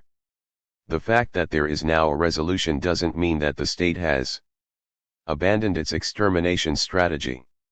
However, we don't think that we will repeat the December 1980 experience of the IRA, not least of all because of the solidarity we've received. The prisoners from the RAF. April 16, 1981. Attacked the centers, the bases, and the strategists of the American military machine. Today, with the Sigurd Bus Commando, we attacked the Ramstein headquarters of the U.S. Air Force in Europe. The U.S. imperialists will not be permitted to prepare and carry out their plans for world domination in peace and quiet. They want war. They want to roll back history to the point before the liberation movement's offensive undermined their political and military power around the world. To do this, it is essential that they disrupt the military balance between the socialist and imperialist states. Their stated goal is to reverse the historic changes and to become, once again, the most powerful ruling class in the world. That means they must be prepared to wage war on all fronts, both in Europe and in the Third World. All of the steps they have taken in the past 10 years, the technological modification and the restructuring of the war machine since the peak of the Vietnam War, the achievement of NATO's long-term objective of perfecting the neutron bomb, the struggle against international terrorism, which included united action against uprisings in Western Europe, the supervision of mass murder in El Salvador, and the NATO putsch in Turkey. The imperialist war of annihilation is now returning from the Third World to Europe, its point of origin. The people of Europe, and of the FRG, understand that unless it can be stopped, this will mean their extermination. They are now getting a clear and direct idea of what reality has been like for people in Africa, Asia, and Latin America for hundreds of years, of the impact of imperialism when you yourself are its target.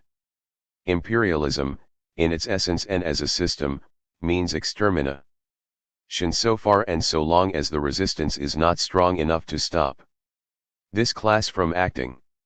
In the face of all of the defeatist, escapist fantasies about an atomic inferno and all of the helpless pacifist hopes that accompany these fantasies, we assert that this monster can be defeated if resistance develops in the centers that addresses the gravity of the actual situation, and if an offensive strategy for speeding up the collapse of imperialism's political base in the center is developed quickly enough to prevent the imperialists from proceeding with their plan.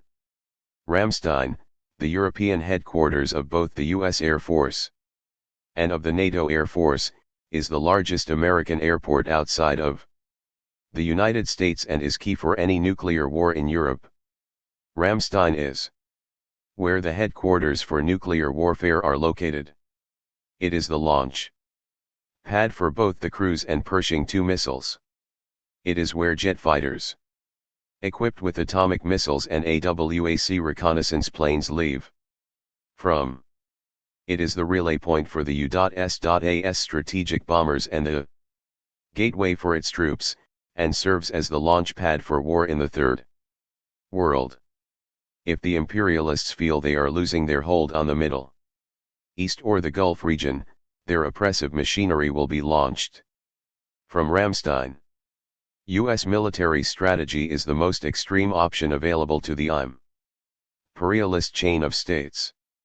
All of the other political, economic, and social methods are based on this strategy, which determines the social developments within the NATO countries. This strategy serves as a focal point, reducing this system imperialist politics overall to its purest form, the slow death of the 24-hour day in the metropole, the destruction wrought by the struggle for survival, the lack of perspective, the alienation, the dehumanizing labor, the widespread replacement of humans by machines in the production process, the destruction of people's living conditions by the nuclear power industry, chemicals and concrete, the prisons, and the regimentation of any expression of life, as well as the repression of anyone unwilling to adjust themselves to the system. Build the resistance against this destruction into the front for revolution in Europe. Carry out the struggle in the metropole alongside the struggle of revolutionaries in the Third World. Red Army Faction. August 31, 1981. Attack against General Frederick Croezen.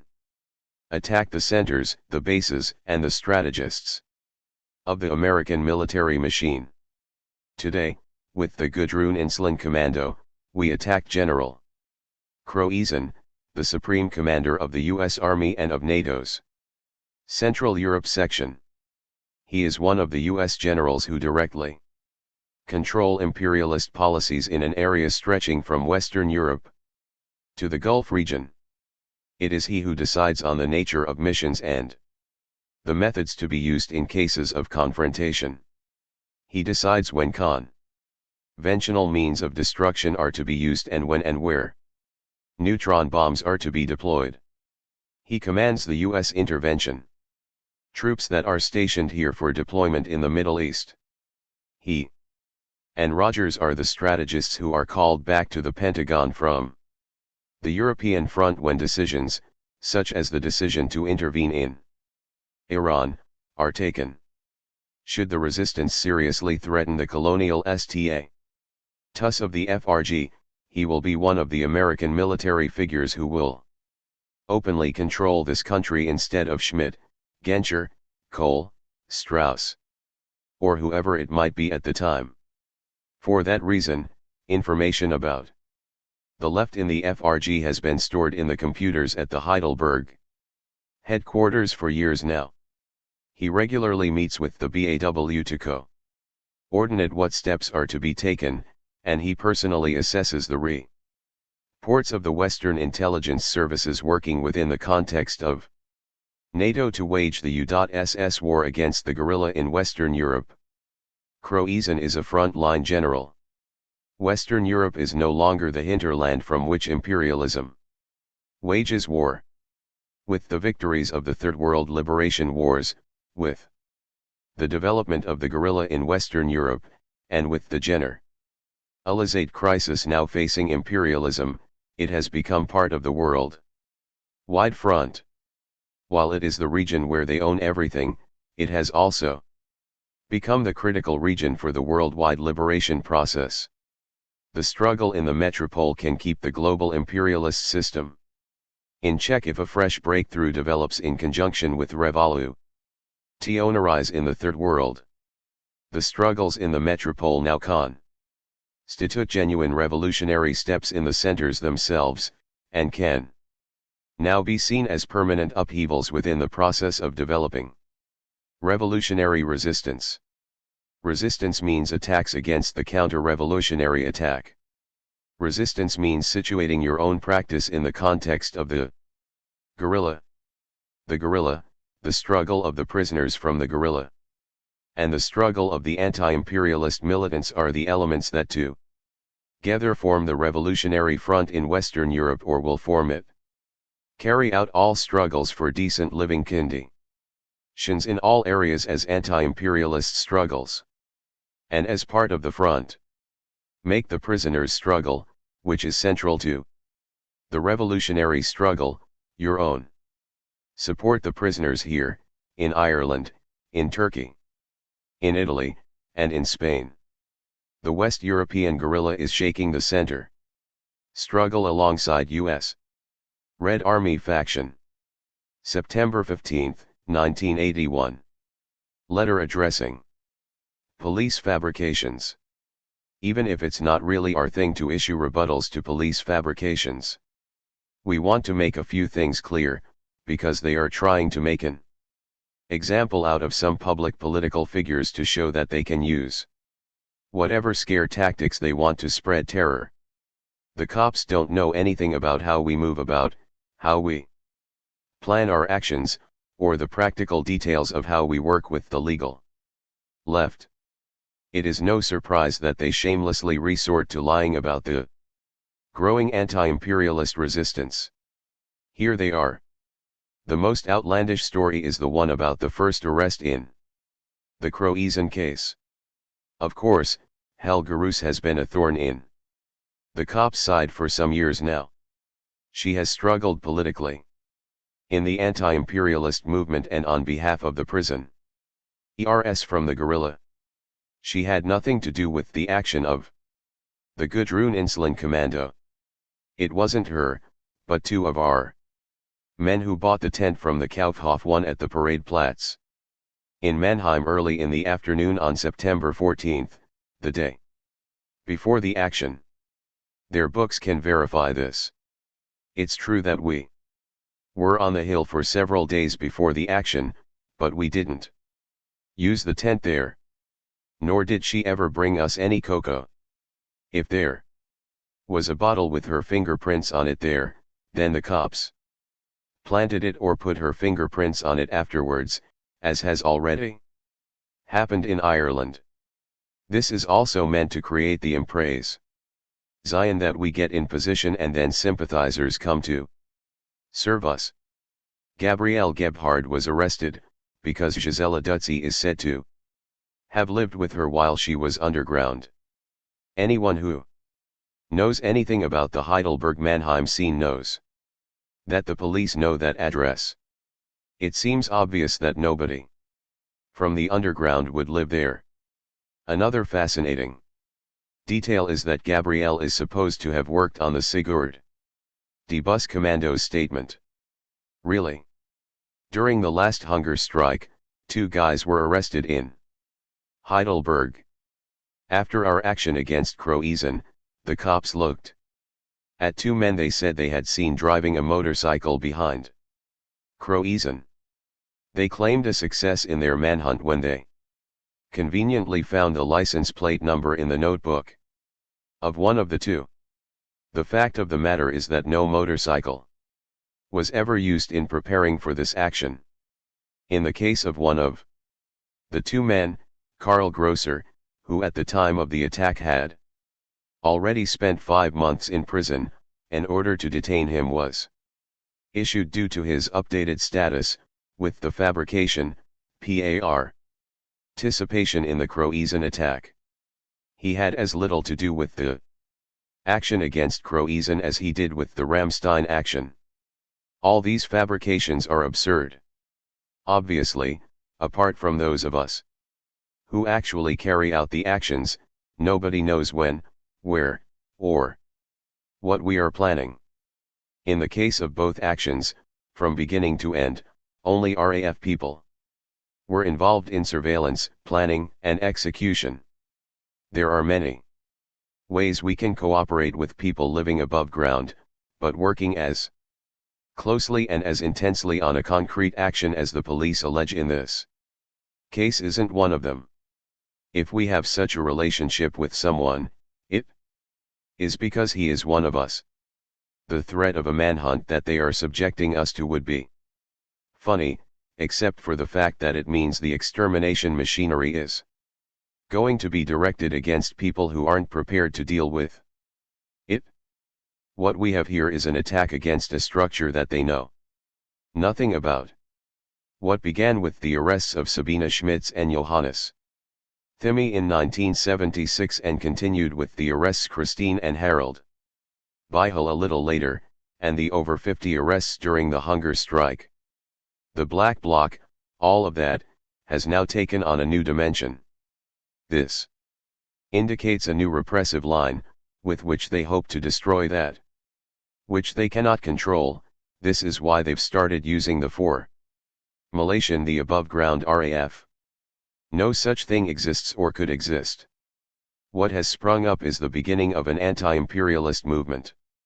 In the FRG isolated circles, anti-fascist groups, Third World groups, women's groups, prison groups, anti-military groups, etc. This movement sees itself existing in the context of the strategy of the guerrilla in the metropole. It is understood that fundamental resistance, every political step that is meant to be serious, must stay outside of the state's control. It has been obvious to everyone for years now that when people who live above ground want to meet, they must outmaneuver state surveillance if they don't want the Verfassungsschutz and the political police to see who meets who, where, and about what. Of course they have no choice, faced with the preventive state security strategy that intends to destroy these developments before they have taken shape. Naturally, that is intolerable for state security. So now their starting point is the criminalization of comrades who have nothing to do with our actions by connecting them to the actions if they disappear for a few weeks, cut their hair, shake off surveillance, in short, if they engage in conspiratorial behavior.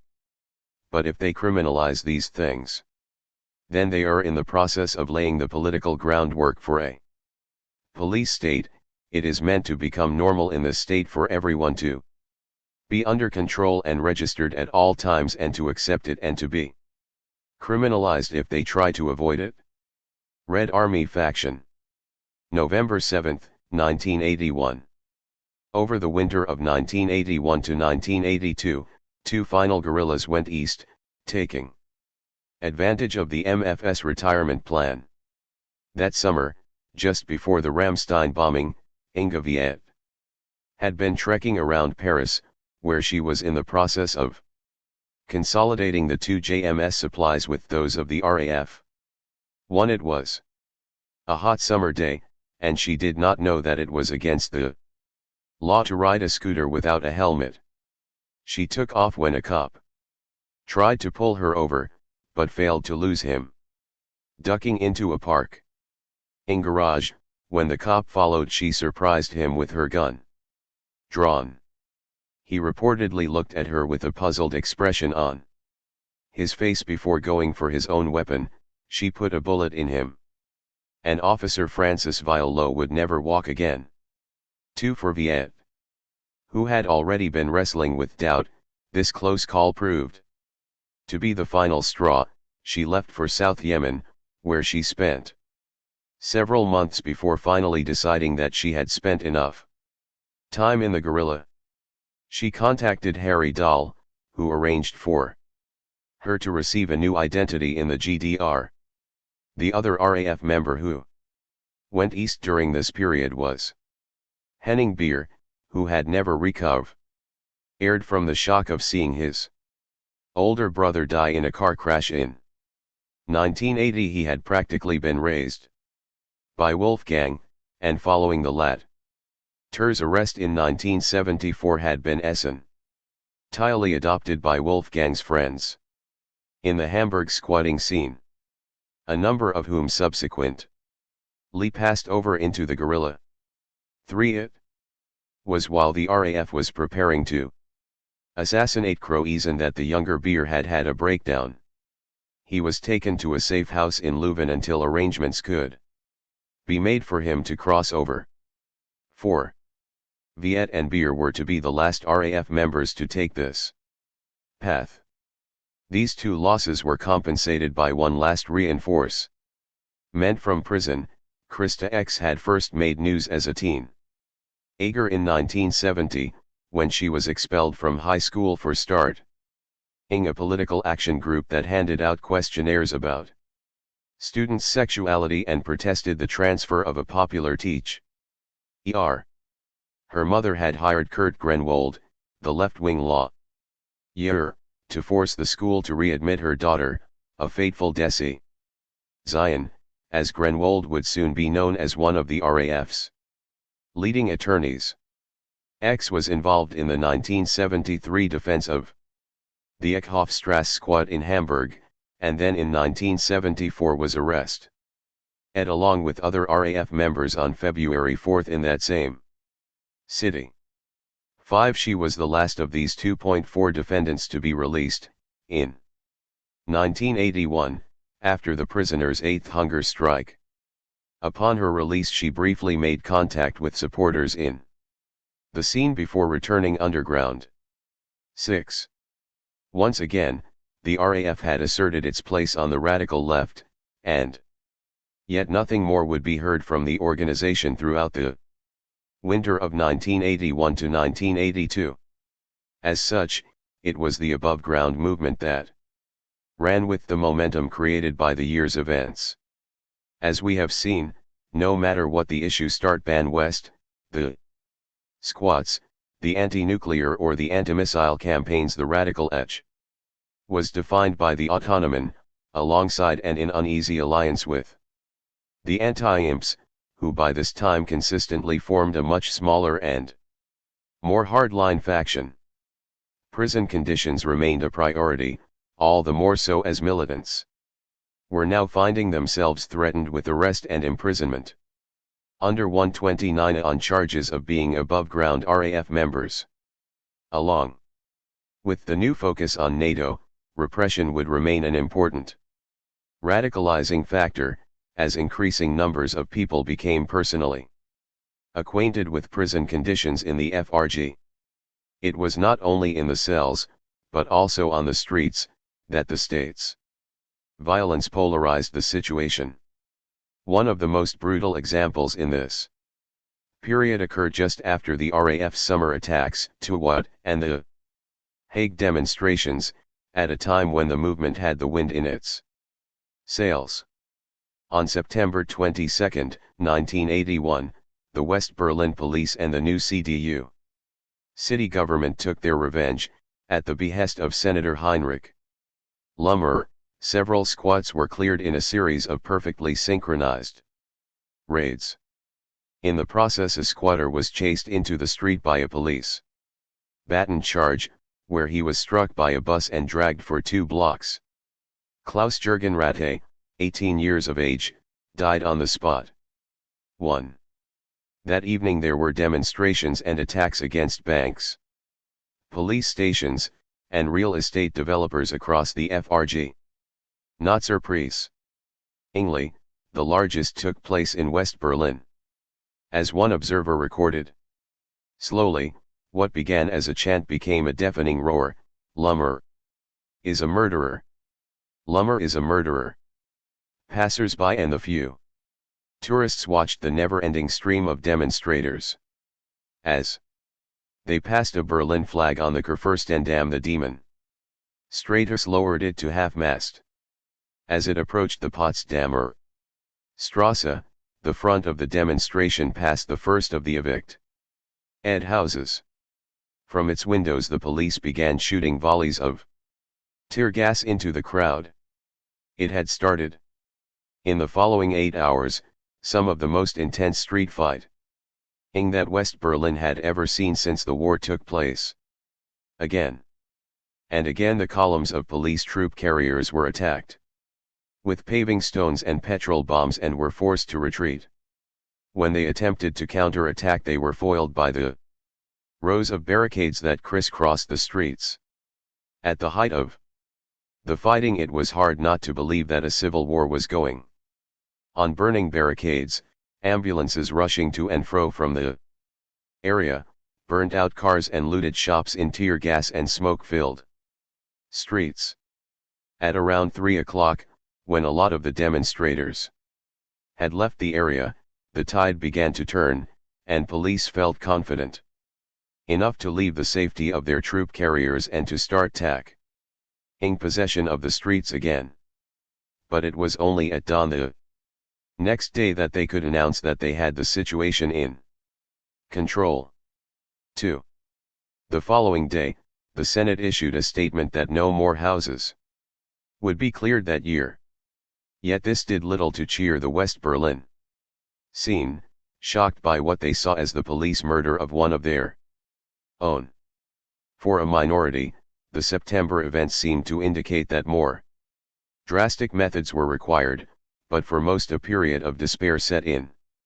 Over the next few years, the government would employ a combination of negotiations and repression to isolate the more radical squats, stymieing the movement's forward march, and yet it would take most of the decade to truly neutralize the threat.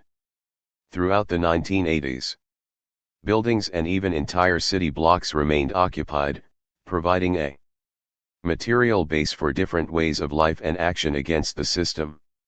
Islands of resistance that could loom as large as continents in the movement's psychic geography. 3. While West Berlin had been the movement's epicenter, the two most important and well-known squats were in the FRG proper. In Hamburg, several city blocks of apartment buildings had been taken over on Hafenstrasse, Harbor Street, which, as its name indicates, runs alongside the city's historic waterfront. The complex would grow to eventually include a cafe, a movement info center, a library, a soup kitchen, 2 pubs, and an occasional pirate radio station, all of which served to turn the Hafenstrasse squats into an important center for autonoman politics, known around the world. 4 less famous perhaps. The Kiefernstrasse squats in Dusseldorf were almost as large, and would serve as an organizing hub for anti-imps. In typical fashion, the militant women's movement penetrated these categories without negating them. Radical women living throughout both squats, each of which would also eventually have a women or lesbian-only building. Both Hafenstrasse and Kiefernstrasse were founded in 1981, and both would soon be stigmatized as RAF nests, squatters who lived there all considered potential above-ground RAF members by the forces of law and order. Meanwhile, on the armed terrain, the revolutionary cells continued to take the lead, fully exploiting the breakthrough their clans' tine above-ground and movementist strategy afforded them. The RZ would carry out attacks every month, against gentrification in January, start Ban West in February, gentrification, anti-worker initiatives, and the sterilization of third world women in March, and so on. The actions only increased in number, as the entire movement was successfully brought to a new level of confrontation. The RAF remained silent during this period, but far from inactive. as a process of discussion and research that had been going on for some time now neared completion. As we have seen, there had been years of reflection, not only about whether or not to continue the armed struggle, but also about how to renew the guerrillas' ties to the movement. Events seemed to be showing that the underground all-the-way strategy had been bested by the RZ's after-hours fluidity, especially as every month brought new RZ attacks, which both the autonoman and the capitalist media compared favorably to those of the RAF, who some now referred to as Grandpa's guerrillas. Indeed, those RAF members at large did have a lot of experience under their belts, in both the above-ground movements and in the guerrilla.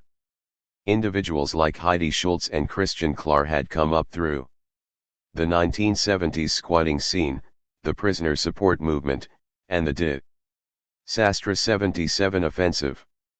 Others, such as Bridget Moncourt and Helmut Pohl, could trace their involvement all the way back to the so-called first generation, and had done hard prison time, surviving hunger, strikes and isolation.